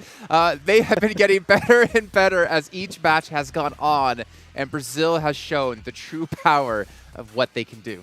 Wow, and what an insane finish from these guys. And we were talking about it, Kalash, right? Before this game, well, they had zero money earned. Zero money earned. So they just had an incredible rise, like 19 elimination from the guys is absolutely insane. And their compound, the fact that they survived 3 breaches in a row and still kept 4 players alive, you don't see that happen every day. No, definitely. They defended it really well. They painted the town orange here when it came to Vikendi. I mean, looking at this, they absolutely blasted out. That compound, we were talking about it just before we came on, it has a natural advantage in terms of the northern barrier. Well, one, because it's near the sea, so it's kind of whatever. But also there's a cliff face there that you don't really have to worry about too many teams moving up against that. So just looking at the other angles as teams are coming in, but their awareness was hyper keen in this game to be able to provide them such a massive victory. And also big respect to Mafioso in particular. He was constantly taking a little bit of a more vantage point towards the south, making sure he's keeping information clearance of the road, and no teams are going to try and third party. If he's not there, I think with all the breaches happening, a third party could have happened. So there's a lot of micro things that happen for Alpha 7 to get this far and get this many eliminations. Yeah, and the thing is, right, it's not like they fought against 1 or 2 teams and had a good position, but they literally had to fight like turrets, taking every single team down that possible went after them. Getting a little bit lucky sometimes, thinking back to them versus Riyadh, and then that was at Stalwart Esports. They tried to actually steal those eliminations away, but then Bigetron chimed in to actually prevent that. I mean, all in all, and what makes me sad to say this is the fact we haven't seen Brazil be this strong in a very long time. Back to the Loops era, years and years and years ago. I think Blank mentioned during PMWL West a long time ago. And it's fantastic to see that this team has been getting better. They have been improving, because they were definitely a letdown when it came to PMGC this last year. Yeah, it's been a little bit rough, unfortunately. But you know what? You still got these possibilities on these kind of stages to get back into it, so it's good to see. I'm happy to see 7C especially get a few extra points down there. I think the Stalwart team is going to take some time to find relevancy on an international stage. Hey, a few eliminations down there, it's cool. I mean, aside from having a central circle position, given how rough this circle was, some teams' interesting approaches to the circle actually paid dividends for them. Of course, Falcons, they were in the sea for a long time and then came on. Must have been a bit chilly. And then likewise, 7C on the other side. That's right. 7C on the other side managed to kind of have their west kind of covered for the most part, moving on in against this. And then once you get up against that cliff face, it's okay. But yeah, an interesting circle. It didn't really feel like a Vikendi game, if I'm honest, with the way the circle worked out. But it was very, very north, and we kind of didn't expect that. I know Max, I guess, technically happy or sad, because he obviously wants to be able to cast the castle finish at some point. But you know what, gentlemen, let's actually take a look. Let's take a little bit of a look at Alpha 7 and their player stats here in this last match, just to see who really was standing out for their team. And as you mentioned, Mafioso and Revo doing some work.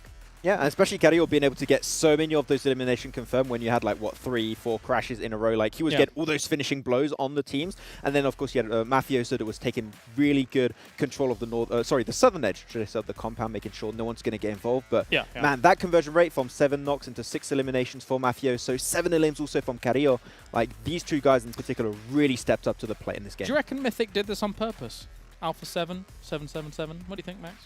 I feel like this could have been a game casted by 7. Quite a lucky game, yeah. Yeah, it's pretty lucky. I mean, lucky game. You know what? Yeah, fair. I was going to make a point, it's not a good point. I'm just move on. That's fine. I mean, there are a lot of 7s. 7 knockouts, 7 eliminations, 777 damage. Revo 7-7. Yeah. Cool. Oh, in his name, yeah. Yeah, the name. Nice try, Max. Nice try. Thanks. I'm helping. But still, I mean, the thing is, right, a lot of the money, a lot of what we talk about and focusing on when it's come to this part of the event, it's about the money. It's not about necessarily the placements. It depends on, obviously, what route you want to go. But technically, you could be a team that comes out doing exceptionally well in every match and win a lot of the match money. but also getting first place and taking home an extra $60,000. Like, realistically, you could just do that.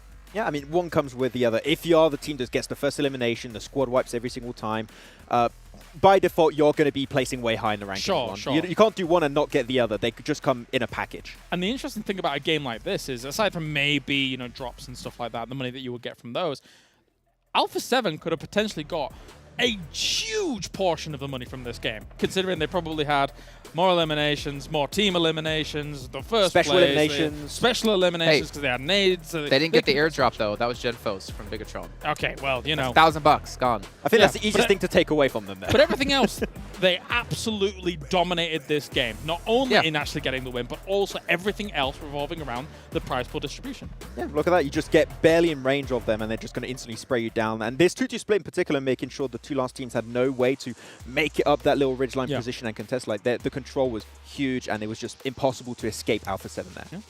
And the thing was, I think it was Blank saying, I mean, Carrillo putting down the shield wall so nothing could get through, but I think Carrillo was more retaliating there, shooting at everyone that shot in his direction, like head on a swivel. But still, that's just one match. We still obviously have had a lot of teams do exceptional over the course of the event so far. I think for me, since we didn't touch on that much, is actually Bigetron starting to get into the event. I feel like there always have been a team that starts really slow when it comes to an event, then they start to warm up, and obviously with a 3-day event, you don't have much time to warm up before it's over. Yeah, they did get the first elimination that game, so that's still something that came their way, right? But there has been some iterations in the roster that, like, it is going to take a lot of time for them to find their groove and find their comfort. So it'll take some time, but as you said, they're going to be a slow burner team. Tomorrow might be the day where they really step up big time. No, definitely. And Luxy almost did 1,000 damage before it was goes down to Alpha 7, fully enough, while all of those fights are going on near that compound. So, yeah, they were definitely gaining speed, momentum, not the last one. And we actually have, of course, Blank was saying about Luxy. He's one of the guys that kind of stood the test of time in terms of performance. I would argue maybe there was a kind of a little bit of a drop-off for a little while. I think maybe it was based on some you know, kind of teething problems with how the roster was being and things like that, maybe some changes. Yeah. But overall, still able to blast down. Still very clearly an absolute all-star. Okay, well, if you guys at home want to play like the pros, you can pick yourself up a Sony 1.4 Xperia. As we have seen, it's been created in collaboration with professional players. It's also an official partner here of PUBG Mobile. And well, speaking of playing like the pros, maybe you want to learn on how they play in other games. We actually do have a video here with Alpha 7 and how they tried to play some basketball.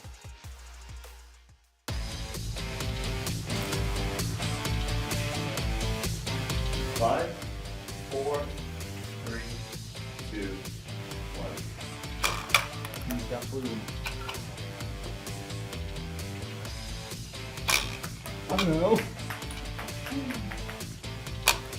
Luan, muito difícil. Pode catar? Vai. Não, vai. Vem, que negócio difícil. Não, não. Aqui, ó. Uma. Não, é muito forte. Outra. Outra. Nossa, é muito difícil, velho.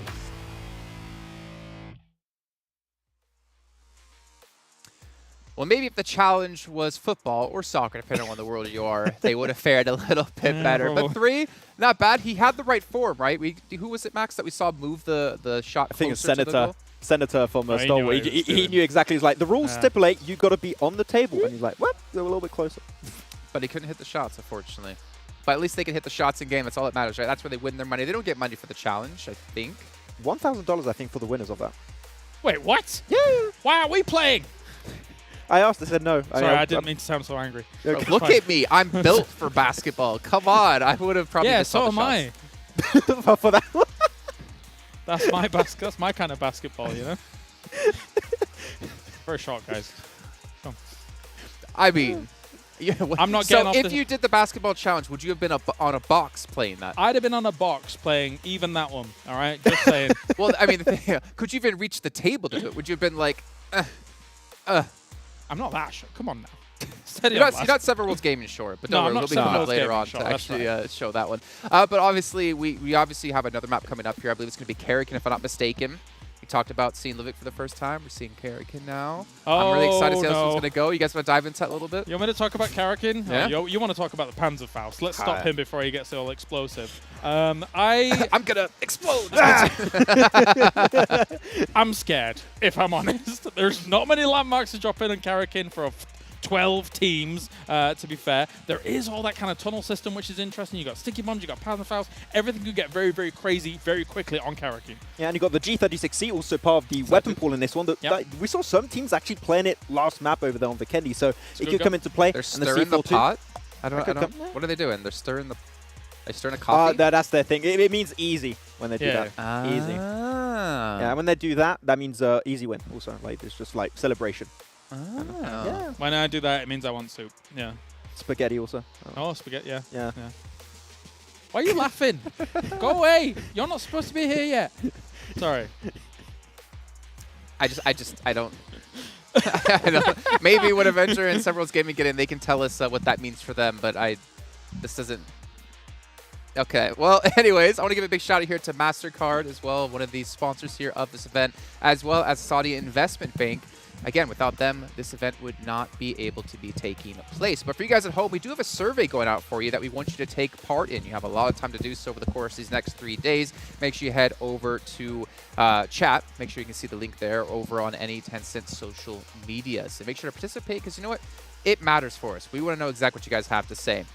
But there are also two gentlemen. We want to hear exactly what they have to say when it comes to this map. We got Karakin loading up. We got our new casters loading up as well for the first time for themselves. We got the teams getting ready, getting excited. I hope the two gentlemen to my left-hand side are going to be getting excited because they're going to be thrown on over to 7 Worlds Gaming. And you'll never believe the man who puts pepper in his coffee, Avenger. Pepper in the coffee. I thought that was somebody else. But you know what? It wasn't that bad, Jason. But the way that steering thing, that means that they're about to start cooking because it's so easy. So Max was actually right. Oh, right. Yeah, I get that. I like that. I think that makes sense to me as well.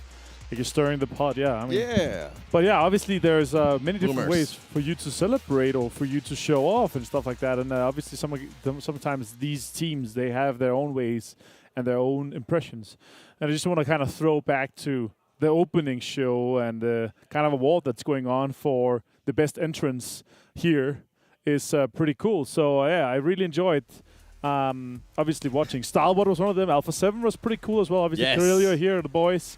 And this is kind of mean, right? Or not mean, because it's kind of biased. You know the Alpha 7 guys for a long time. I've cast them this year. Really enjoyed their style of play. And now with Mythic in the lineup coming over from Rise, it's a absolute banging lineup. I love what we've seen from those guys, especially Alpha 7, also obviously last year's PMWI winners. So really excited to see what these guys are going to be able to bring throughout. And also, we are going to be joining and going in with these guys on Karakin here as our first map to catch 7. That is going to be amazing. I have played this match plenty of times, and it's absolute madness because there is an underground system that you can sneak up on teams, and a lot of teams are going to have to keep an eye out on that too. And also keep in mind that on some of the buildings for Karakin, you are actually able to just knock down certain walls with C4, and if a player is behind that wall, he will end up getting knocked. So a lot of players are going to be keeping an eye on that too. But I do want to point out this circle path is actually going through maybe one of my favorite areas. It doesn't have a name, but it is smack down the middle of Karakin. It's a tall mountain, and you pretty much get to see absolutely everything. And I'm looking forward to seeing which team is going to try to take advantage of that mountain. Yeah, my question is really how well do these guys know and plan out where they're going to be dropped? Because as you said, this underground, there's a lot of loot there, but you need to pop it open first. You just don't go in easily. And the question is, are they going to be focused on that? But not even anyone is actually going to go in the center here. That's quite interesting. And we're going to be seeing a lot of hot drops. I'm pretty damn surprised that we see S2G have all of the north to themselves, but the first elimination is going to come super soon here already. Falcon Yusuf is going to take down Deadeyes Guys super early on. That's actually the first one going out for that. That is unfortunate. More fights are going to be going on. True love, though, being able to get that first elimination. Extra nice 2K for him. He's going to be happy about that. And I'm excited to see what some of the other teams are going to be doing here. I mean, we see Damwon Kia, right, going up against R8. Who's going to be able to strike first? And keep in mind, oh, there you go. Well, that was answered pretty fast. Prestige being able to just knock down Junie. That's going to surprise Damwon Kia. And they have to be careful because Nigma Galaxy is going to be able to hold enough angle there on the top of the mountain once they decide to rotate, if they do decide to rotate. Yeah, exactly. And the first circle on this map doesn't really matter. It basically encapsulates every single part of the map except for the very north for this first one. A lot of other teams are going to continue this fight. R8, Damwon Kia will continue this one.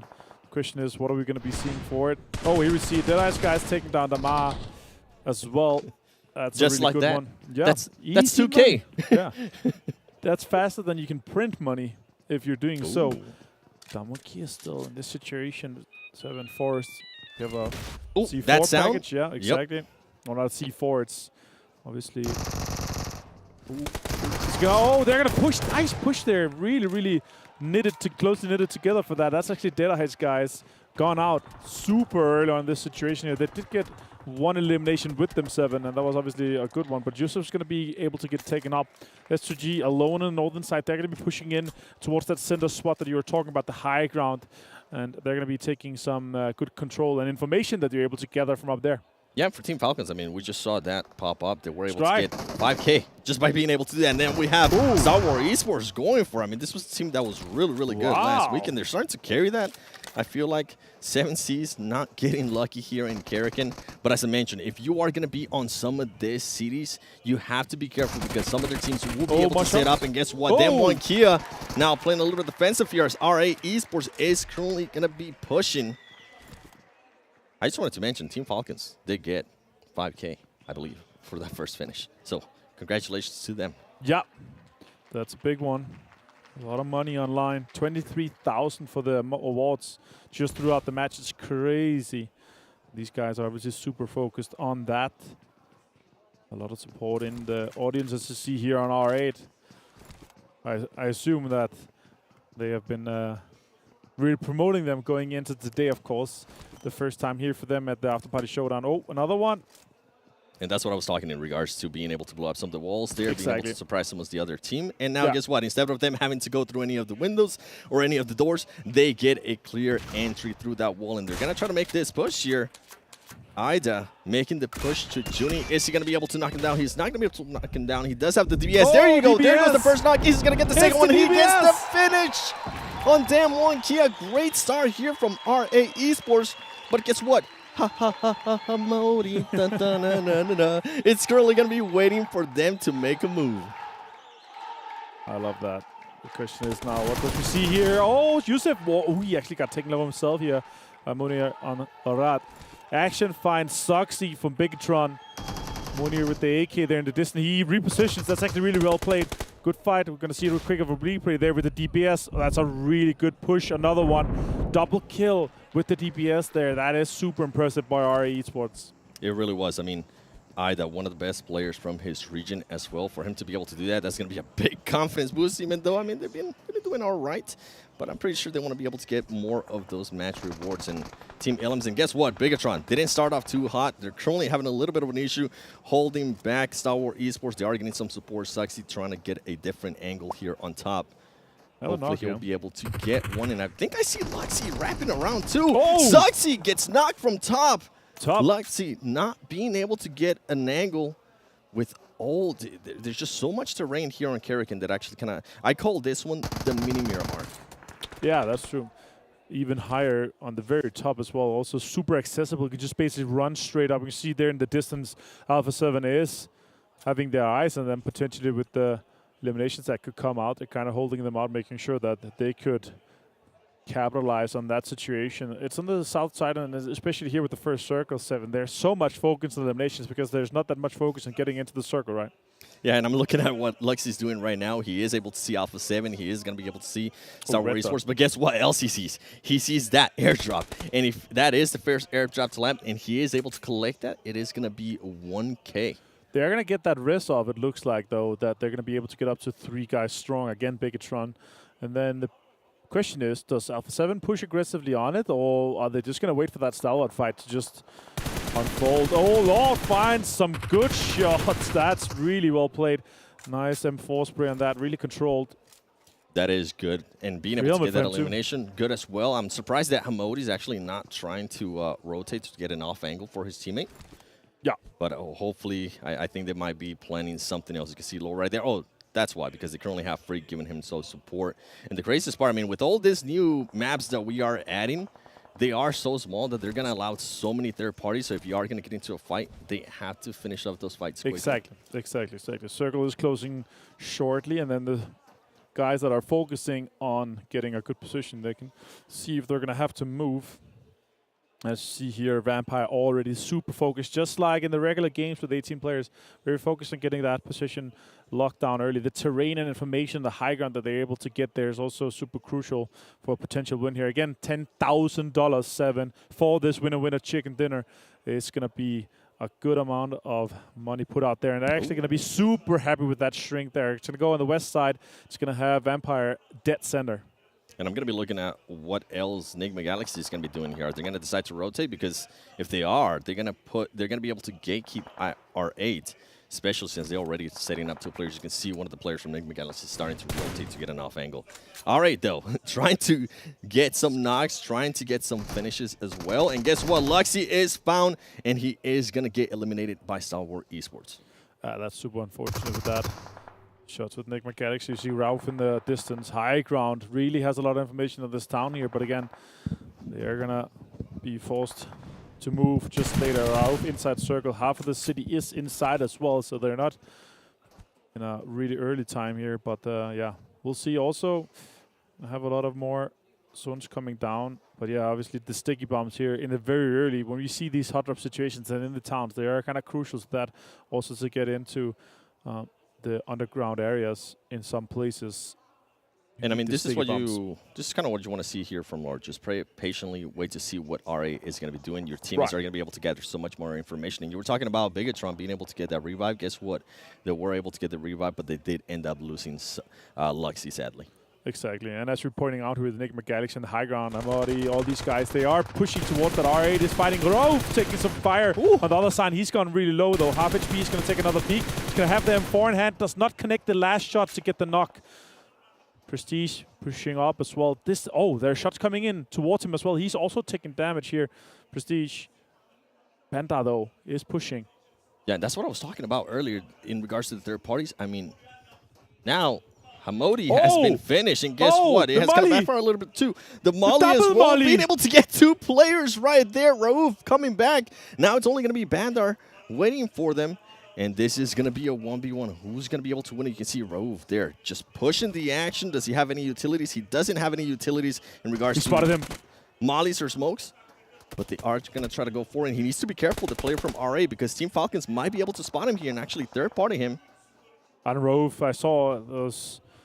Oh, here we go. Bandai only has a level 1 helmet, 30% damage reduction rather than the 40% that the level 2 helmet offers. So that's a really rough one. If he gets headshot in that situation, he's going to go down quite fast. Rauf pushing with them 4 in hand. He's going to finish off the eliminations that he found early on. Here's 7. That is really well played with that Molotov. That is super accurate right there with the throw. It's super hard to hit those Molotovs on point, and getting 2 knocks with that alone is just super crazy to see. Smokes are coming out, and he's going to grab all that. Yeah, I'm pretty sure he's going to be looking for some grenades because he wants to go for that most special eliminations match rewards. I mean, yeah, with the grenades, exactly. And also, you're on here in Karakin, you're not going to see the other special elimination. Obviously, when you get hit by cars, they're really hard. They're not as hard as the grenades.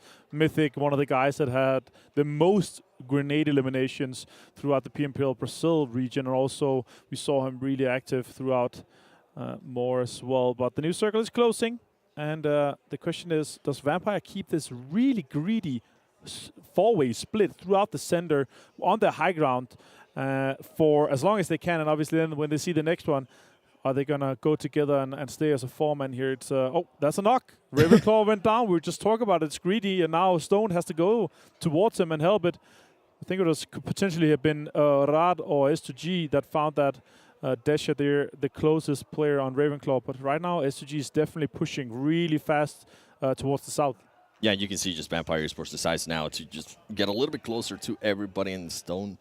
He's going to try to get that revive. Hopefully he's able to, and guess what? Look at that zone. Alpha 7 is actually going to have a lot of area to work with as we're looking at that. And Team Falcons, I think Team Falcons, this is a fight that we've kind of been waiting for. Lord is currently knocked. He's more than likely going to get finished.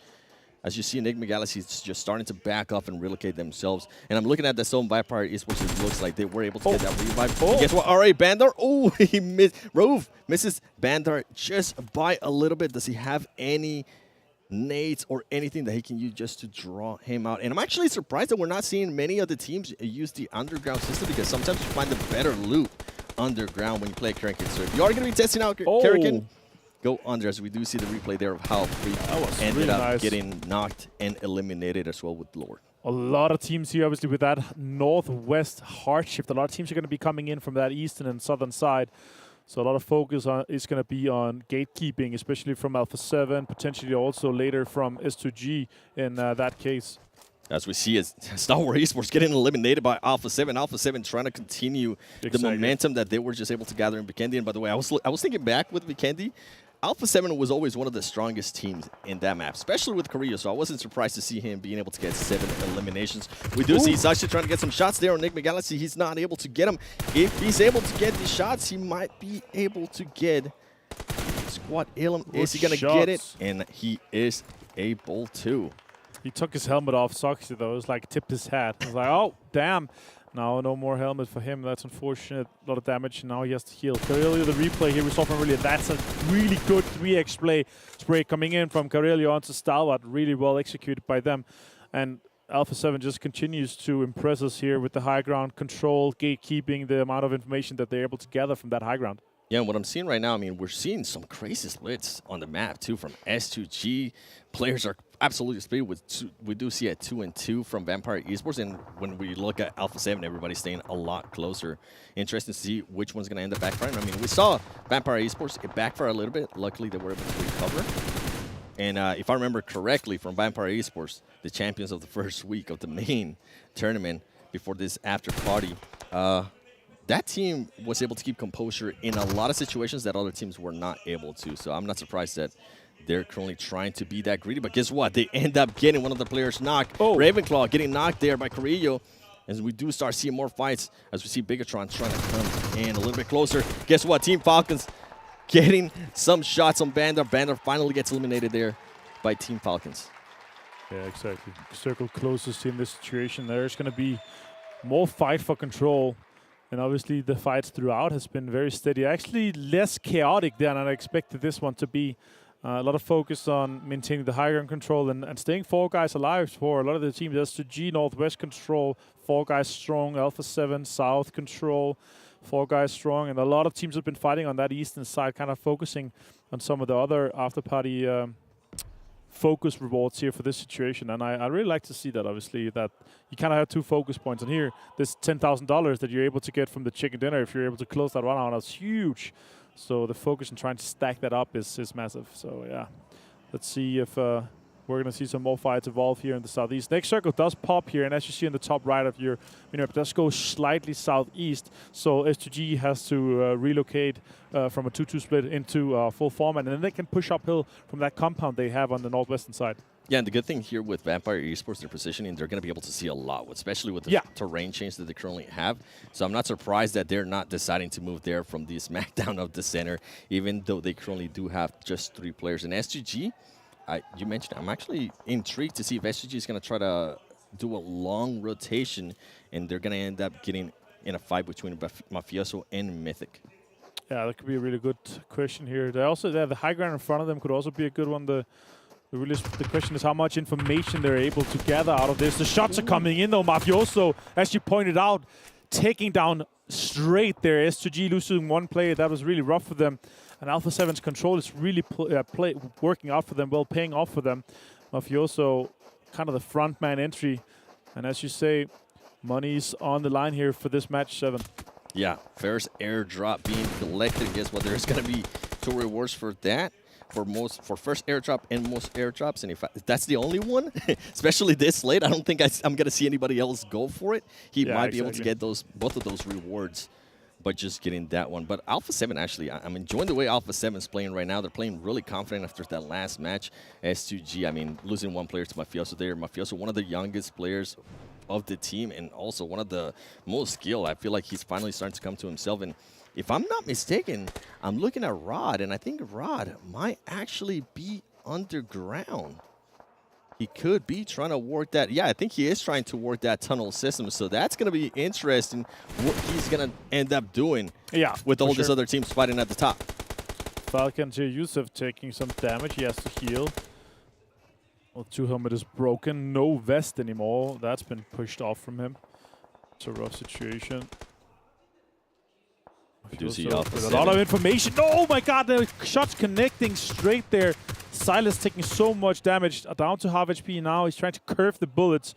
And simply just too much cover right now on Silas. He just has a little bit of a ridge there to work with.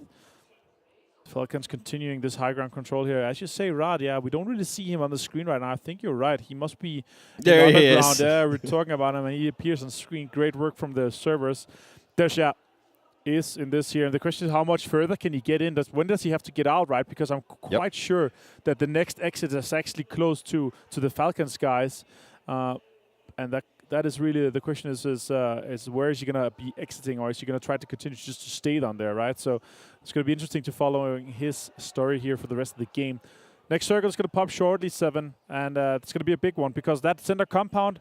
Good cover, but that high ground on the north side that S2G can push up towards actually offers some good play for them here. As you see here on the left side, bottom left side on the map, as you see here just below Vampire, they can push into that and control that. And a lot of the other teams, they have to either sweep on the eastern side, so Alpha will have to push. Alpha 7 has to push up behind the Bigetron.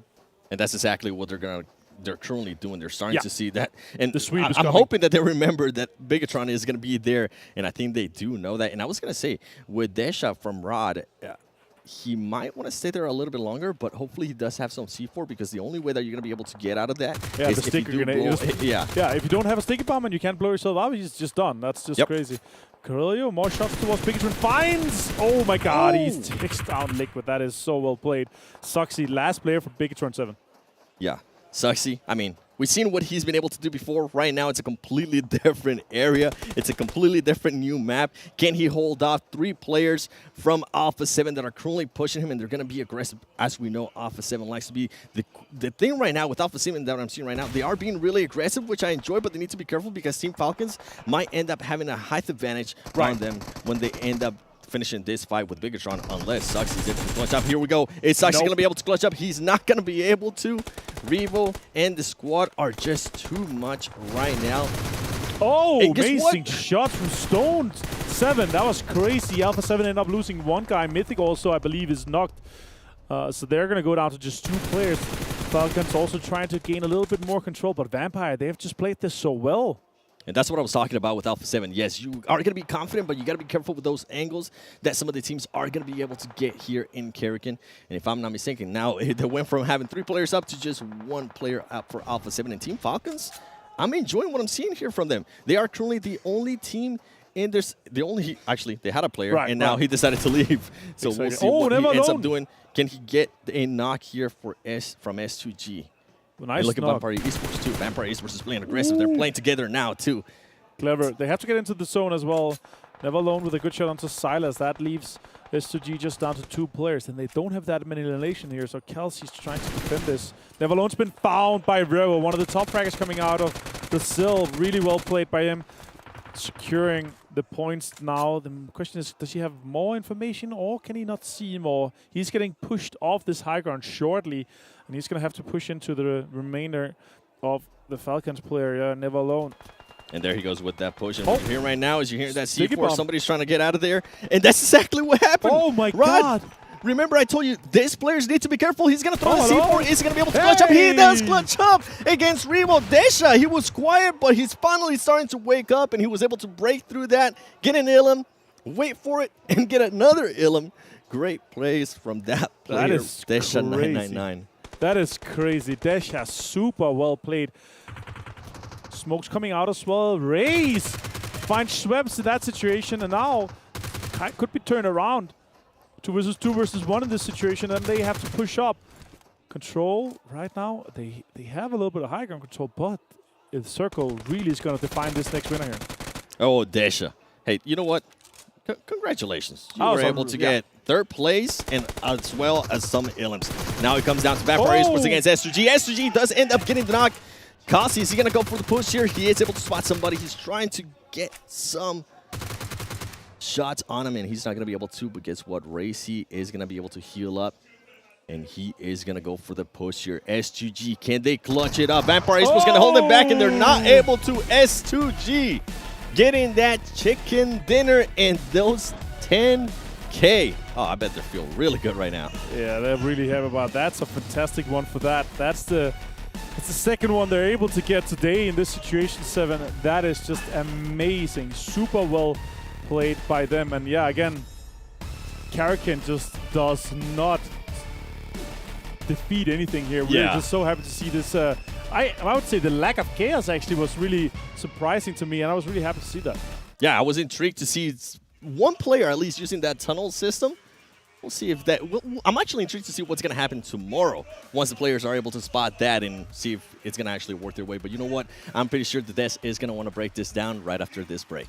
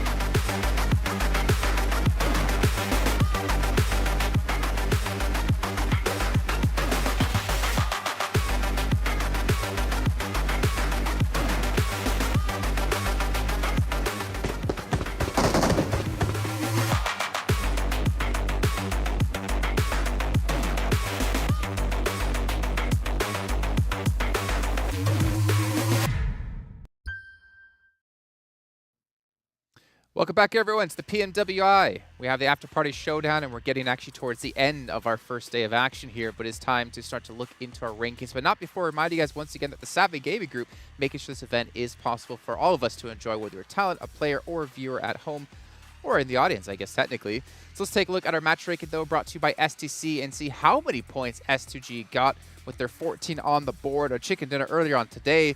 I didn't think we'd have a team doing 2 chicken dinners in a day off day 1. Yeah, and I think you can realize it just by how loudly the Turkish talent was screaming over there. I was like, you don't even have to watch it. Like, okay, Turkish team win. They're pretty sure. But like, they were playing the northern side for the longest time, and what's really good in Karakin in particular are those high ground positions, getting the information right, and they just kept pushing in the north. They had all the information, and they only got involved towards the very end. They had the 4-man team. They had all the resources to take the fight, so not surprised in the position they came in from. Smart, I think, is fair to say when it comes to Karakin. It's the huge mountain range in the middle of Karakin that acts almost like a pseudo kind of setup between Everest from Erangel meets Miramar. All of this stuff, those fights are very difficult to take. If you've got 2 teams up there, S2G, they played it slow. I think it was smart to play it slow, get kind of even off there, and then eventually kind of rise back to the top through it. And yeah, very, very good by them.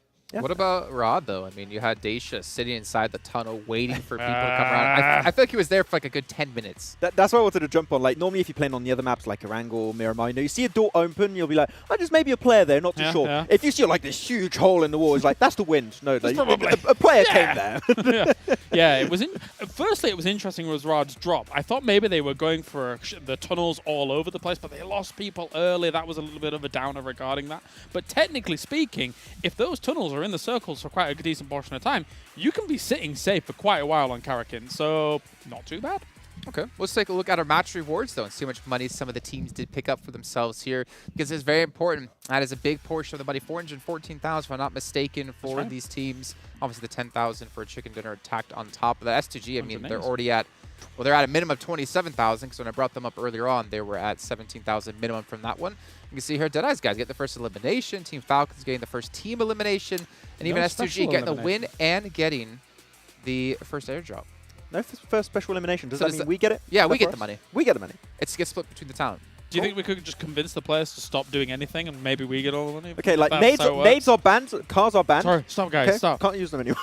Yeah. Falcons, though, I mean, they had a great spot to be playing this from as a whole. I think they very patiently approached from their direction to be able to get onto some of those high grounds and play it like a proper high ground. So that's why they were able to convert so much. Yeah, exactly. I mean, it is their speciality to push teams away from their location, like playing the edge. It We is saw what so they much do good best. edge. Exactly. So, PMWI. yeah, good stuff on them. Okay, well, you know, gentlemen, we haven't yet seen so far today where the teams currently stand when it comes to money. We've seen a little bit, actually, I think, in the last game.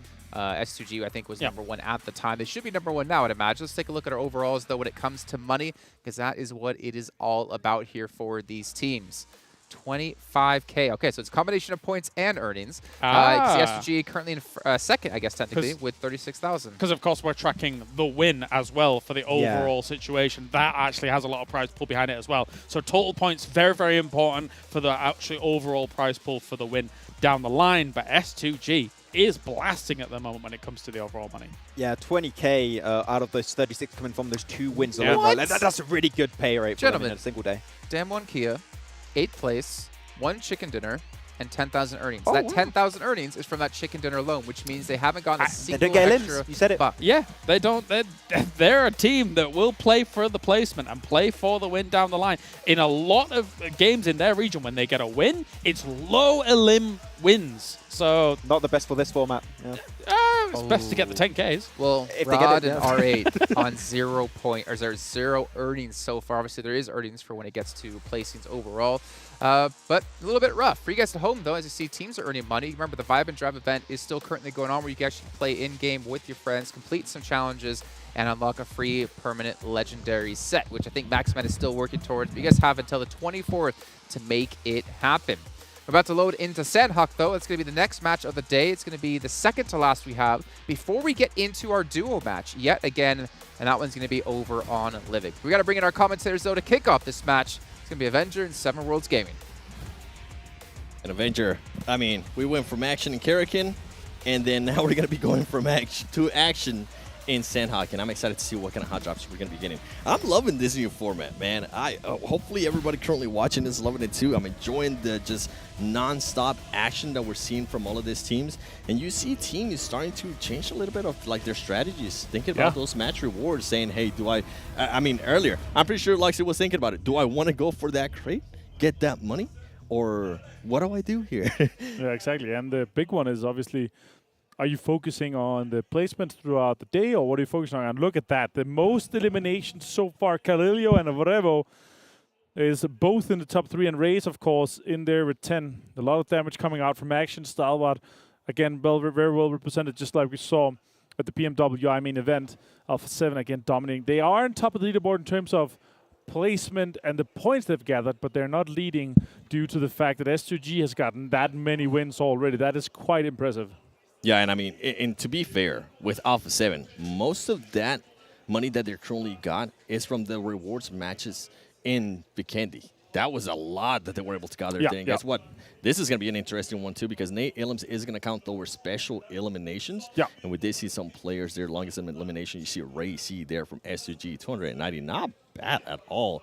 Now, as we are looking at the map here, I do see S2G being really, really close to Deadeyes. Yeah, I'm playing, yeah. And then it looks like they're on either side as well, so they're kind of sharing the town east side of the river flowing through in that situation. As you're pointing out, Damwon in the very top up by Tedmok, hot dropping or at least contesting Riyadh, and you can see Riyadh, they're like, oh, there's guys here, they're staying in their chutes, they're moving further east.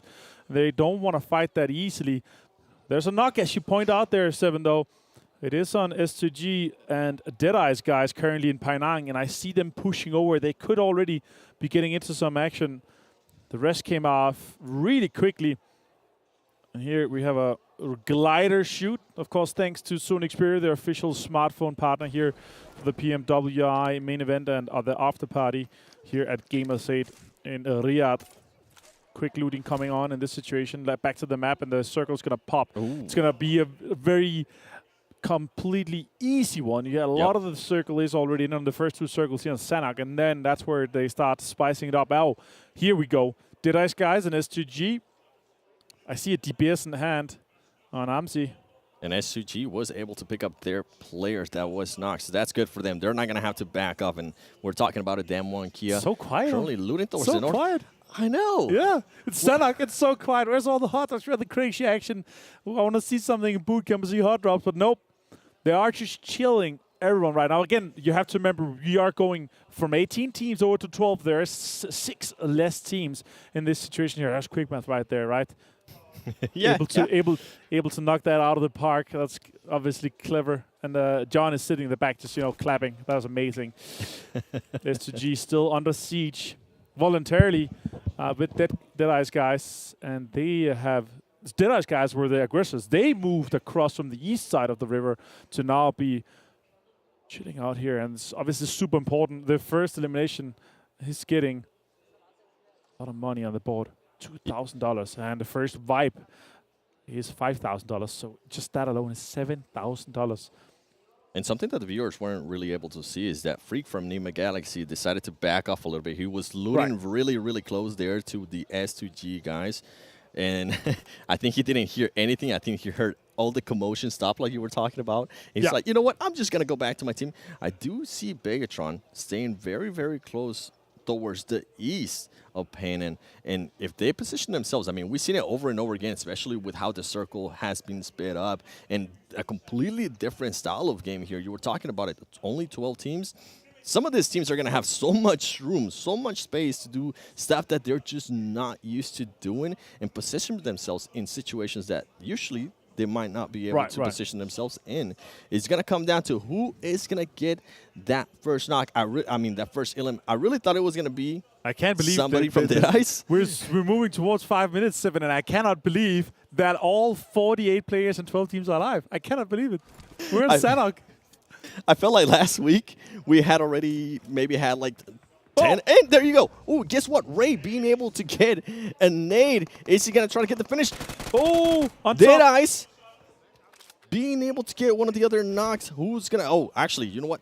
Deadeyes being able to get the first elimination on S2G. That's going to be huge for them. And now, are they going to decide to continue on this fight, or are they going to decide to back off? This is going to be interesting. As one of the Deadeyes guys is running away. S2G Silas getting spotted from the off angle. And Hamsi getting a knock on Shifu. How is Deadeyes going to be able to recover from this Avenger? The question is, do they just commit to the fight or disengage? I see DPS in hand here of Hamsi. Anyone pushing him right now, it's going to go down. Kalsi with the nade in hand, going for more special eliminations in this case. Oof, that could have been a big one. Popping some energy. No vest here on Turlov. A little one helmet only. These guys are fighting with scraps. They really are. S2G is going to be throwing this. Molly, is this going to end up hitting? That's on point. It is going to end up hitting. He is hurting. Guess what? Silas is going to make the push with the DDS. Can he get the knock? He lays down. He does end up getting the knock there on Deadeyes. Turkish teams are just on a tear right now. I mean, congratulations, S2G. You guys did end up losing a player, and one of the other players is currently down. But right now, you guys are looking hot, and you guys are getting a lot of money and a lot of those match awards. But as I say that, I might be able to curse it, because guess what? Deadeyes, sir, coming back, getting a knock. And as we're seeing this fight go on, Lord does end up getting an airdrop. And as I was talking about Nigma Galaxy, they are going to be pushing this fight. They were waiting for some commotion to start happening, and this is what happens with the new style. Third parties are going to be a lot easier for some of the other teams. Hamodi. That's it for S2G. How the tables turn right there. Nigma Galaxy just pushing in and just wrapping that up. That is crazy. Rauf pushing in. They're trying to take advantage of this Deadeyes Guys situation where the wrestlers are coming off, but they don't have enough information just yet. Rauf, Hamodi, they're trying to nade, trying to pre-clear some of these corners, but they don't fully know just what is going on right now. And Lord, with the airdrop that he was able to get, he is going to have a Groza at hand, which right now, with the way this fight is looking to set itself up, it's going to be massive for that team. Here we go, Nigma Galaxy. I think they have realized that they're going to be up there. Oh, Saiga! True Love decides to just stop him. He gets 2 knocks. Can he get the 3rd one? Oh, Hamodi. Headshot with the M4.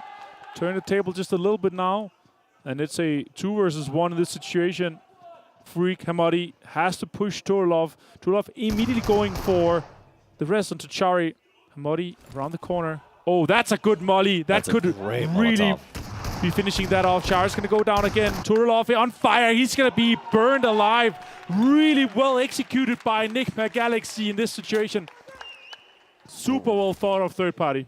Great Molotov. Great patience out of Nigma Galaxy there, but I feel like I have to give some credit there to True Love because, man, he was able to hold him off as long as he could. He even tried to pick up his teammate. It didn't end up working out. Wow. Yeah. What a third party by Nigma Galaxy. That was great to watch. Plus, they're able to get another drop as well. That's $1,000 for them for the first drop. The question is if there's other drops or if they're able to get another one, they're able to secure the most drops gotten here. We see Vampire Schweppes the 4X on the M4 looking towards Stalwart to see if he wants to get involved. But right now they're just holding on to that center. And as we're seeing all these teams here inside the circle, guess what? There is one team currently that's not inside the circle. It's going to be Riyadh.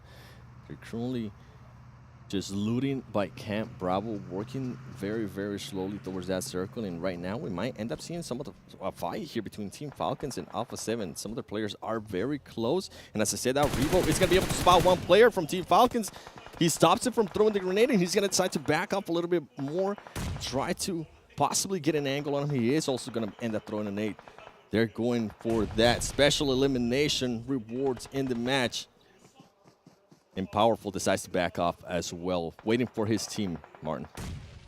Yeah, for sure. And this is exactly the one, right? We're looking at. They're able to close this one off. Falcons in this other high ground with Powerful kind of pushing uphill.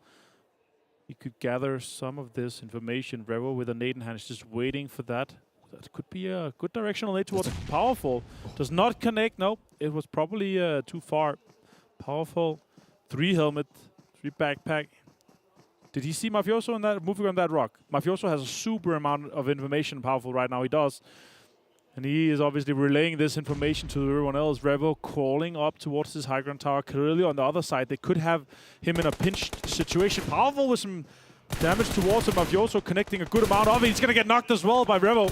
Mafioso playing very aggressive. Didn't end up working out for his team. And guess what? Revo goes back to his sniper tower. And now the Rebel went from being on the defensive to back to the offensive. They do know where Team Falcons is at. Is Alpha 7 gonna be willing to take this fight? Or they're gonna decide to push that because we know how aggressive they are currently playing. One player that is currently missing there is Carrillo, and Carrillo might actually be able to wrap around Falcon. And guess what? With that knock right there, this is going to be a full push by Alpha 7. You can see it from this team. And as I say that, Carrillo was getting that angle on the team. And this is looking great right now for Alpha 7, Martin. Yeah, exactly. With that knock right there, that's the go signal. That's where you relocate because you know you're going to have 2 guys down. Damar is trying to defend that push. He's going to take down Mafioso. Super well played by Damar. Revo's close. He's taking some damage, but Never Alone has a DPS in hand. And as they were able to just make that push, they took a little bit too long because Team Falcons was able to pick up their player. And Damar positioning himself perfectly there to just stop that finish. And guess what? Yusuf gets a knock with the grenade on Carrillo. That's going to be a huge knock. And here comes another nade. Can he get another nade? He's not, but he does get some damage on him. Team Falcons starting to go on the offensive. Here comes another nade. He gets some damage as well. Damar knows exactly where Revo is at. They're just waiting for him. They do end up finishing there, Mafioso. And they also knock Mythic. Now it's a numbers game. Falcon is going to go for it. Ooh, I thought he was going to make the jump. Just go for it. Just do it. He is going to do it. Can he get the knock? Can he get the Ilum? He misses some shots. Ultimately, though, one of the other teammates, never alone, does end up getting that finish. Yeah. Alpha 7, it looked great for them, and then it absolutely backfired. I think they took a little bit too long. They didn't have any vehicles to actually make that push. And the way one of the players there from Team Falcons set themselves up just to see what was going to be coming over that ledge. It's just the perfect bait, right? Yep. You're sitting there, oh, we get a knock, all right. Get the shotgun sound, Saiga in hand, DPS in hand. They push up, get close. Forever Alone pushes out Damar with the high ground takedown on to Mafioso, which is super well executed. Top push some shots here towards 7C. He's connecting with action as well. Two of the top fraggers. He's really good at connecting those shots in that distance. Top did go down. Vampire Esports actually getting into the action there. Yep. Between Stalwart Esports and 7Cs, being able to get a knock. And now guess what? They're going to be pushing into 7Cs, trying to get that third party, trying to get those team eliminations for the match rewards. As Stalwart Esports is able to recover that player that was knocked down. Vampire Esports playing it slow, waiting to see what 7Cs is going to be doing here. They do have the numbers, but we've seen that that does not mean anything. As earlier, Alpha 7 had the numbers, and Team Falcons eliminated them. Stone pulling out the UMP. There you go. Troy being able to get a knock. Now this is the push that they're going to make. Decide to go inside. Spray God just waiting, healing on the corner. Is he going to get spotted? They have not spotted him yet. He's actually being able to get a knock.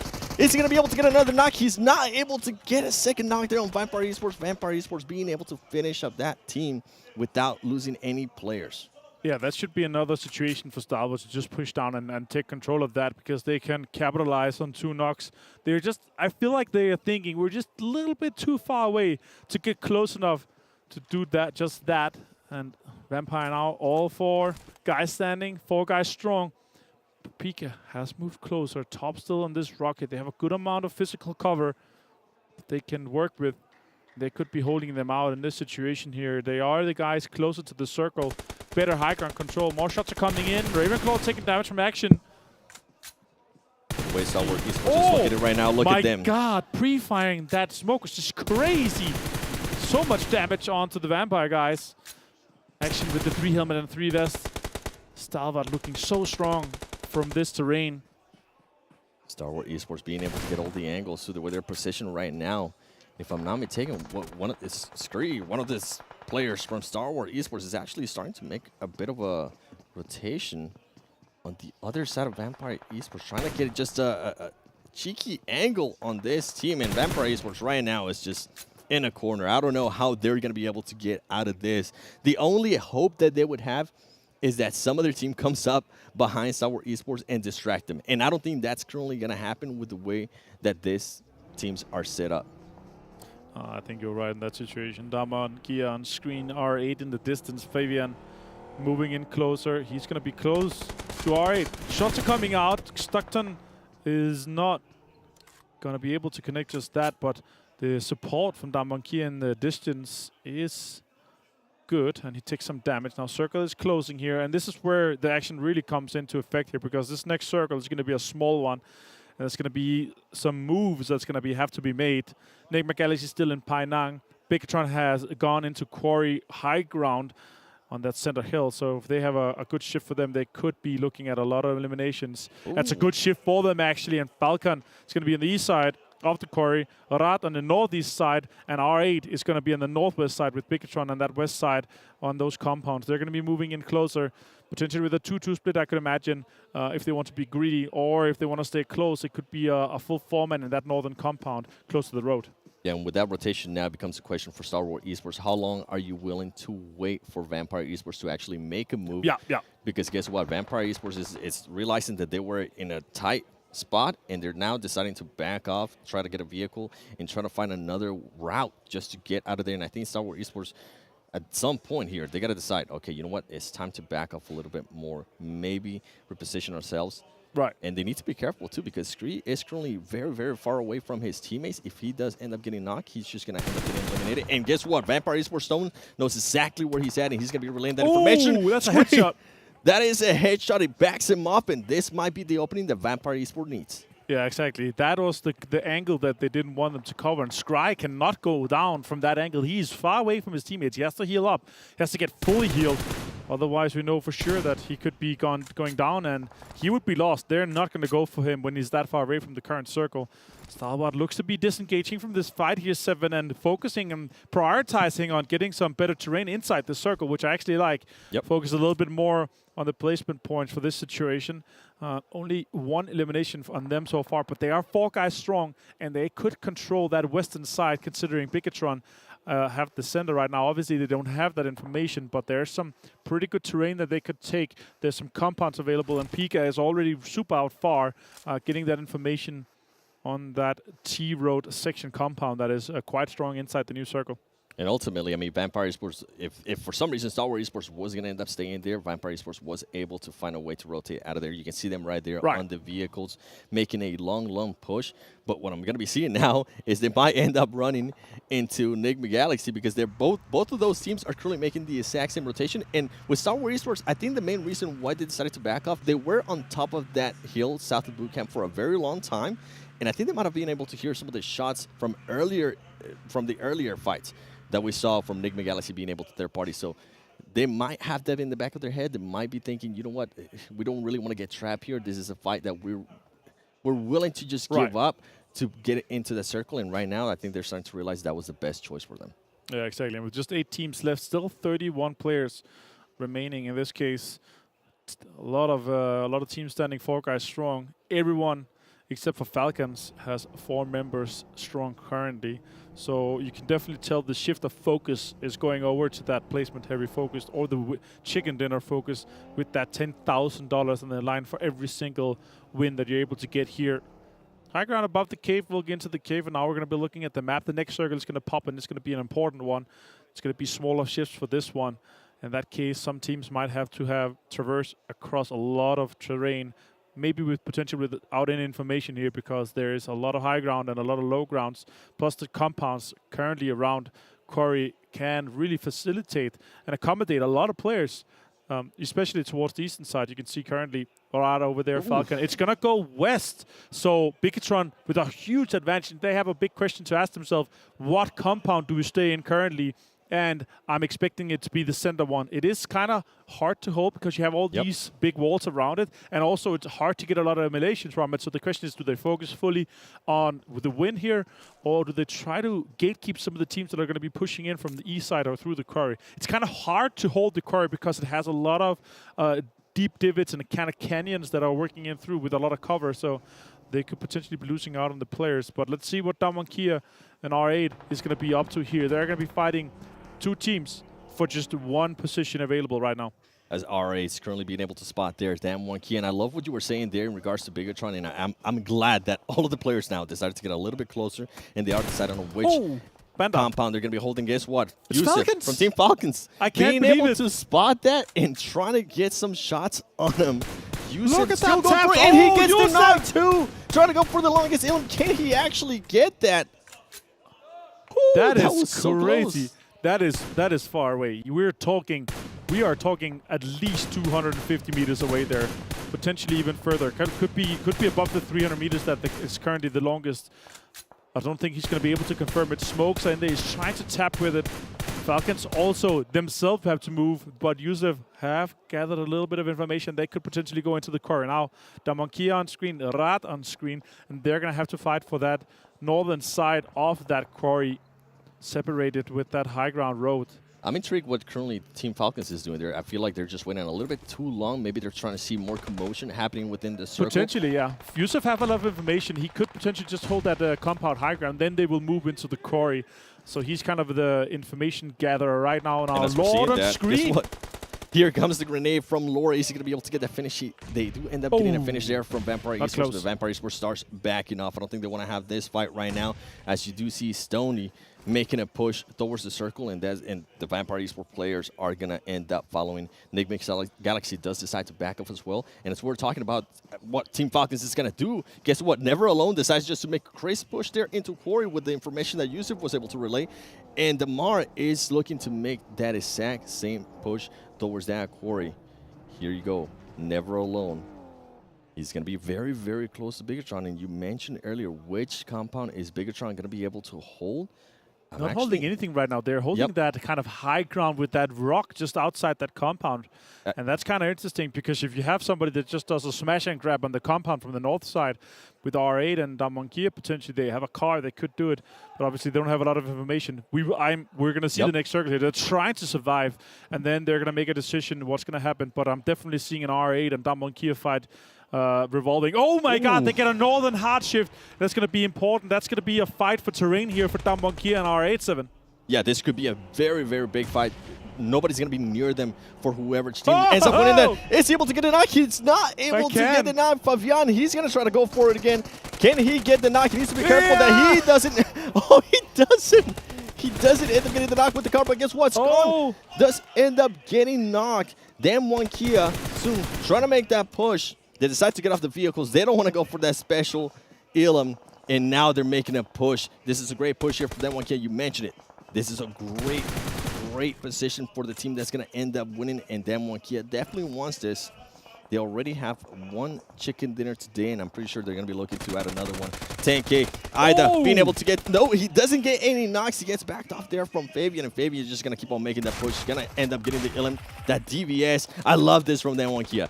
It doesn't matter what stage of the map we're on, they still have at least one player with the DVS for some close range. Vampire Esports do have some players now. Prestige currently being able to just sneak himself away from that fight, but ultimately Damwon Kia controlling that north point and also controlling the high ground for this circle.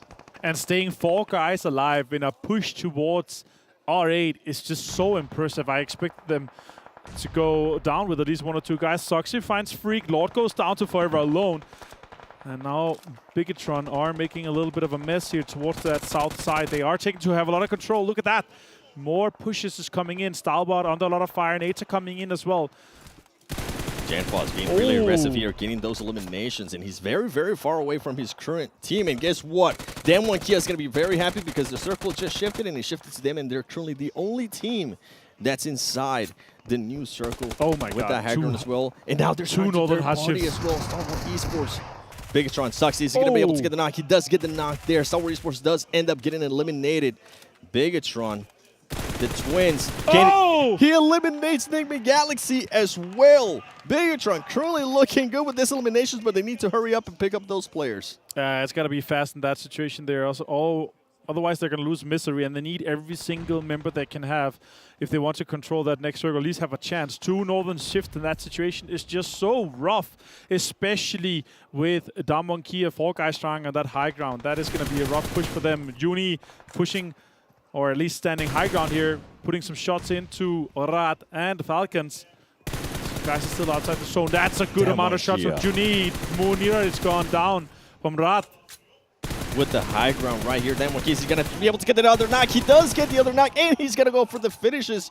Juni just putting himself in a position that he's going to be able to acquire a lot of points for his team. Damwon Kia with the 2-2 split, but right now it's working wonders. And I love that they're going for that 2-2 split. Team Falcons, you might want to make a push to that circle because it's different. We are not back to last week. And guess what? Juni does end up getting the finish on one of the players that he knocked earlier. Bigetron Esports now trying to climb this mountain. Damwon Kia does continue to have that 2-2 split, and they need to be careful because one of the players, Prestige from RA, is still alive and very, very close to them. Rad has been really quiet.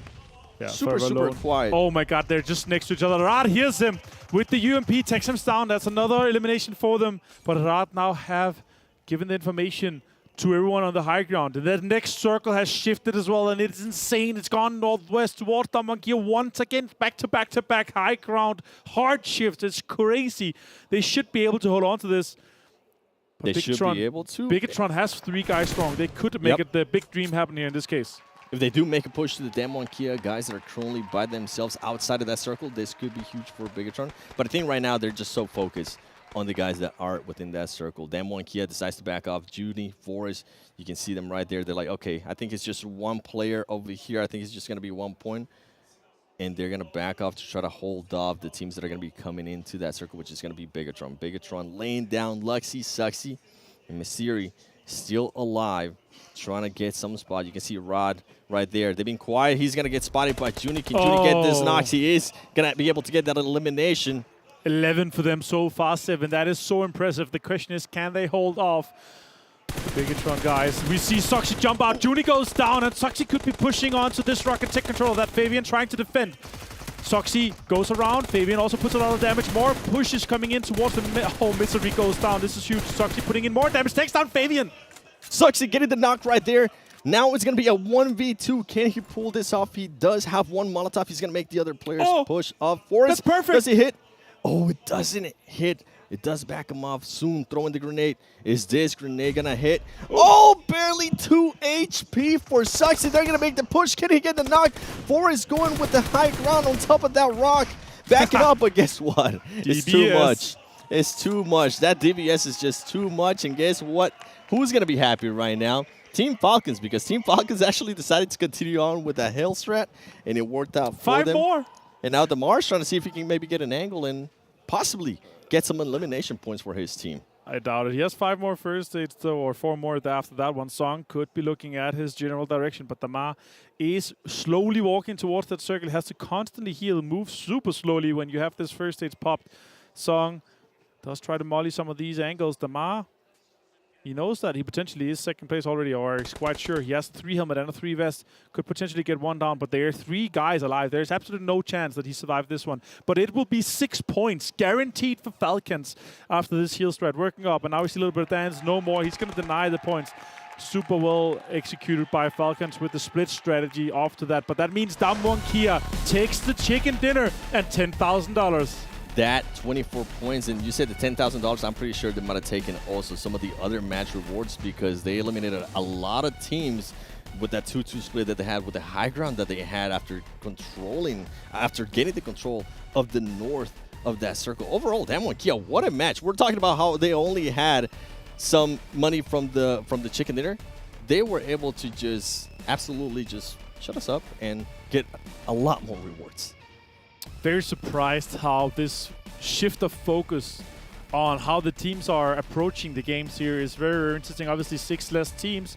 Very, very interesting in terms of how they're really focusing on, of course, the eliminations, but early on, very focused on not being the team that is giving up those thousands of dollars that is up for the first eliminations and first team wipes here in the Afterparty Showdown. Really interesting fights we've seen so far. Yeah, I mean, one of the fights that just kind of pops off is Alpha 7 earlier on. I'm really shocked that they ended up losing that fight with the numbers that they had, with the way that they were pushing. But ultimately, I mean, Damwon Kia, what a match. 24 points for them. Yeah, huge one for them to be able to close out, and gonna be important for the overall placement for that situation. Of course, I loved how they were able to hold that high ground, but they did have an insane amount of shifts.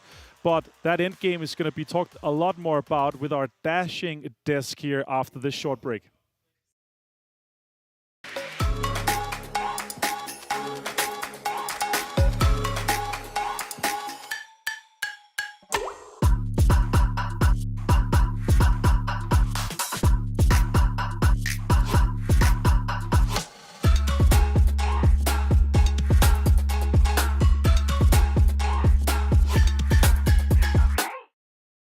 Progress is a race that has no end. After every finish line, another challenge awaits. How can we continue to push innovation in a sport at the forefront of technology? This is how.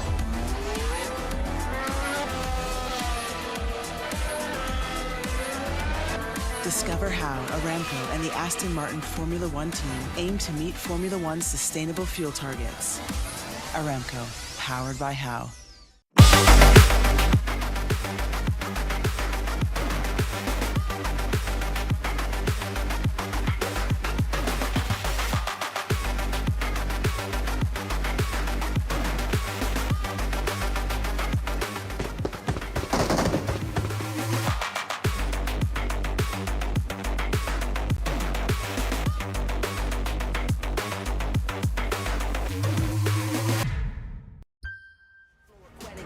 Challenge have been amazing. Fact of the matter, got the pattern to be the greatest.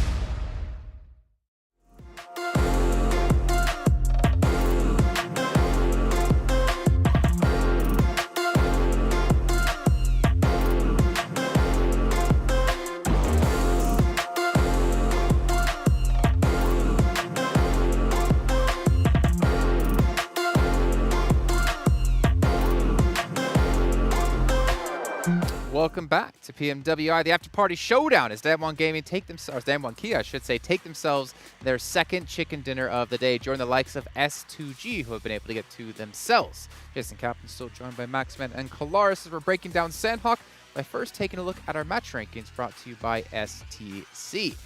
What's impressive about Damwon Kia's win there, though, able to get some eliminations. We talked multiple times about how they're a team that can get wins, but can't really seem to pick up a lot of elims. Well, they shut us up. No, definitely. I mean, a lot of hard shifts. North will give them slight favour in that regard for the final moments. But the best bit about all of those hard shifts was they had what was such an overlook on the rest of the lobby once all those circles came their way that they could start getting big elim points. And this is actually not very Sanhok-esque to get 14 elims off the back of a chicken dinner. Yeah, very top-heavy for the first place only this time around, instead of like top 5 teams being all up there. And the fact that they've been constantly rotating from the northern side, they know the north, no one's going to focus there. No one's going to enter from that location. So you only really have 180 degrees of land in front of you. You have to focus down. You have that cliff. No team is going to be a threat to you. They have to take an uphill battle. Everything's coming your way to get the win. And Damwon, even as you say, they're not like a team that's very focused on elims. Here, it's impossible to not get elims almost. And I feel Bigetron probably felt like they couldn't catch a break in that game. I mean, they had the compound next to Quarry, which technically speaking is a difficult circle to play as Quarry, especially if it shifts down towards some of that low ground. But they had a great position, but the circle just was like, nope. Just unfortunate for them. Hashtag BTR lose? Is that what the circle was saying? BTR prank. Unfortunately for this one. Yeah, BTR prank. I mean, unfortunate, but still nice to see that. I think it was Luxy having like some great turnaround shots, some great picks himself. But good to see them actually be able to get some decent elims and a decent placing overall. But Team Falcons, the team coming in from the World Invitational main event, able to, again, get another decent finish. This team is really proving they can compete against the best in the world. Yeah, I think Damar still wants his soup right now. He still wants it. I mean, it's their strat, right? It works out, and he's still good on Sanhok, and you have less teams, so you can potentially give him more meds. So it's strat that works. You get second place like that, like you can't argue with that. I mean, they're soaring. They're constantly ever present at the top of these lobbies here. And, I mean, if they continue this on, they'll be able to knock Alpha 7 off the pedestal at the very top. That's some bold words, but you know what? I'd like to see someone challenge the top, and I don't. Does Alpha 7 actually have the number one spot? Actually, yeah, they did. They were right? 57 they did points. Checked, right? Yes. S2G was actually behind them. But we're actually going to be checking the match rewards, see how much money the teams got for themselves, or who more importantly took these awards. We're going to have first elimination, Deadeyes Guys. Okay, fantastic. First team elimination, Nigma Galaxy get an extra 5K. Team Falcons though, first special elimination, meaning by vehicle or by grenade. I think that we saw one team actually trying to roll over. I don't remember who it was. I think they were not going fast enough. Damwon Kia. It was Damwon, yeah. If you don't have enough speed, you're just going to push them out the way. So you need to get that speed, and just going in circles, you're not going to get that fast. I felt like more teams in this game, more than in the other, were really attempting to get some of these, especially the special eliminations coming their way as well. They're trying the mollies especially a lot. Yeah, which... But it's not. We said, doesn't count. I mean, mollies are good on this map because all the buildings are made of wood, right? So... yeah, exactly. And you just want to... It does have a lot of clear position. If only it was like what you're talking about spreading. Yeah, not the whole building, but yeah. Yeah, exactly. What about the other ones? What about like when it came to totals? I know we have the ability to see those. I believe we have the ability to see those. Do we have the ability to see those, Max? I think we saw them earlier. So there we go. So. Yeah. Those special eliminations, Falcons. I mean, the upside is right. You could just get one special elimination or one airdrop, which we had happen in the last match, and get double rewards because you got the first one and you got the most because no one else did. It can happen. This time, though, Riyadh's actually going to be taking it with the most airdrops picked up. Yeah, they've been losing all over the place, but with eliminations from Damwon, not really too surprised. Most teams eliminated also make surprise. Like 20K for Damwon Kia. 20K from this game alone. And these one singular games, right, will allow you to go even high in the rankings. So they should be able to compete now very closely with your Alpha 7s with the other teams at the top. Yeah, because before this, they only had, 16 points, but 10K they were 8th in the bank. Yeah, so this is going to be a significant bump up for them. Probably moving into the top 5, I guess. I would say so. We don't have to wonder. We can actually just see it. I want to take a look actually at the overalls when it comes to points here. 5th. 3rd. I got it. I'm just so... You know, Max, this is why I'm the blesser and you're the cursor.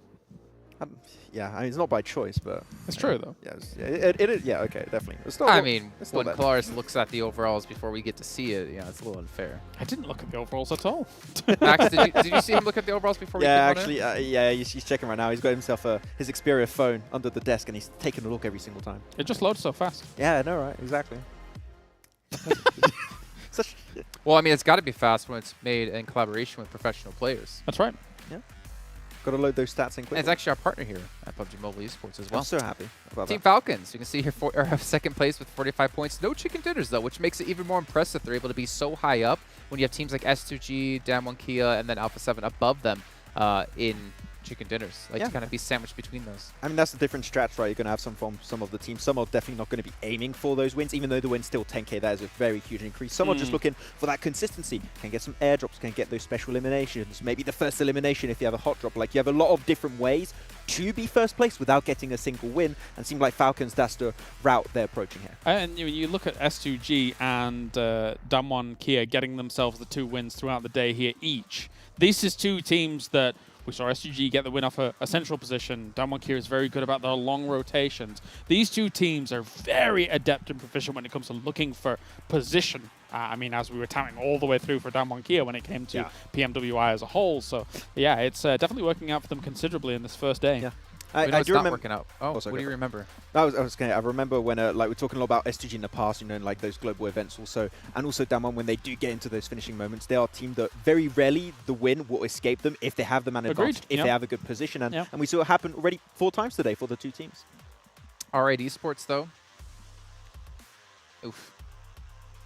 Let's leave it at that. That's it. I think that's enough. 0. Yeah, unfortunate. All right, let's take a look at our rewards rankings, though. Right, we obviously have rankings when it comes to points.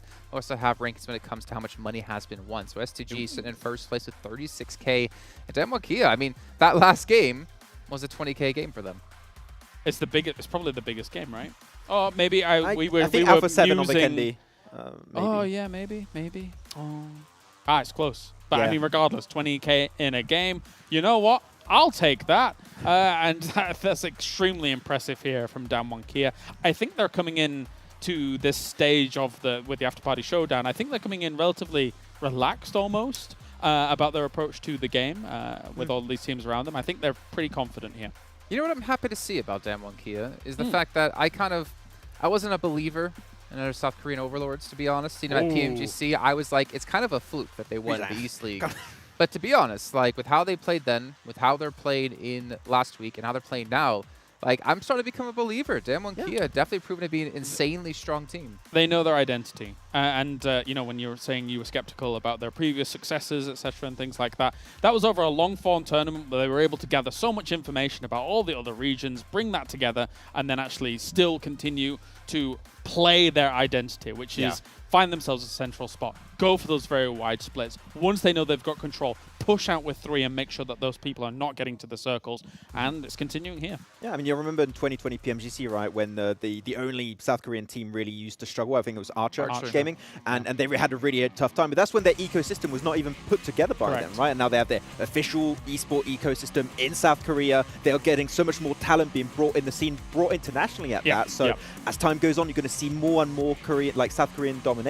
This is just the start, I would still say. Yeah, definitely. It's a region, it's a country that has the absolute most powerful esports infrastructure on the planet. Careful, Max. Hands down. We only have a minute for it to the next map, and we know Kalaris can talk about this topic. Also, I'll stop. He was getting extremely excited. We're talking about them becoming more dominant, especially when it comes to PUBG Mobile. But you guys at home, remember we do have the Vibe and Drive event happening. That's something just to remind you guys about. You guys can team up with your friends and complete some missions and eventually get your free permanent legendary set. We also have to give a big thank you over to Aramco, Saudia, Dr. Suleiman Al-Habib, everyone that's been involved here with this event to make sure it is possible. And not to mention there's a viewer survey going for you guys as well. Make sure you guys are paying attention to chat. You guys can see the link there or check out any Tencent social media. But gentlemen, it is time to get into our next match, and technically our final match of this event. However, we do have one match to come thereafter. It's going to be Miramar, and it's going to be brought to you by Avenger and 7 Worlds Gaming. I was looking at that leaderboard. Thank you, Jason. And even though Alpha 7, I'm pretty sure you guys mentioned it too, Alpha 7 is currently sitting at the top in regards to points. They're not sitting at the top in regards to total earnings. S2G, 36,000 Yeah, so super far. impressive. Down 1 gear as well. The chicken dinners are really paying off, and that's what we're going to see in long term as well. It's stacking up already. We have not played more than 5 matches, 7, and it's only across 3 teams. That is really impressive for Down 1 gear and S2G to already have 2 chicken dinners. For Dam 1 Kia, the last match alone was an extra $20,000 because before that match they only had 10K earnings. That is a lot of teams here are just going to be playing really, really interesting. And guess what? We are, as Jason was saying, we are going to the final match. We do have 2 matches left, but this one's going to be the final match in regards to points that are going to count towards the overall ranking. And then we are going to have a show match at the end. If I'm not mistaken, I think it's going to be Livik, but I'm intrigued to see how Miramar is going to be playing here. I know this is your favorite map. Yeah, huge fan of this map. A lot of terrain to be covered, and it's going to be sped up a lot. It's obviously an 8x8 map. It has the most playable terrain of any of the maps that we are playing. So we have to really see what these teams they are focusing on when they do this, and how they're going to be playing this one out. 12 teams only on such a huge map. And we have a northeast to southwest plane path, so a lot of the northwestern area is not going to be reachable unless you take a car. Here on screen, most simulations is Revo and Carillo, 11 each, tied, and Race really close after that one with 10. And now here the Afterparty Showdown points total so far, 58, 45, 42, 40. It's kind of close still. Also Stalwart, of course, with 37. It's kind of close towards the top, but a 13-point lead right now, Alpha 7, down to Falcons is quite impressive. Very, very close. I mean, first place is going to get 60,000. Second place is going to get 55,000. Third place, 50,000. And it keeps going down from there. I'll just continue all the way down. And then all the way down to 12th, which they're still going to be able to get 13,000. Yeah, it's crazy. 13,000. And that's not. It should have been 12, right? It would have been perfect. 12th place, 12,000. That's kind of a nice one. No, but they get 13. Just an extra grand there. And as you see here on the screen, knockouts as well. Mafioso, Revo, 13 and 10. Alpha 7 really dominating leaderboards in all possible ways. Netherlands, though, Raze has been impressive. Luxy in second place there with 2. So quite crazy. This first circle is bigger than I expected, actually. A lot of space for all these teams here. I'm not expecting too many crazy things to happen just off the bat. But let's see who the teams are going to be the first to be eliminated. I am intrigued to see who's going to be getting that first element. Who's going to be getting that hot drop. I think it took 5 minutes, Adventure. I was going back and thinking about this. It took 5 minutes for somebody to get the first element in Sanhok. Is it going to be a little bit faster here? Just stay tuned. We're going to end up finding out. And while you're at it, keep an eye out for the PMWI gun skins and outfits. There's a PMWI package are on sale for a limited time. And you can also win PMWI treasure crates if you play PUBG Mobile during PMWI. And while you're at it, watch PMWI together in Game Esports Center with your friends to win PMWI special sets. Ooh, all right. S2G. S2G and very R8. close. Yeah, having fun with that one here. That's like they're super far away from each other. And Al-Azhar, the question is, do they engage? I see one player that is kind of far away from the other one. And as you see here down left, the PMWI gun skin and outfit. It is on sale still, so go and grab that while you still can. Bigetron able to close this one out here. Picardo, obviously a huge one. And we have Luxy and Soxy, the famous twins, on screen. SK Ton here. I wish he was called Stockton because that's a great name as well. Silas pushing him.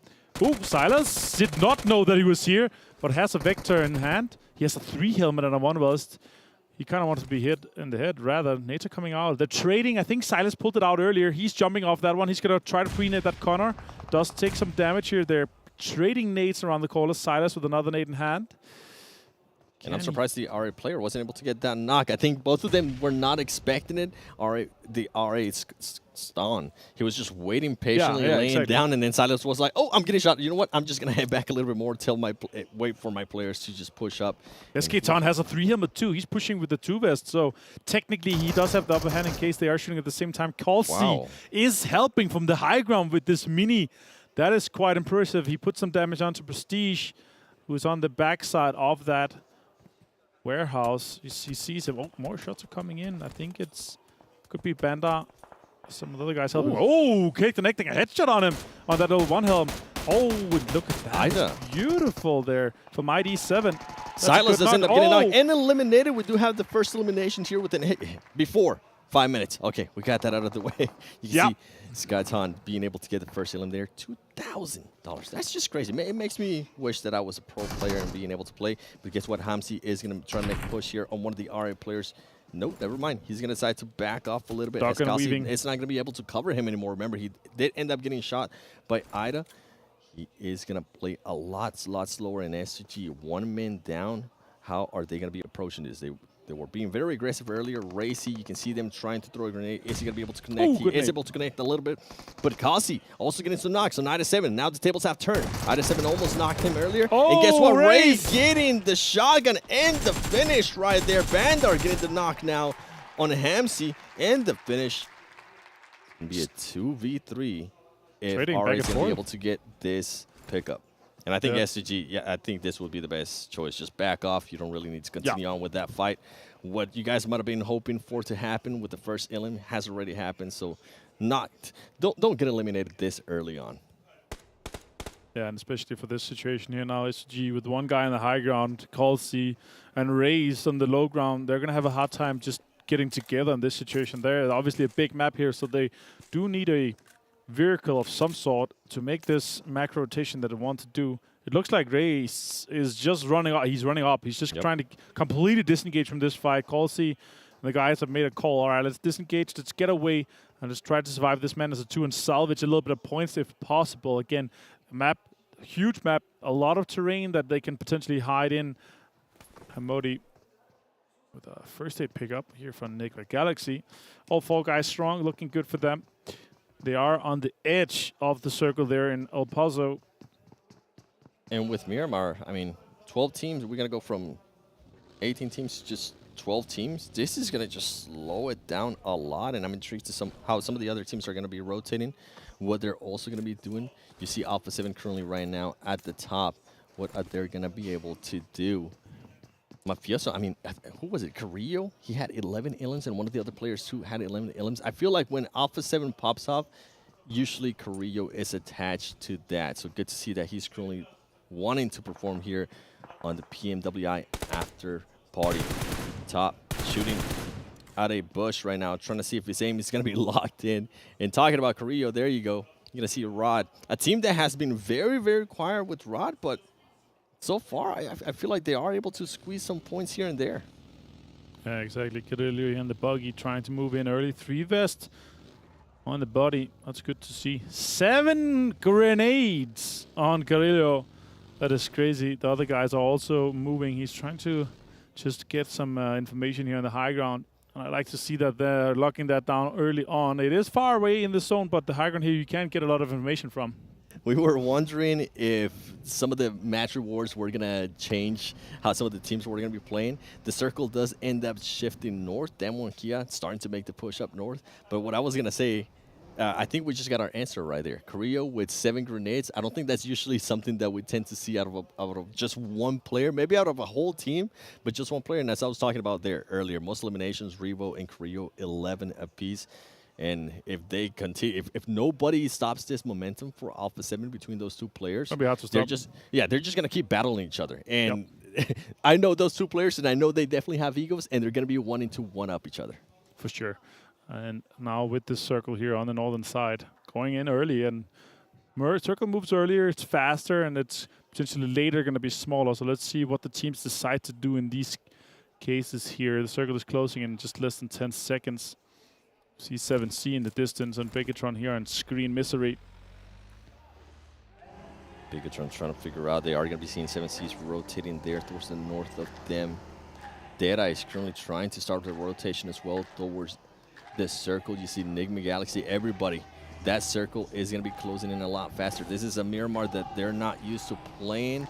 They're not going to be able to be as patient. I can hear the crowd too screaming in the background. The crowd, by the way, has been absolutely great so far. Last week and this week, good to see that they showed up to support their local teams in Team Falcons and RA Esports. Yeah, exactly. Rauf, Nigma Galaxy, getting into the zone just now, coming out of El Paso. These guys have a long distance to go in. And it's funny to see where these guys are going to be teaming. I love the support that we're getting out of the crowd. That's fantastic. Vampire on screen. Our PMWI 2022 champions. coming out of Thailand.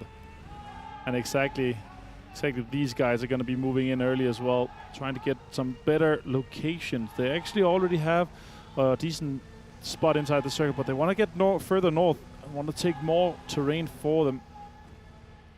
I'm looking at something here within this circle, and it's something that I'm not used to seeing, and it's all the teams, except for some teams currently making their rotations, are literally just in a straight line right down the middle of the circle, which is something I have never seen before. Now you see Damwon Kia. Damwon Kia actually making a very, very wide rotation, trying to go now towards the north. I think they might try to push to La Cobreria and try to reach the circle from there. They are rolling vehicles, and this is what I was talking about. You can see just a straight line down the middle. There is some teams now starting to make their way towards the side of the circle, but they're currently, everybody's just waiting to see where this is going to go. And the split right now from Alpha 7 is interesting. Carrillo very, very far away from his teammates. You see Mythic, Revo, and Mafioso towards the top at the north. That's something that, I mean, the north control did end up helping out Damwon Kia earlier on. And with this circle, what a shift. I'm interested to see what Damwon Kia is going to end up doing now. I think they're going to realize that. They're going to start going back down and try to make a push through power grid. What a crazy shift. Center onto San Martin. It's actually tiny compared to the last circle here. So a lot of teams have to move on early if they want to get any terrain with that. And also, we could potentially see an urban ending. Shots are coming out from Damar towards Vampire, doing a lot of damage onto those vehicles. The Bronco is taking more damage than the Boss, so it's definitely good that they're focusing that. The Boss is almost a tank. Does go slower, so obviously the focus is on that. Ooh, yeah, he's going to jump out. He does not want to continue in that vehicle for sure. More Vampire guys are trying to just sweep back down towards that circle and try to get inside that new circle. But a lot of teams are on that southern side of the new circle, so there's going to be a lot of fights for these compounds, 7. And I think Damar just realized that one of the other teams, 7Cs, is going to be very close to them. They decide to start positioning themselves a little bit different. Yusef still, whichever vehicle passes by, whether it's Rod or whether it's Vampire Esports, they're going to get some bullets onto them. You can see Damar trying to cover up Powerful a little bit. Powerful needs to be careful. 7Cs is very close by. They could end up getting an angle on them. 7Cs being very patient. Falcons never alone, getting 2 knocks right there from Rod. Can they get the finish, or is 7Cs going to be able to steal this? Damar does end up getting the finish on Munir, and I think he's going to be able to get the finish on another player too. Meanwhile, Stalwart Esports knocking down Suxy, and Jen Frost being able to knock some of the players down from Rod. Just absolute madness. There's so many teams alive right now. The circle, as you mentioned earlier, is so small. It's going to just open up the door for a lot of third party. And 7C is now starting to realize, hey, you know what? We might be able to actually steal some Illims here from some of these teams with all the damage that Team Falcons is currently being able to do. Luxy throwing a nade, not being able to connect onto anybody. I think this is going to be the replay right here from Powerful. And also from its other team. It's just not getting all those knocks. 3 players out of Rod. That's going to feel good for that team. Yeah, Forever Alone was actually the guy that got those, but we saw Powerful's point of view in that case. Luxy is relocating this bus here with the smoke. He wants to maybe potentially get a little bit deeper or onto a different angle. Stalwart has a lot of control on that southern side of that new circle. The question is, do they try to make a fight for it, or are they trying to push the other guys away? Yeah, it's in this case a lot of peacocking. They want to puff themselves up and make sure nobody else tries to push them in this situation, right? You want to really try to maintain control of that because it is dead center right now and almost guaranteed to be inside this next circle, 7. Yeah, we were talking about urban finishes last week. We might end up getting our wish here. Oh, yes, I wish. Crazy, crazy urban finish in San Martin, and I'm kind of hoping for it. We do see Team Falcons. I mean, 7Cs, these 2 teams are currently being able to go assist. And we do have a crazy shift towards west, south. Ending. And yeah, just there's still some urban there, but yeah, I don't think it would end up getting the urban ending. We have to get a Damwon Kia hard shift 3 times back to back for it to go up there. But the question is, what does the teams that are outside do now? A lot of teams could be sweeping in and try to get into that backside because you kind of want to stay away from the north, right? It's like at least 80% chance that it's going to stay on the south side. If you look at the size of the circle and where that road is, you don't want to have to cross that road later. So it's basically it's a Hail Mary if you go into the city and just try to survive. The other team should be trying to rotate in behind and kind of sweep in behind on that southern side. Yeah, as we're saying, that 7C is now starting to make the push. And Mythic being able to knock Junie from Dan1 Kia, as we are seeing S2G getting shot at by Nigma Galaxy. They do end up doing some damage on him, but Hamodi backing up a little bit in Alpha 7. Oh, Dan1 Kia, they're so they low. were getting pushed by Alpha 7. He does end up getting a both knock from Dan1 Kia. They're not able to make the final push there, even though in a way they were blessed by those zones. It ended up backfiring, and I think it has to be with Alpha 7 just making them push out of the area that Dan1 Kia was trying to control. Lord taking some fire from Stalwart. Stalwart still in a really good high ground spot, as you see on the screen right there. A lot of control they're able to do. They just need to, a little bit later, need to focus. Oh, nice shots. Pika taking down Lord. Need to focus on the teams pushing in from the east side so they can control that high ground and not be filled and swept from the back. More shots coming in. Pika taking down Freak with a headshot and a mini. Crazy amount of shots coming out of Pika right now, and so much damage onto Nigma Galaxy. Pika with some great accuracy right there, and I think he's going to be looking to get some more people. You can see Stalwart Esports is taking full control of this height advantage. They are aware that 7Cs is going to be pushing up to them at some point. They are able to spot somebody there from Team Falcons to get the knock. He's not. Team Falcons powerful, just being able to slightly get out of the way and ultimately not end up getting knocked. And on the horizon from 7Cs, actually towards the more towards the south of them, they need to be careful because Vampire Esports is going to end up making some kind of push. They are positioning themselves right now. And talking about Vampire Esports, they are able to spot one player from Bigetron, and they are going to be pushing this. They know how big the high ground can be here in Miramar. Yeah, exactly. This control could be crucial for them, but they are outside the zone. Misery has to relocate from this. He cannot engage without potentially going down to the circle. It is also circle 4. So it's closing fast, and it's going to do a little bit more damage. As you see here, a lot of teams are on the northern side still, or around the center. A lot of space on that south. Alpha 7 trying to control some. Oh, it's a western shift. Still has a little bit of the road in, but Nigma Galaxy with the last compound from inside San Martin, and Alpha 7 with that western control could potentially have another great Game 7. Yeah, and we're going to see so many crazy shifts right here. I mean, we're seeing it right now. We're talking about a Stalwart Esports. We're going to be able to spot 7Cs. Rod is currently eliminated, and Team Falcons, they are going to try to find a way to get into their circle. It's going to be crazy rotations, and I think a lot of these teams are going to be getting gate kept by Stalwart Esports. You see a nade there by Damar. Meanwhile, Stalwart Esports is just looking at all of this, and guess what? They're trying to third party. I think Damar was able to get that. Yeah, $2,000. So this first special elimination with the nade, that's great. Now Misery is going to be doing some lot of damage. Oh, it's 2 stopped with the return headshot onto Misery. Now the guys from Bigetron, they're going to have to consider, are we going to try to res him? I don't think it's happening. The circle's already moving. They're going to have to move too. Loxy, last player. Nope. Vampire's just trying to move in, and Loxy's just going to try to get more eliminations out of this one. Ravenclaw taking the boss. A lot of damage is ticking from that zone right now. That's where I'm going to be looking at the replay there. Damar with that first good nade, and being able to get pretty much 2 players while he's at it. So he's not just going for the first elimination, he's also trying to go for the most special eliminations, which is going to be 5K. That is, 2K. Yeah. 2K. Yeah, no, both of them are 2K. Okay. Nice, nice. Oh. 7Cs does end up getting eliminated there by Team Falcons. Vampire Esports, Ravenclaw ends up getting knocked too. You can see now Stalwart Esports also trying to make a push there towards the circle. Just absolute madness right now going on with this. With the shift that we ended up getting, Dan1 Kia only has 2 players. They ended up getting just caught on the rotation by Nigma Galaxy earlier. It kind of gives it away, right? Because he's hiding in the bush, but there's a big orange car just next to it. People are going to be like, there's a guy over there for sure. Shreps taking some shots towards Loxy and Bigetron. Stalwart also close to it. He's trying to send it, but Stalwart is trying to defend. This is a really good dip he has, but it's outside the zone, and he's going to be pushed here just in 60 meters. It is pushing closer. Loxy's trying to get the most out of this one.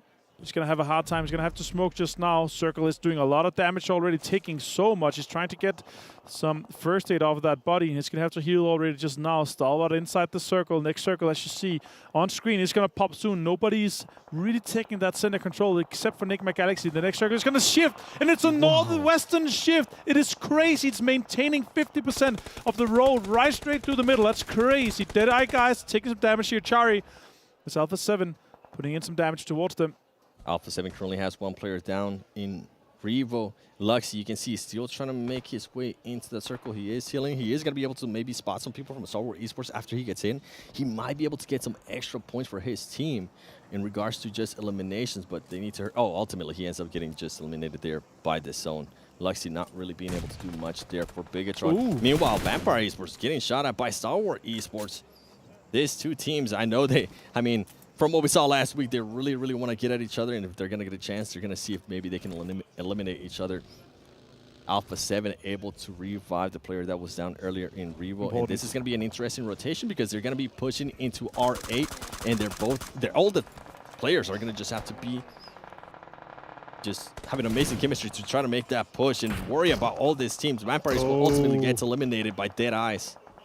Yeah, Deadeyes Guys, they get another one for that. Revo and the guys from Alpha 7, good command control. Stalwart is under so much pressure from multiple angles. Action goes down. The other guys try to move with the vehicle. They're going to be sending it towards Nigma Galaxy, potentially crashing this apartment block. Top, a lot of damage. It's going to be an explosion, and that is Stalwart out in 6th place, eliminated by Nigma Galaxy. Super well played and defended here by them. Nigma Galaxy. I mean, so far, they really haven't had to do crazy rotations, but they are being able to hold up the compounds that they are in. You can see Mythic there being able to connect one Deadeyes with the nade.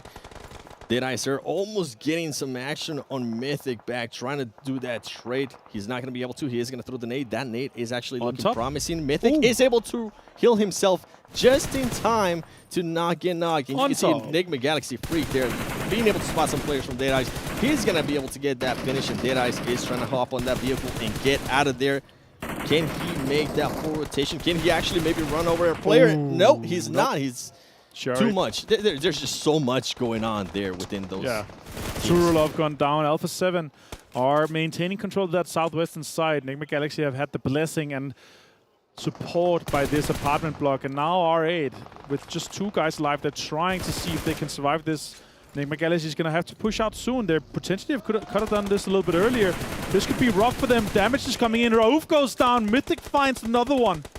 Mythic being able to find that knock, that's going to be huge. He's going to allow Alpha 7 to just move up very slowly. They need to be careful with RA. I think RA might have been able to spot him. You can see his Prestige right there, trying to see if we was going to be able to get a knock. Mythic ultimately being able to finish off Raouf and getting those elimination points. And guess what? Fabian might be the savior from Damwon Kia, might be the savior for Alpha 7 if he's able to spot some of the R8 players and start raining some shots on them. This is going to be a hard rotation from R8 Esports and also Damwon Kia. Yeah, Damwon Kia has to eventually give up their information and give it to R8. The question is, can Fabian maybe rat them and get those 2 knocks and eliminations? That could be another point for the placement and 2 points for the elims. That would be huge.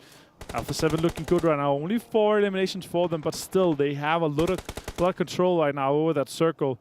Nigma Galaxy is forced to move out. Mythic could potentially be naded a little bit here. The other guys are... Oh, that was important to survive that. Yep.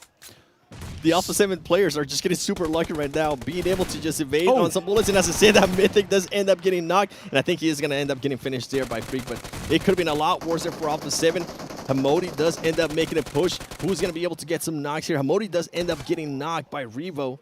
Freak just laying back and waiting patiently. Revo's going to be throwing some grenades. They're able to spot Mafioso. Mafioso currently out with the sniper at this close range. What a madman. And also for this, if they are able to close this... Ooh, no. Alpha 7 is turning this around. That could be huge. Is that it? That is it. Nigma Galaxy out in 4th place. Super well played by Alpha 7. R8 down to just 1 guy. And also, Damwon Kia could potentially take this 2nd place as Fabian is able to clutch this one. Bandar trying to nade it. He's taking more damage. He's taking him down. Huge for Damwon Kia, but Alpha 7 close it out. Ultimately, Alpha 7 just too strong, being able to just make their way into the circles, make sure that they destroy any team that was in front of them. That's going to be a chicken dinner right there for Alpha 7, an extra 10K. Overall, I want to say congratulations, Damwon Kia. It looked really, really bad earlier on, but Fabian was able to just pull it off for the team, and he ended up getting the 2nd place finish.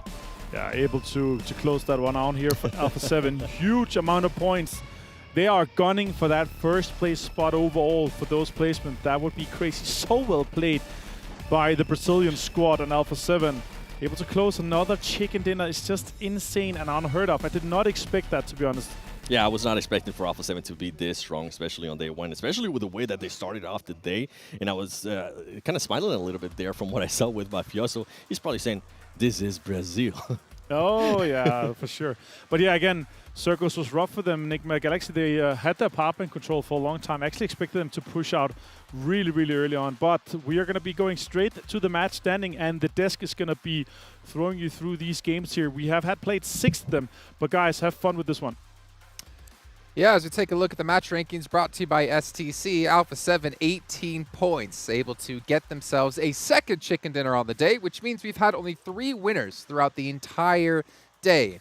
S2G, Damwon Kia, and now Alpha 7. Ridiculous stuff out of the Brazilian squad here, Max. Yeah, Alpha 7 really here, putting a lot of thought in how they were going to rotate onto the western side. A few hardships we were talking about at Kalash happening in that game a lot towards the western side, but okay, a lot. A lot happened in that game, but that overview position they had up northwest of San Martin, they made an educated guess of like how the circle was going to go and how to make sure that they're not going to have too many encounters. So they got in the circle and they played really well around that. No, for sure. You can get a lot of information from there, not only on who is south of you, but who is also southeast of you, and that's where a lot of the teams we're going to be coming from. So Alpha 7 here being able to play it out very nicely. And overall, I think, yes, there were some conflicts for them in the west side that they were able to kind of extinguish. But, I mean, the main conflict against potentially Nigma Galaxy here towards the end, it was going to be a little bit treacherous here for Alpha 7, but they made it work. So, like it.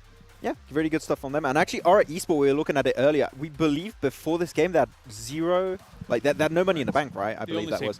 So yeah, and yet they still had some good results, some good presence in some of these matches here. Once again, getting himself 7 points. That's good presence, but does it result in actual money coming their way? At this game in particular, I'm not sure if that's the case once more. Well, you're asking. Why don't we actually just take a look and see if they did actually win some money in this last game? Don't point at the camera, Max. Oh, sorry. The camera doesn't like that. There we go. First elimination. Able to get 2K finally on the board for them. Yeah, finally going to be able to slowly climb their way up there, but first team elimination going to go all the way off Stalwart. Stalwart's still been also present, but not getting as many of these prizes, I believe. I know Chicken Dinners in particular, even though they've been close pretty consistently throughout the day to maybe being able to convert one. Stalwart and Falcons, I mean, just constantly, always ever present, always getting themselves a little bit of money on the board here and there, so they'll just definitely be contending throughout these 3 days. If you think about it, right, just getting that first team elimination done, it's $5,000, split before 4 people, that's $1,250, and the game took like, what, half an hour? Max? It's good, right? So you're looking at like, I don't know, $2,500 an hour that you're making as a rate. That's insane. That's all right. That's ridiculous. If you take a look at the next page here, yeah, well, I mean, all of us would do that, except James, who obviously makes way more than that per hour. I think it was around 500,000 per hour, if I'm not mistaken. He is a crazy good influencer. Special eliminations, though, Team Falcons getting themselves to the 2K, Nigma Galaxy with the airdrops of 1K. And then, of course, Alpha 7, you got to get the eliminations in there.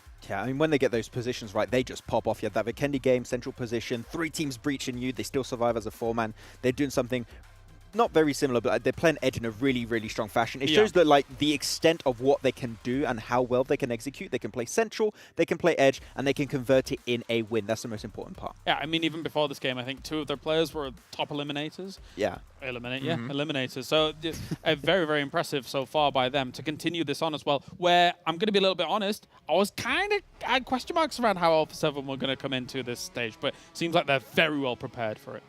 Yeah, and that's what I was saying before, right? I feel like at PMGC, we didn't see the true power of Alpha 7. Obviously, some roster swaps that have happened within the team, but they have bounced back well, and they have really proven they did deserve to be here. I mean, if you think about them versus, Vivo Key, we had them in the tournament for the main event, and Vivo Key, unfortunately, didn't do too well. But obviously, the experience Alpha 7 has was massively higher than for the Keed boys. Yeah, I mean, they're very, like, experienced team when it comes to these events, right? And that's why I was a little bit scared when I heard, oh, there's a roster change that's going to be happening with Alpha 7. But when I heard it's Mythic, especially when it comes to, Brazil and all of, like, the Americas, Mythic is incredible. Like, he dominates in America. So having him being added to the team, and as they said in that video we had earlier, like, he brings a new playstyle to the team, I think it really helps the team, like, just expand their horizon. And I think that, if they do make it to PMGC with Mythic, I think that they could do some pretty good results there. I mean, look at how far they've been able to get ahead here, Jason.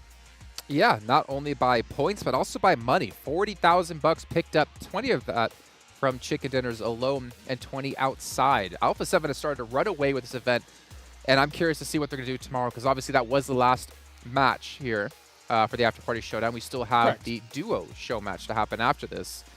At Alpha 7, I mean, it's all in their hands now. Should also bear in mind that we, at the start of the day, told everybody that this is a different point system, right? So a win is only 10 points compared to the usual 15 from our usual lobby. So the fact that they've got 79 points across 6 games here in day 1, that's extremely impressive here from Alpha 7. Yeah, the thing is, it makes any elimination point you get worth that much more because the total points you can get have been reduced. Let's actually take a look at our rewards ranking, though, to see how much money the teams have gotten and where they currently do stand, because we can obviously know that Alpha 7 will be first place. We can see S2G not too far behind them.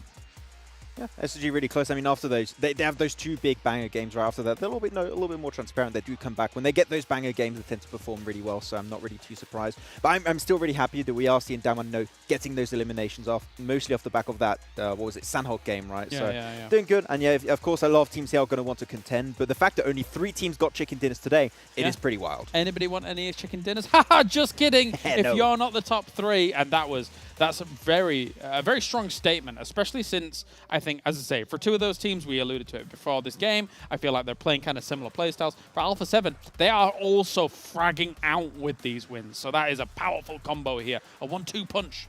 Yeah, let's actually take a look at Alpha 7 up against S2G in a little head-to-head here to get an idea of how far ahead Alpha 7 are being. Jeez, that damage? In 6 games? What? Okay. 46 elims in this? Wow. Okay, I was not expecting these kind of numbers coming on through. There you go, Max. How many elims per game is that? I don't put me on the spot like that. That's not cool. Give me a second. Come back to me in like a minute. You're asking him to do maths live on air. That's a bit rough. Yeah, you can't do that. That's fine. That's not my contract. You can do that. I mean, I could probably guess it if I really tried, but I'm not going to because I'm not paid to get to do math on air. Got to increase my day rate for that. All right, well, everyone, we do have a minute left to go until we get into the final match of the day. It will be the duo showdown yet again. This time it's going to be over towards Livik, but before we can get into it, I'm going to give a little bit of a shout out here to STC. They are one of the sponsors of the event, as well as Spotify and, of course, Razer as well. Without them, this would not be possible. And obviously, we're enjoying the hell out of this. Hopefully, you guys are as well at home. But it is time now to bring in our commentators here for the final match. They've had some crazy games, to be honest. The question now comes, can we see the rise of Scout to redeem himself? Not redeem himself, but to replicate what he did in the first match today when we had our first show match. But we'll find out here with Avenger and 7 Worlds Gaming. I'm hoping it happens because, Jason, when we were watching that match, you actually called it. You're like, Scout's going to be able to clutch this. Everybody doubted you. I'm surprised you actually didn't brag that much on the desk when you came back. Scout surprising everybody, and right now that's trending on social media. That Scout won. Yeah, for sure, huge one. Let's see if they're able to replicate that. That was one of the sickest clutches I've seen in a long while. Obviously, he set himself up for that, and the 4x spray down was massive. But we are going to Livik, and we are going back to the last game of the show match with the duos today here. 12 duos out of all these teams are going to be competing, and as I said here, we potentially are going to be seeing the rise or re-rise of Scout OP coming straight back in to Livik here from India. Yeah, and with this, I think a lot of the teams that played earlier in this show match in Sanhok, I feel like Livik sometimes mimics a little bit of Sanhok with just all the rock placement too. There might not be that much structure around, especially towards the middle of the map, but there is a lot of rocks that a lot of the teams and a lot of the players are going to be able to take cover of. So I'm intrigued to see who's going to be hot dropping, who's going to be not. Keep in mind, as the desk was mentioning, this is going to be the last match of the day. It is a show match, so we're not going to be seeing those rewards for first elimination on any of that kind of stuff. So we might not even see some hot drops, even though I really want to see them. Yeah, I want to see some crazy stuff for sure. But again, super small map here on Livik, so a lot of space for these teams to come in and early on. But again, they are focusing on trying to get some elimination, trying to really wrap up the day. Obviously done with the main part of the Afterparty Showdown now. As you said here, the duo show matches here, crazy.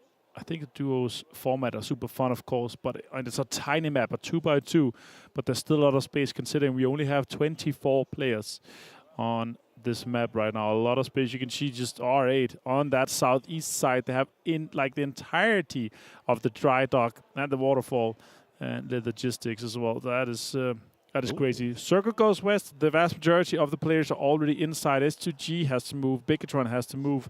And also R8 has to move. The rest are inside, and they can fight for that inside. Again, a huge thank you to Sony Xperia for sponsoring this event here and being our official smartphone partner. All the players all playing on this fantastic phone here. And for everybody watching, I mean, let's watch PMWI together in-game esports center with your friends to win PMWI special sets. And don't forget, there is some PMWI packages that are currently on sale for a limited time. And you can also win PMWI treasure crates if you play PUBG Mobile during PMWI. Exactly. Looking at the circle here, I mean, you can see 7C's playing it's very circular. south. It's not egg-shaped at all. It's just complete perfect circle. It's great. Fluke playing together with the Ravenclaw. Fabian, ooh, with the shotgun. I love that auto shotty. So strong. All right, taking their time. Bigetron taking their time. S2G taking their time as well, trying to get into this circle. And Alpha 7, I mean, they're currently towards the north, taking their time as well. Oh, man. This is going to be very interesting if it continues to be this slow at the start, because there's just going to be so many duels alive. And as I said that, guess what? Damwon Kia is able to spot somebody from Vampire Esports Ravenclaw. Now playing a little bit on the defensive. He needs to be careful. Forrest is currently cooking a grenade. Can he get this nade off? Ooh, ooh. Oh, a lot of damage on Ravenclaw. Another nade potentially could be taking him down. He's going to push. That's clever. Oh, Forrest takes him down anyway. And that is Damwon Kia able to close out a potential finish with that one. Oh, the auto shotgun comes out. I love it. Boom, boom, boom. And you're done. Ravenclaw back to lobby. That was a great play by Forrest, too. I love how he decided to use those nades, push him out of behind that rock. And that's what I was saying. Even though there might not be a lot of buildings and stuff in this map, there's just so much cover that you can take with those rocks that you got to find a way to just get those players out of there, whether it's a Molotov, whether it's a nade, whether it's a concussion grenade, whatever it is. It's just make it happen. And also utilities king on this map too, right? You have these the lethals that you're able to push out. Oh, Stalwart top taken down. That's crazy. I did not expect that one action. He's going to try to go for the revive immediately. Deadeyes Guys and Joker is going to be trying. Oh my god, that's more damage towards him. Forrest just continues on this rip towards Stalwart. And I think want to get this rev off. Yeah, Damwon Kia just helped Deadeyes in a big, big way by just getting that third party or getting those shots in. Deadeyes making the push. Are they going to be able to get there before he picks up top? I think he is going to be able to. Easy nade. There's one smoke only. Right there. Throw it. Come on, sir. You see him right there. You heard him. See one of the players to the right. I don't think he's able to see him. I think he's barely inside the smoke. He does get shot.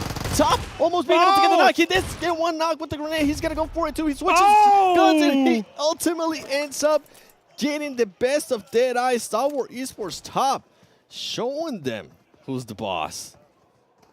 Oh, my God. Stalwart Esports with a huge clutch. And top just managing to shotgun those guys down. That is crazy. Did not expect that. Oh, Damwon Kia sees another R8 player. There's some prestige coming out from this. And SK-Ton not able to finishing that off. That is unfortunate. Desha also with some bullets towards it. It's a three-way battle. In that case, Munir on the off angle. They're going to go for the push. And with this look at that. Being one of the smaller maps in the game, they need to be careful. It's just out here. So many third parties being able to look at the replay. Look at that. Knocked. Switches guns. He says, goodbye. That was so well played by top. Shots coming in. Dasha finding SK-Ton, taking him down. And now it's just down to Prestige to see if he can do something. Alright, it's actually out. Okay, so he was actually finished off and knocked earlier. Desha and Riyadh able to close that one out early. We already lost 3 teams, R8, Vampire, and Deadeyes Guys. And now Circle is going to be moving slowly together, and the teams are going to have to try to find each other. Definitely tell that they have a little bit bloodthirsty. They want to try to finish off these teams as early as possible. Yeah, I was going to say, with the terrain of Livik, especially here where these teams are currently at, they're going to be able to see so much if they get a little bit of a high ground. We saw earlier Damwon Kia being able to get some shots on Stalwart Esports, even though they were kind of far away from them. And I was going to say earlier with the Circle, this being one of the smaller maps in the game, teams need to be careful with those third parties. It's just going to allow third parties to be super easy. We'll see S2G here trying to get some shots there from these two teams that are trying to make a late rotation into the circle, and I think they're going to be able to do it just fine. One team that is still outside of the circle is going to be 7Cs with Scout, the man that was able to clutch it earlier. And here we go, Luxy getting headshotted from S2G, and S2G is going to try to push this action with the monster truck. Very, very ballsy play here by the S2G Silas, as Kalsi is not able to give him any cover. S2G, what are you going to be able to do here? Next circle is still big, but the teams are obviously focusing on these fights early. They don't want to get third-partied, and they want to try to gatekeep this situation here, especially. Bigetron spots Silas on the monster truck. He's going to be trying to drive away. Nice shots! Takes him down to half HP.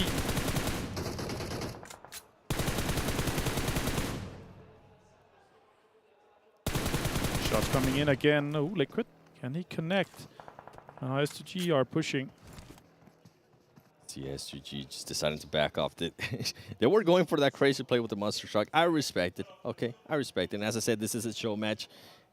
You were watching the earlier matches. There were rewards for people going for the first airdrop, first elim. But right now, those rewards are not available as it is a show match. And I'm looking at the circle here, and guess what? 7Cs finally does end up making it into this zone, and they're going to have to be careful because Nigma Galaxy is going to be in front of them. Lord and Hamodi. Two strong players. All right, circle closing in, starting very shortly. Damwon Kia and Riyadh have a standoff some sort. They have some information on each other. The question is, do they try to make a push for it, or do they just want to wait out this circle to see who gets the best finish off this one? Written on the ground, Fabian already has one. And one Kia just waiting patiently. I think he's going to wait for somebody to cross that road and try to get that knock. Team Falcons as well. Everybody just being super patient in this duos match. I think they want to get some bragging rights. I've been at the Players Lounge. The teams have been playing against each other a lot of matches. They do play a lot of TDM, and they've been playing Livik too. So I think they want to be able to get some bragging rights as well after today. You can see important information. It is always aware on the map, always zooming in out. What's the compound? Where we're going to move in case the circle goes away. The circle is closing right now. 7C on the west side. Close to Nigma Galaxy, Damwon Kia and Riyadh still on top of each other. Stalwart and Alpha 7 close. Falcon, Bigetron, and S2G are the other three teams that could potentially be ending up in a fight. Oh, it's going to be a somewhat center shift, a little bit to the northeast, but still pretty good for most of the teams. We will have one of the Damwon Kia guys move. It's going to be Forest, and then we're going to have 7C and Nigma Galaxy moving in from that western side towards the city as well. Crabgrass is held right now by Stalwart. Oh, shots coming in. Nigma Galaxy takes down Scout.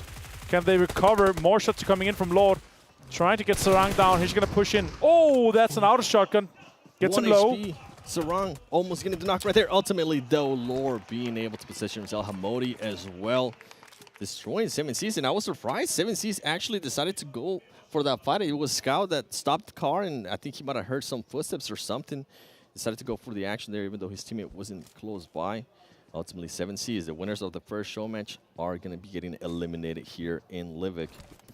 And I was going to mention, with Crabgrass being within this circle, Stalwart Esports needs to be careful, because if Nigma Galaxy does decide to push up, at least south of Crabgrass, they are going to end up with a nice height advantage, and also they're going to end up with some ridges and rocks for cover that they might be able to catch Stalwart Esports if for some reason they were to get in a fight, or they do try to rotate towards the north. They're going to be very exposed to any teams that are currently might end up placing themselves towards the south. Alpha 7 putting on and taking on S2G right now with a lot of damage towards Silas. He's trying to heal off. That nade could be golden. It's insane. It does not get him down. The heal went off. And Kalsi is also trying to get that heal off, and Stim too. It's going to be nearly fully stimmed. And Bravo is going to be crawling forward, trying to get some more information. Cool. Just waiting it out. Trying to see what's going to happen here. But I mentioned earlier, they need to be careful. Third partying is very easy here in Livik with the terrain that's available. They need to watch out, and guess what? Hamodi's going to go towards that hill that I was mentioning, a little bit south of Crabgrass. And you can tell Top is very aware of that, and he's holding off the angle. He's relaying that information to Action. As Action. Oh, and as I say that, they end up getting the circle, so they're not going to be going anywhere anytime soon. And right away, S2G decides to make the push towards the circle. Carrillo and the Alpha 7 squad decide to back off from the S2G fight. Yeah, the circle is very soggy on Crabgrass. It's great. Question is, Nigma Galaxy, how deep are they going to move into that? Rod, I feel like they've been having a standoff, Rod and Dan1 Kia, for at a least long time. 5 minutes. And that Dan1 Kia player has just been waiting super, super patiently. You can see Fabian and Four is currently having a crazy split between the two. And as I say that now, I think they feel comfortable. Yeah, I think they feel comfortable. They're like, okay, Rad finally left. You know what? I think we need to start making that push. Exactly. All right, Munir with an UMP in hand. Looks like there's a silence on 2. Action has obviously heard that bike coming in, and he's now trying to silently move towards Rad and get this 2-story house that's actually countering. Kelsey's going to go down. Carrillo is going to find him and finish him off as well. Now Silas is trying to move towards them. Revo with an 8 in hand. Could be going for an 8. That could be very close to Silas. Doesn't do that much damage or any at all, actually. That's going way too far. That could bounce down straight on him. Oh my god! That is so unexpected, but it worked out super for Alpha 7. Crazy nade right there from Revo and Carrillo in that case. Now, Nigma Galaxy on screen. Now they're trying to get closer to Crabgrass in the town, but the circle has shifted south. So both of the teams that are inside has to maintain their position in the south side of it. What a crazy bounce of that grenade. Action! As we continue here with the grenades, I think Revo's practicing for tomorrow for those special Illims. That's exactly what they're doing. As we're seeing Carrillo actually being able to knock down Action, and Rod trying to just pick up the player that's currently down. Alpha 7, I mean, we saw just the aggressiveness that we've been seeing out of this team the whole time. Top currently trying to see if he can position himself in a way to pick up his teammate Action. Alpha 7 now making the push towards Rod. Rod, I think they were able to pick up their player, and they are throwing some Molotovs, making Rod back up a little bit and trying to control where just those players are going to be based. And Carrillo does not care. He just decided to walk straight through that molly. Just sending in straight while Munir and Desha try to survive with some smokes. Fabian gone down to Liquid. Revo found Desha with a nade. That's a good knock and important. Revo trying to pre-shoot the smoke. He's going to go down as well. That is really well played by Carrillo. They take down Rad in that case. Now Revo has spotted Falcon and Yusuf. And well, with this fight's been happening between Alpha 7 and Rod, guess what? Action was able to pick up Top. This is going to be a 2v2. Carrillo being able to get the knock right there on Action and getting the finish to Top. The only player alive from Stalwart Esports duo here. Is he going to try to make the push? He does have a grenade. He does have a shotgun. He needs to... Players need to be careful, and that's why, because Top has shown it before. He does get one of the knocks. He's going to be able to reload the shotgun here. Carrillo needs to be careful. Is he going to try to go for the jump? Oh, he does try to go for the jump. Top truly with the shotgun. Can he get the finish? He does get the finish on Alpha 7. 2v1. Shotguns left and right. It does not matter. Stalwart Esports Top just showing what the shotguns can do here in Livik. Crazy scenes from that Top Stalwart being able to clutch that. And we are down to just 3 teams left. Falcon get the rest off on the east side, but Nigma Galaxy has moved into Crabgrass on the west side. Top has them almost the center of the circle in this situation and a shotgun in hand. Now Falcon, they have to move into this circle. They're going to try to breach into these buses. While Lord and Hamadi is going to maintain control of that last left house inside the new circle. With a lot of information right now, they could take down Falcons. Damage is coming out, taking down Powerful. And that's going to be Falcons out. Super well played here by Nigma Galaxy. They're putting themselves, and Top actually got one of them. Crazy to see. Top ended up getting both of those eliminations, he got the flush. Which is crazy.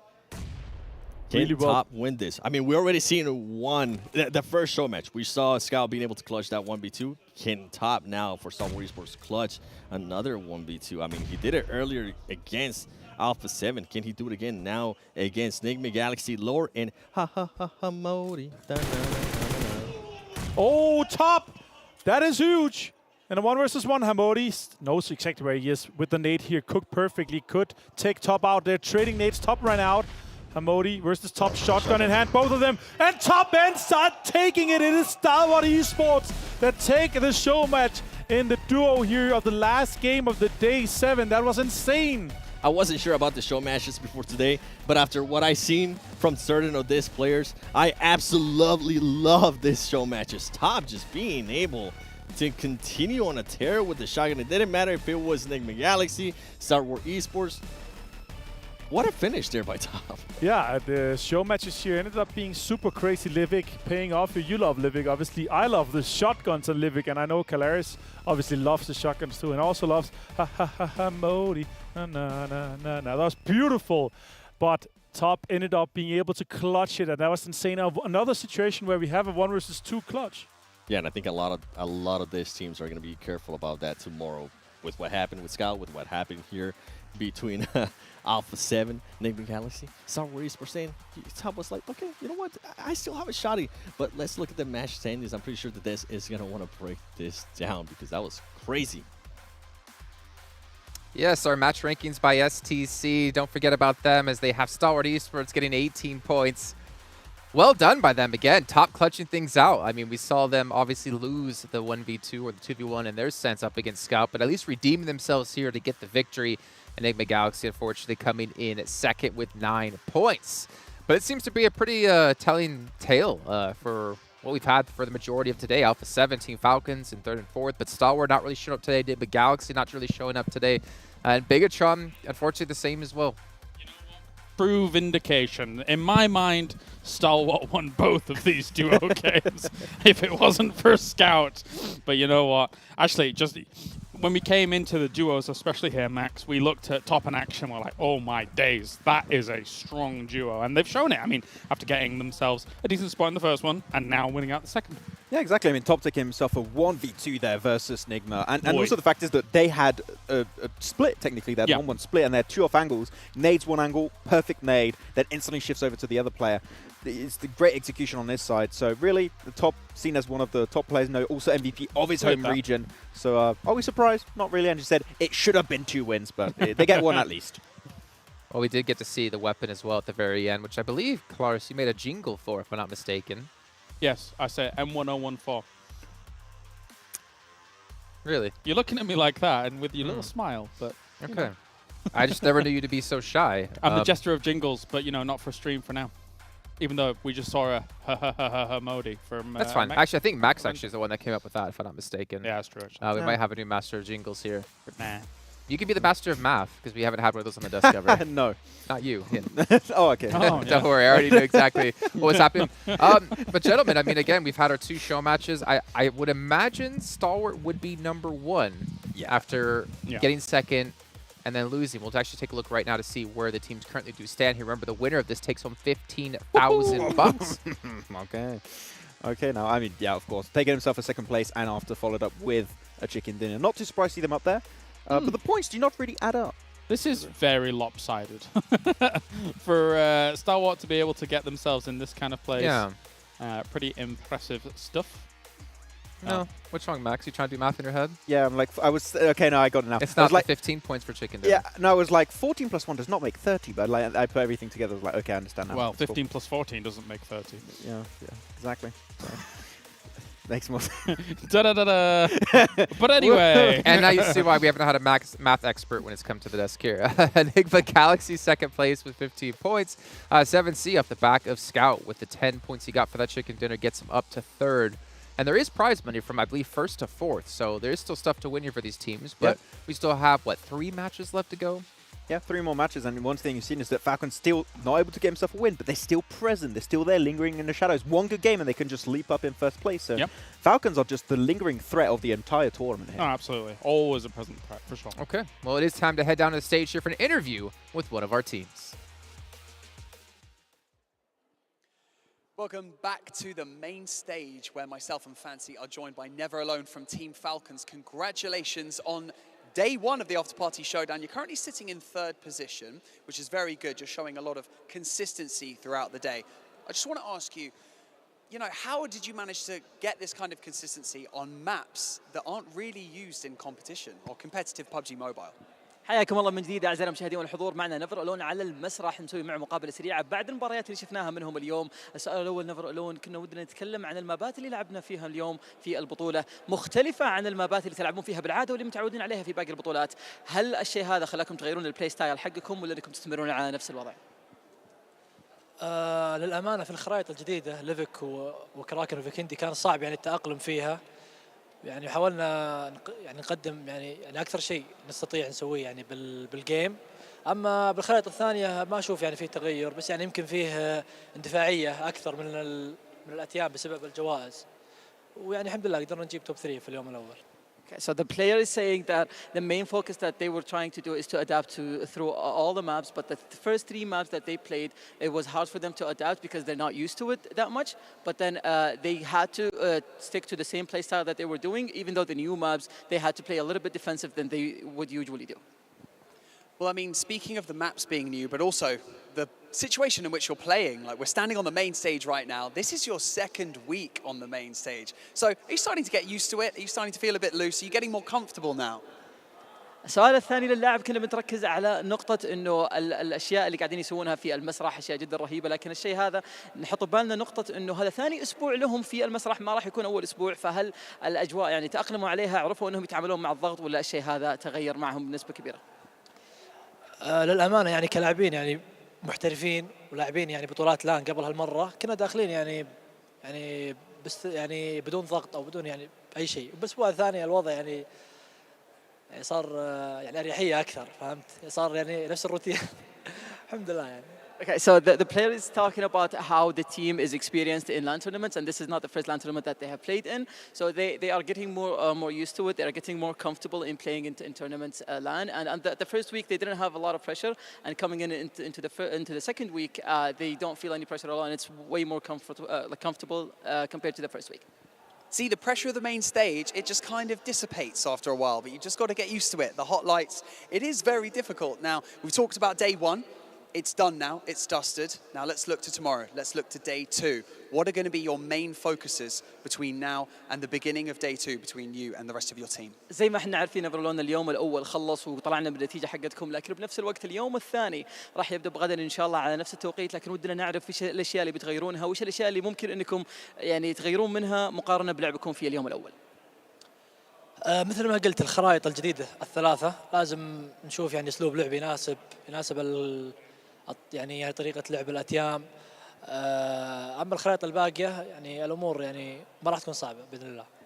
So for the 3 new maps that we have in the tournament, they're going to have to work on adapting more to adjust their play style to be able to perform better in those maps. But for the other 3 maps that they are basically used to, they're not going to do anything else other than just try to be consistent and try to play the same level as they play today.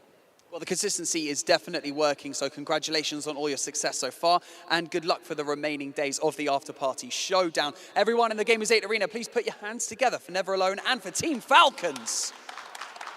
Thank you very much. A spicy crowd today. We're going to hand it back over to the analyst desk so they can break everything down and they can wrap up the day. شكرا لكم اعزائنا المشاهدين والحضور. راح نتوجه الان للاستوديو التحليلي نتكلم شوي عن اللي صار في مباريات اليوم، وقبل ما نختم الشو نعطيكم ريكاب كامل لكل النقاط اللي مرينا فيها، فعلى طول على الاستوديو التحليلي.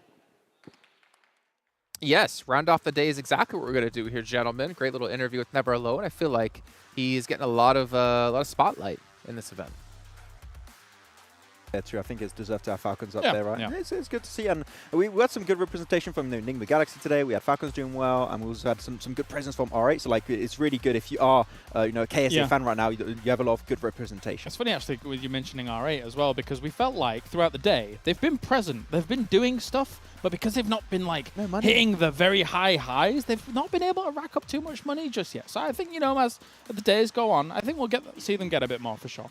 Okay, well, gentlemen, do you have a prediction of who our MVP was just from the show matches?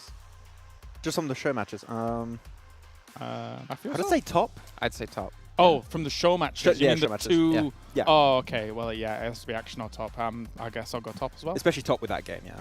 Yeah, sorry, I was thinking. Okay, let's check in. Who's our MVP from our show matches, which is just the duo tournament? Action. Oh, okay. Okay, I guess that's not from just the duo because there hasn't been 12 eliminations. So I guess that's from the whole event, from the main event, actually. So, Action, the MVP. We're all going to be wrong, but Max was kind of right because he said he has 12 eliminations. Action. Is that right? Stalwart's really good. They're a pretty good team. I didn't want to Not like we believe that. talked about them the entire event. Like, they're a really good team, you know? They're really good. I didn't want to believe that because 12 eliminations and 3,000 damage from just 24 players in each match. Well, 22 because you can't count them. That's insane, actually. That's right. If that was true for the show matches, then Top would have only had 2 eliminations because they had 14 across the 2 games, right? So maybe it's true. There's a world where it could be, but I don't know. I don't know. But it was their MVP, thinking back to the main event. I mean, he's excellent. Yeah. I mean, He's actually they are the team that's literally their duo. They're fragging James, duo of both MVPs. Okay. No, he's Action. Okay. I got to do a little bit of a dad joke in there. But to quickly recap, what was that? What was that? A little dad joke. Yeah. Okay. Anyways, let's take a look at the winners at the end of the day, though. Let's recap quickly what's happened across all the matches and who has won what. You can see here our first and last match were the duo matches here. And we did have 7C win initially. But there's a whole lot of the similar flags when it comes to the main event and a whole lot of similar logos when it comes to the main event here. Damwon, S2G, and Alpha 7 all winning 2 matches apiece. And I'm especially really hyped for the main 6 games that we have today, right? You're seeing some teams from, like, America's region going to be getting a win with Alpha 7, Europe with the Turkish team of S2G, and then you have some of the Eastern teams here, with Damwon in particular, getting the win. And we talk a lot of the times of the clash of metas. Every single region in some way, shape, or form has been able to shine through today. So I think that's great to see. Many different ways to play PUBG Mobile. I think for me, definitely a highlight was that Vikendi match with Alpha 7 really holding down a uncharacteristic circle for Vikendi. Very north circle. Not really, to me, feeling like a Vikendi match, but the fact that they were able to pump out over 3,000 damage with those eliminations, very much so the standout for me. Yeah, and Alpha 7 have just been pretty flawless across the board today. I mean, in every single match, I think they were like top 5, if I'm not mistaken. I think we see them on the front page almost every single time. Obviously, the question now comes into, can they maintain that coming into tomorrow? There's a lot of money they can win. There's a lot of money they've already won. I think they're at 40,000, if I'm not mistaken. It's around that 10,000 per player for 1 day of work. Yeah, if they do a similar, like, kind of result tomorrow, they could have, like, twice as many points as second place. Because they're almost there right now. I think they're like 10 points away from, like, almost having twice as much as second place. So, man, Alpha 7, they're gunning for that first place, and not many teams can slow them down here. It's very hard to do that in a back-to-back days, of course. Especially, we do see teams being able to get that initial lead, but then everybody kind of go home, maybe catch up after maybe a little bit of VOD review and stuff like that. But it's hard to VOD review here, especially because we're playing a different battleground every single match. So hard to adapt. So, yeah, you've got to be very adaptive, very quick on your feet. Okay, quick little shout out here to MasterCard as well, being one of the supporters and sponsors of the event. Of course, Saudi Investment Bank as well. Without them, this event would not be possible for all of us to enjoy here in the arena, and of course for you guys at home. But before we do end off the day here, gentlemen, I just want to get a quick little recap of what were your highlights across the day. And you already talked about the Alpha 7 win, right? But I'm especially happy with Damwon being able to show that they can get those big finishes and with big eliminations. Of course, the circle did come their way, but they made full use of it. So I'm especially hyped with Damwon, and can't wait to see what they can do in the years to come, because South Korea has really evolved as a region.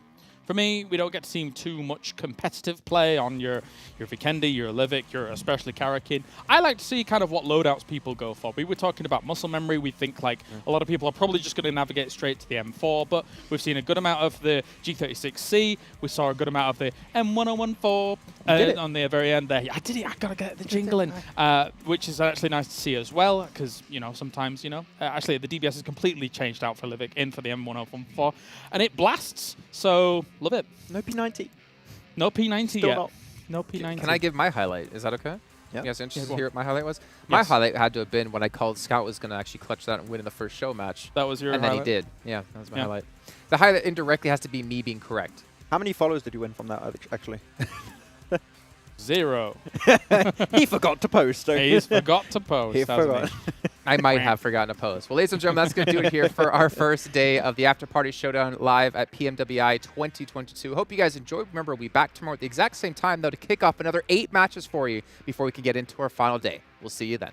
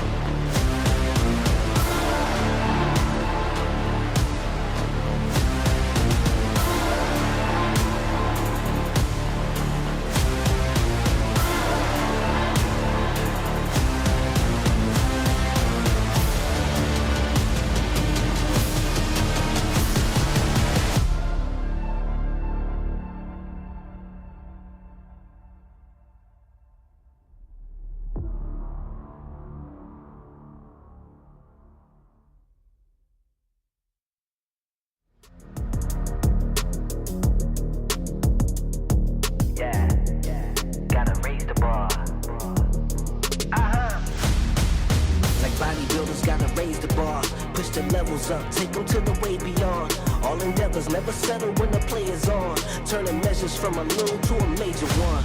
Whoa. Activated like lacking patience, decision made it. Gymnasticated so innovative can't be debated. Flow aquatic, don't know a challenge, it been amazing. Fact of the matter, got the pattern to be the greatest.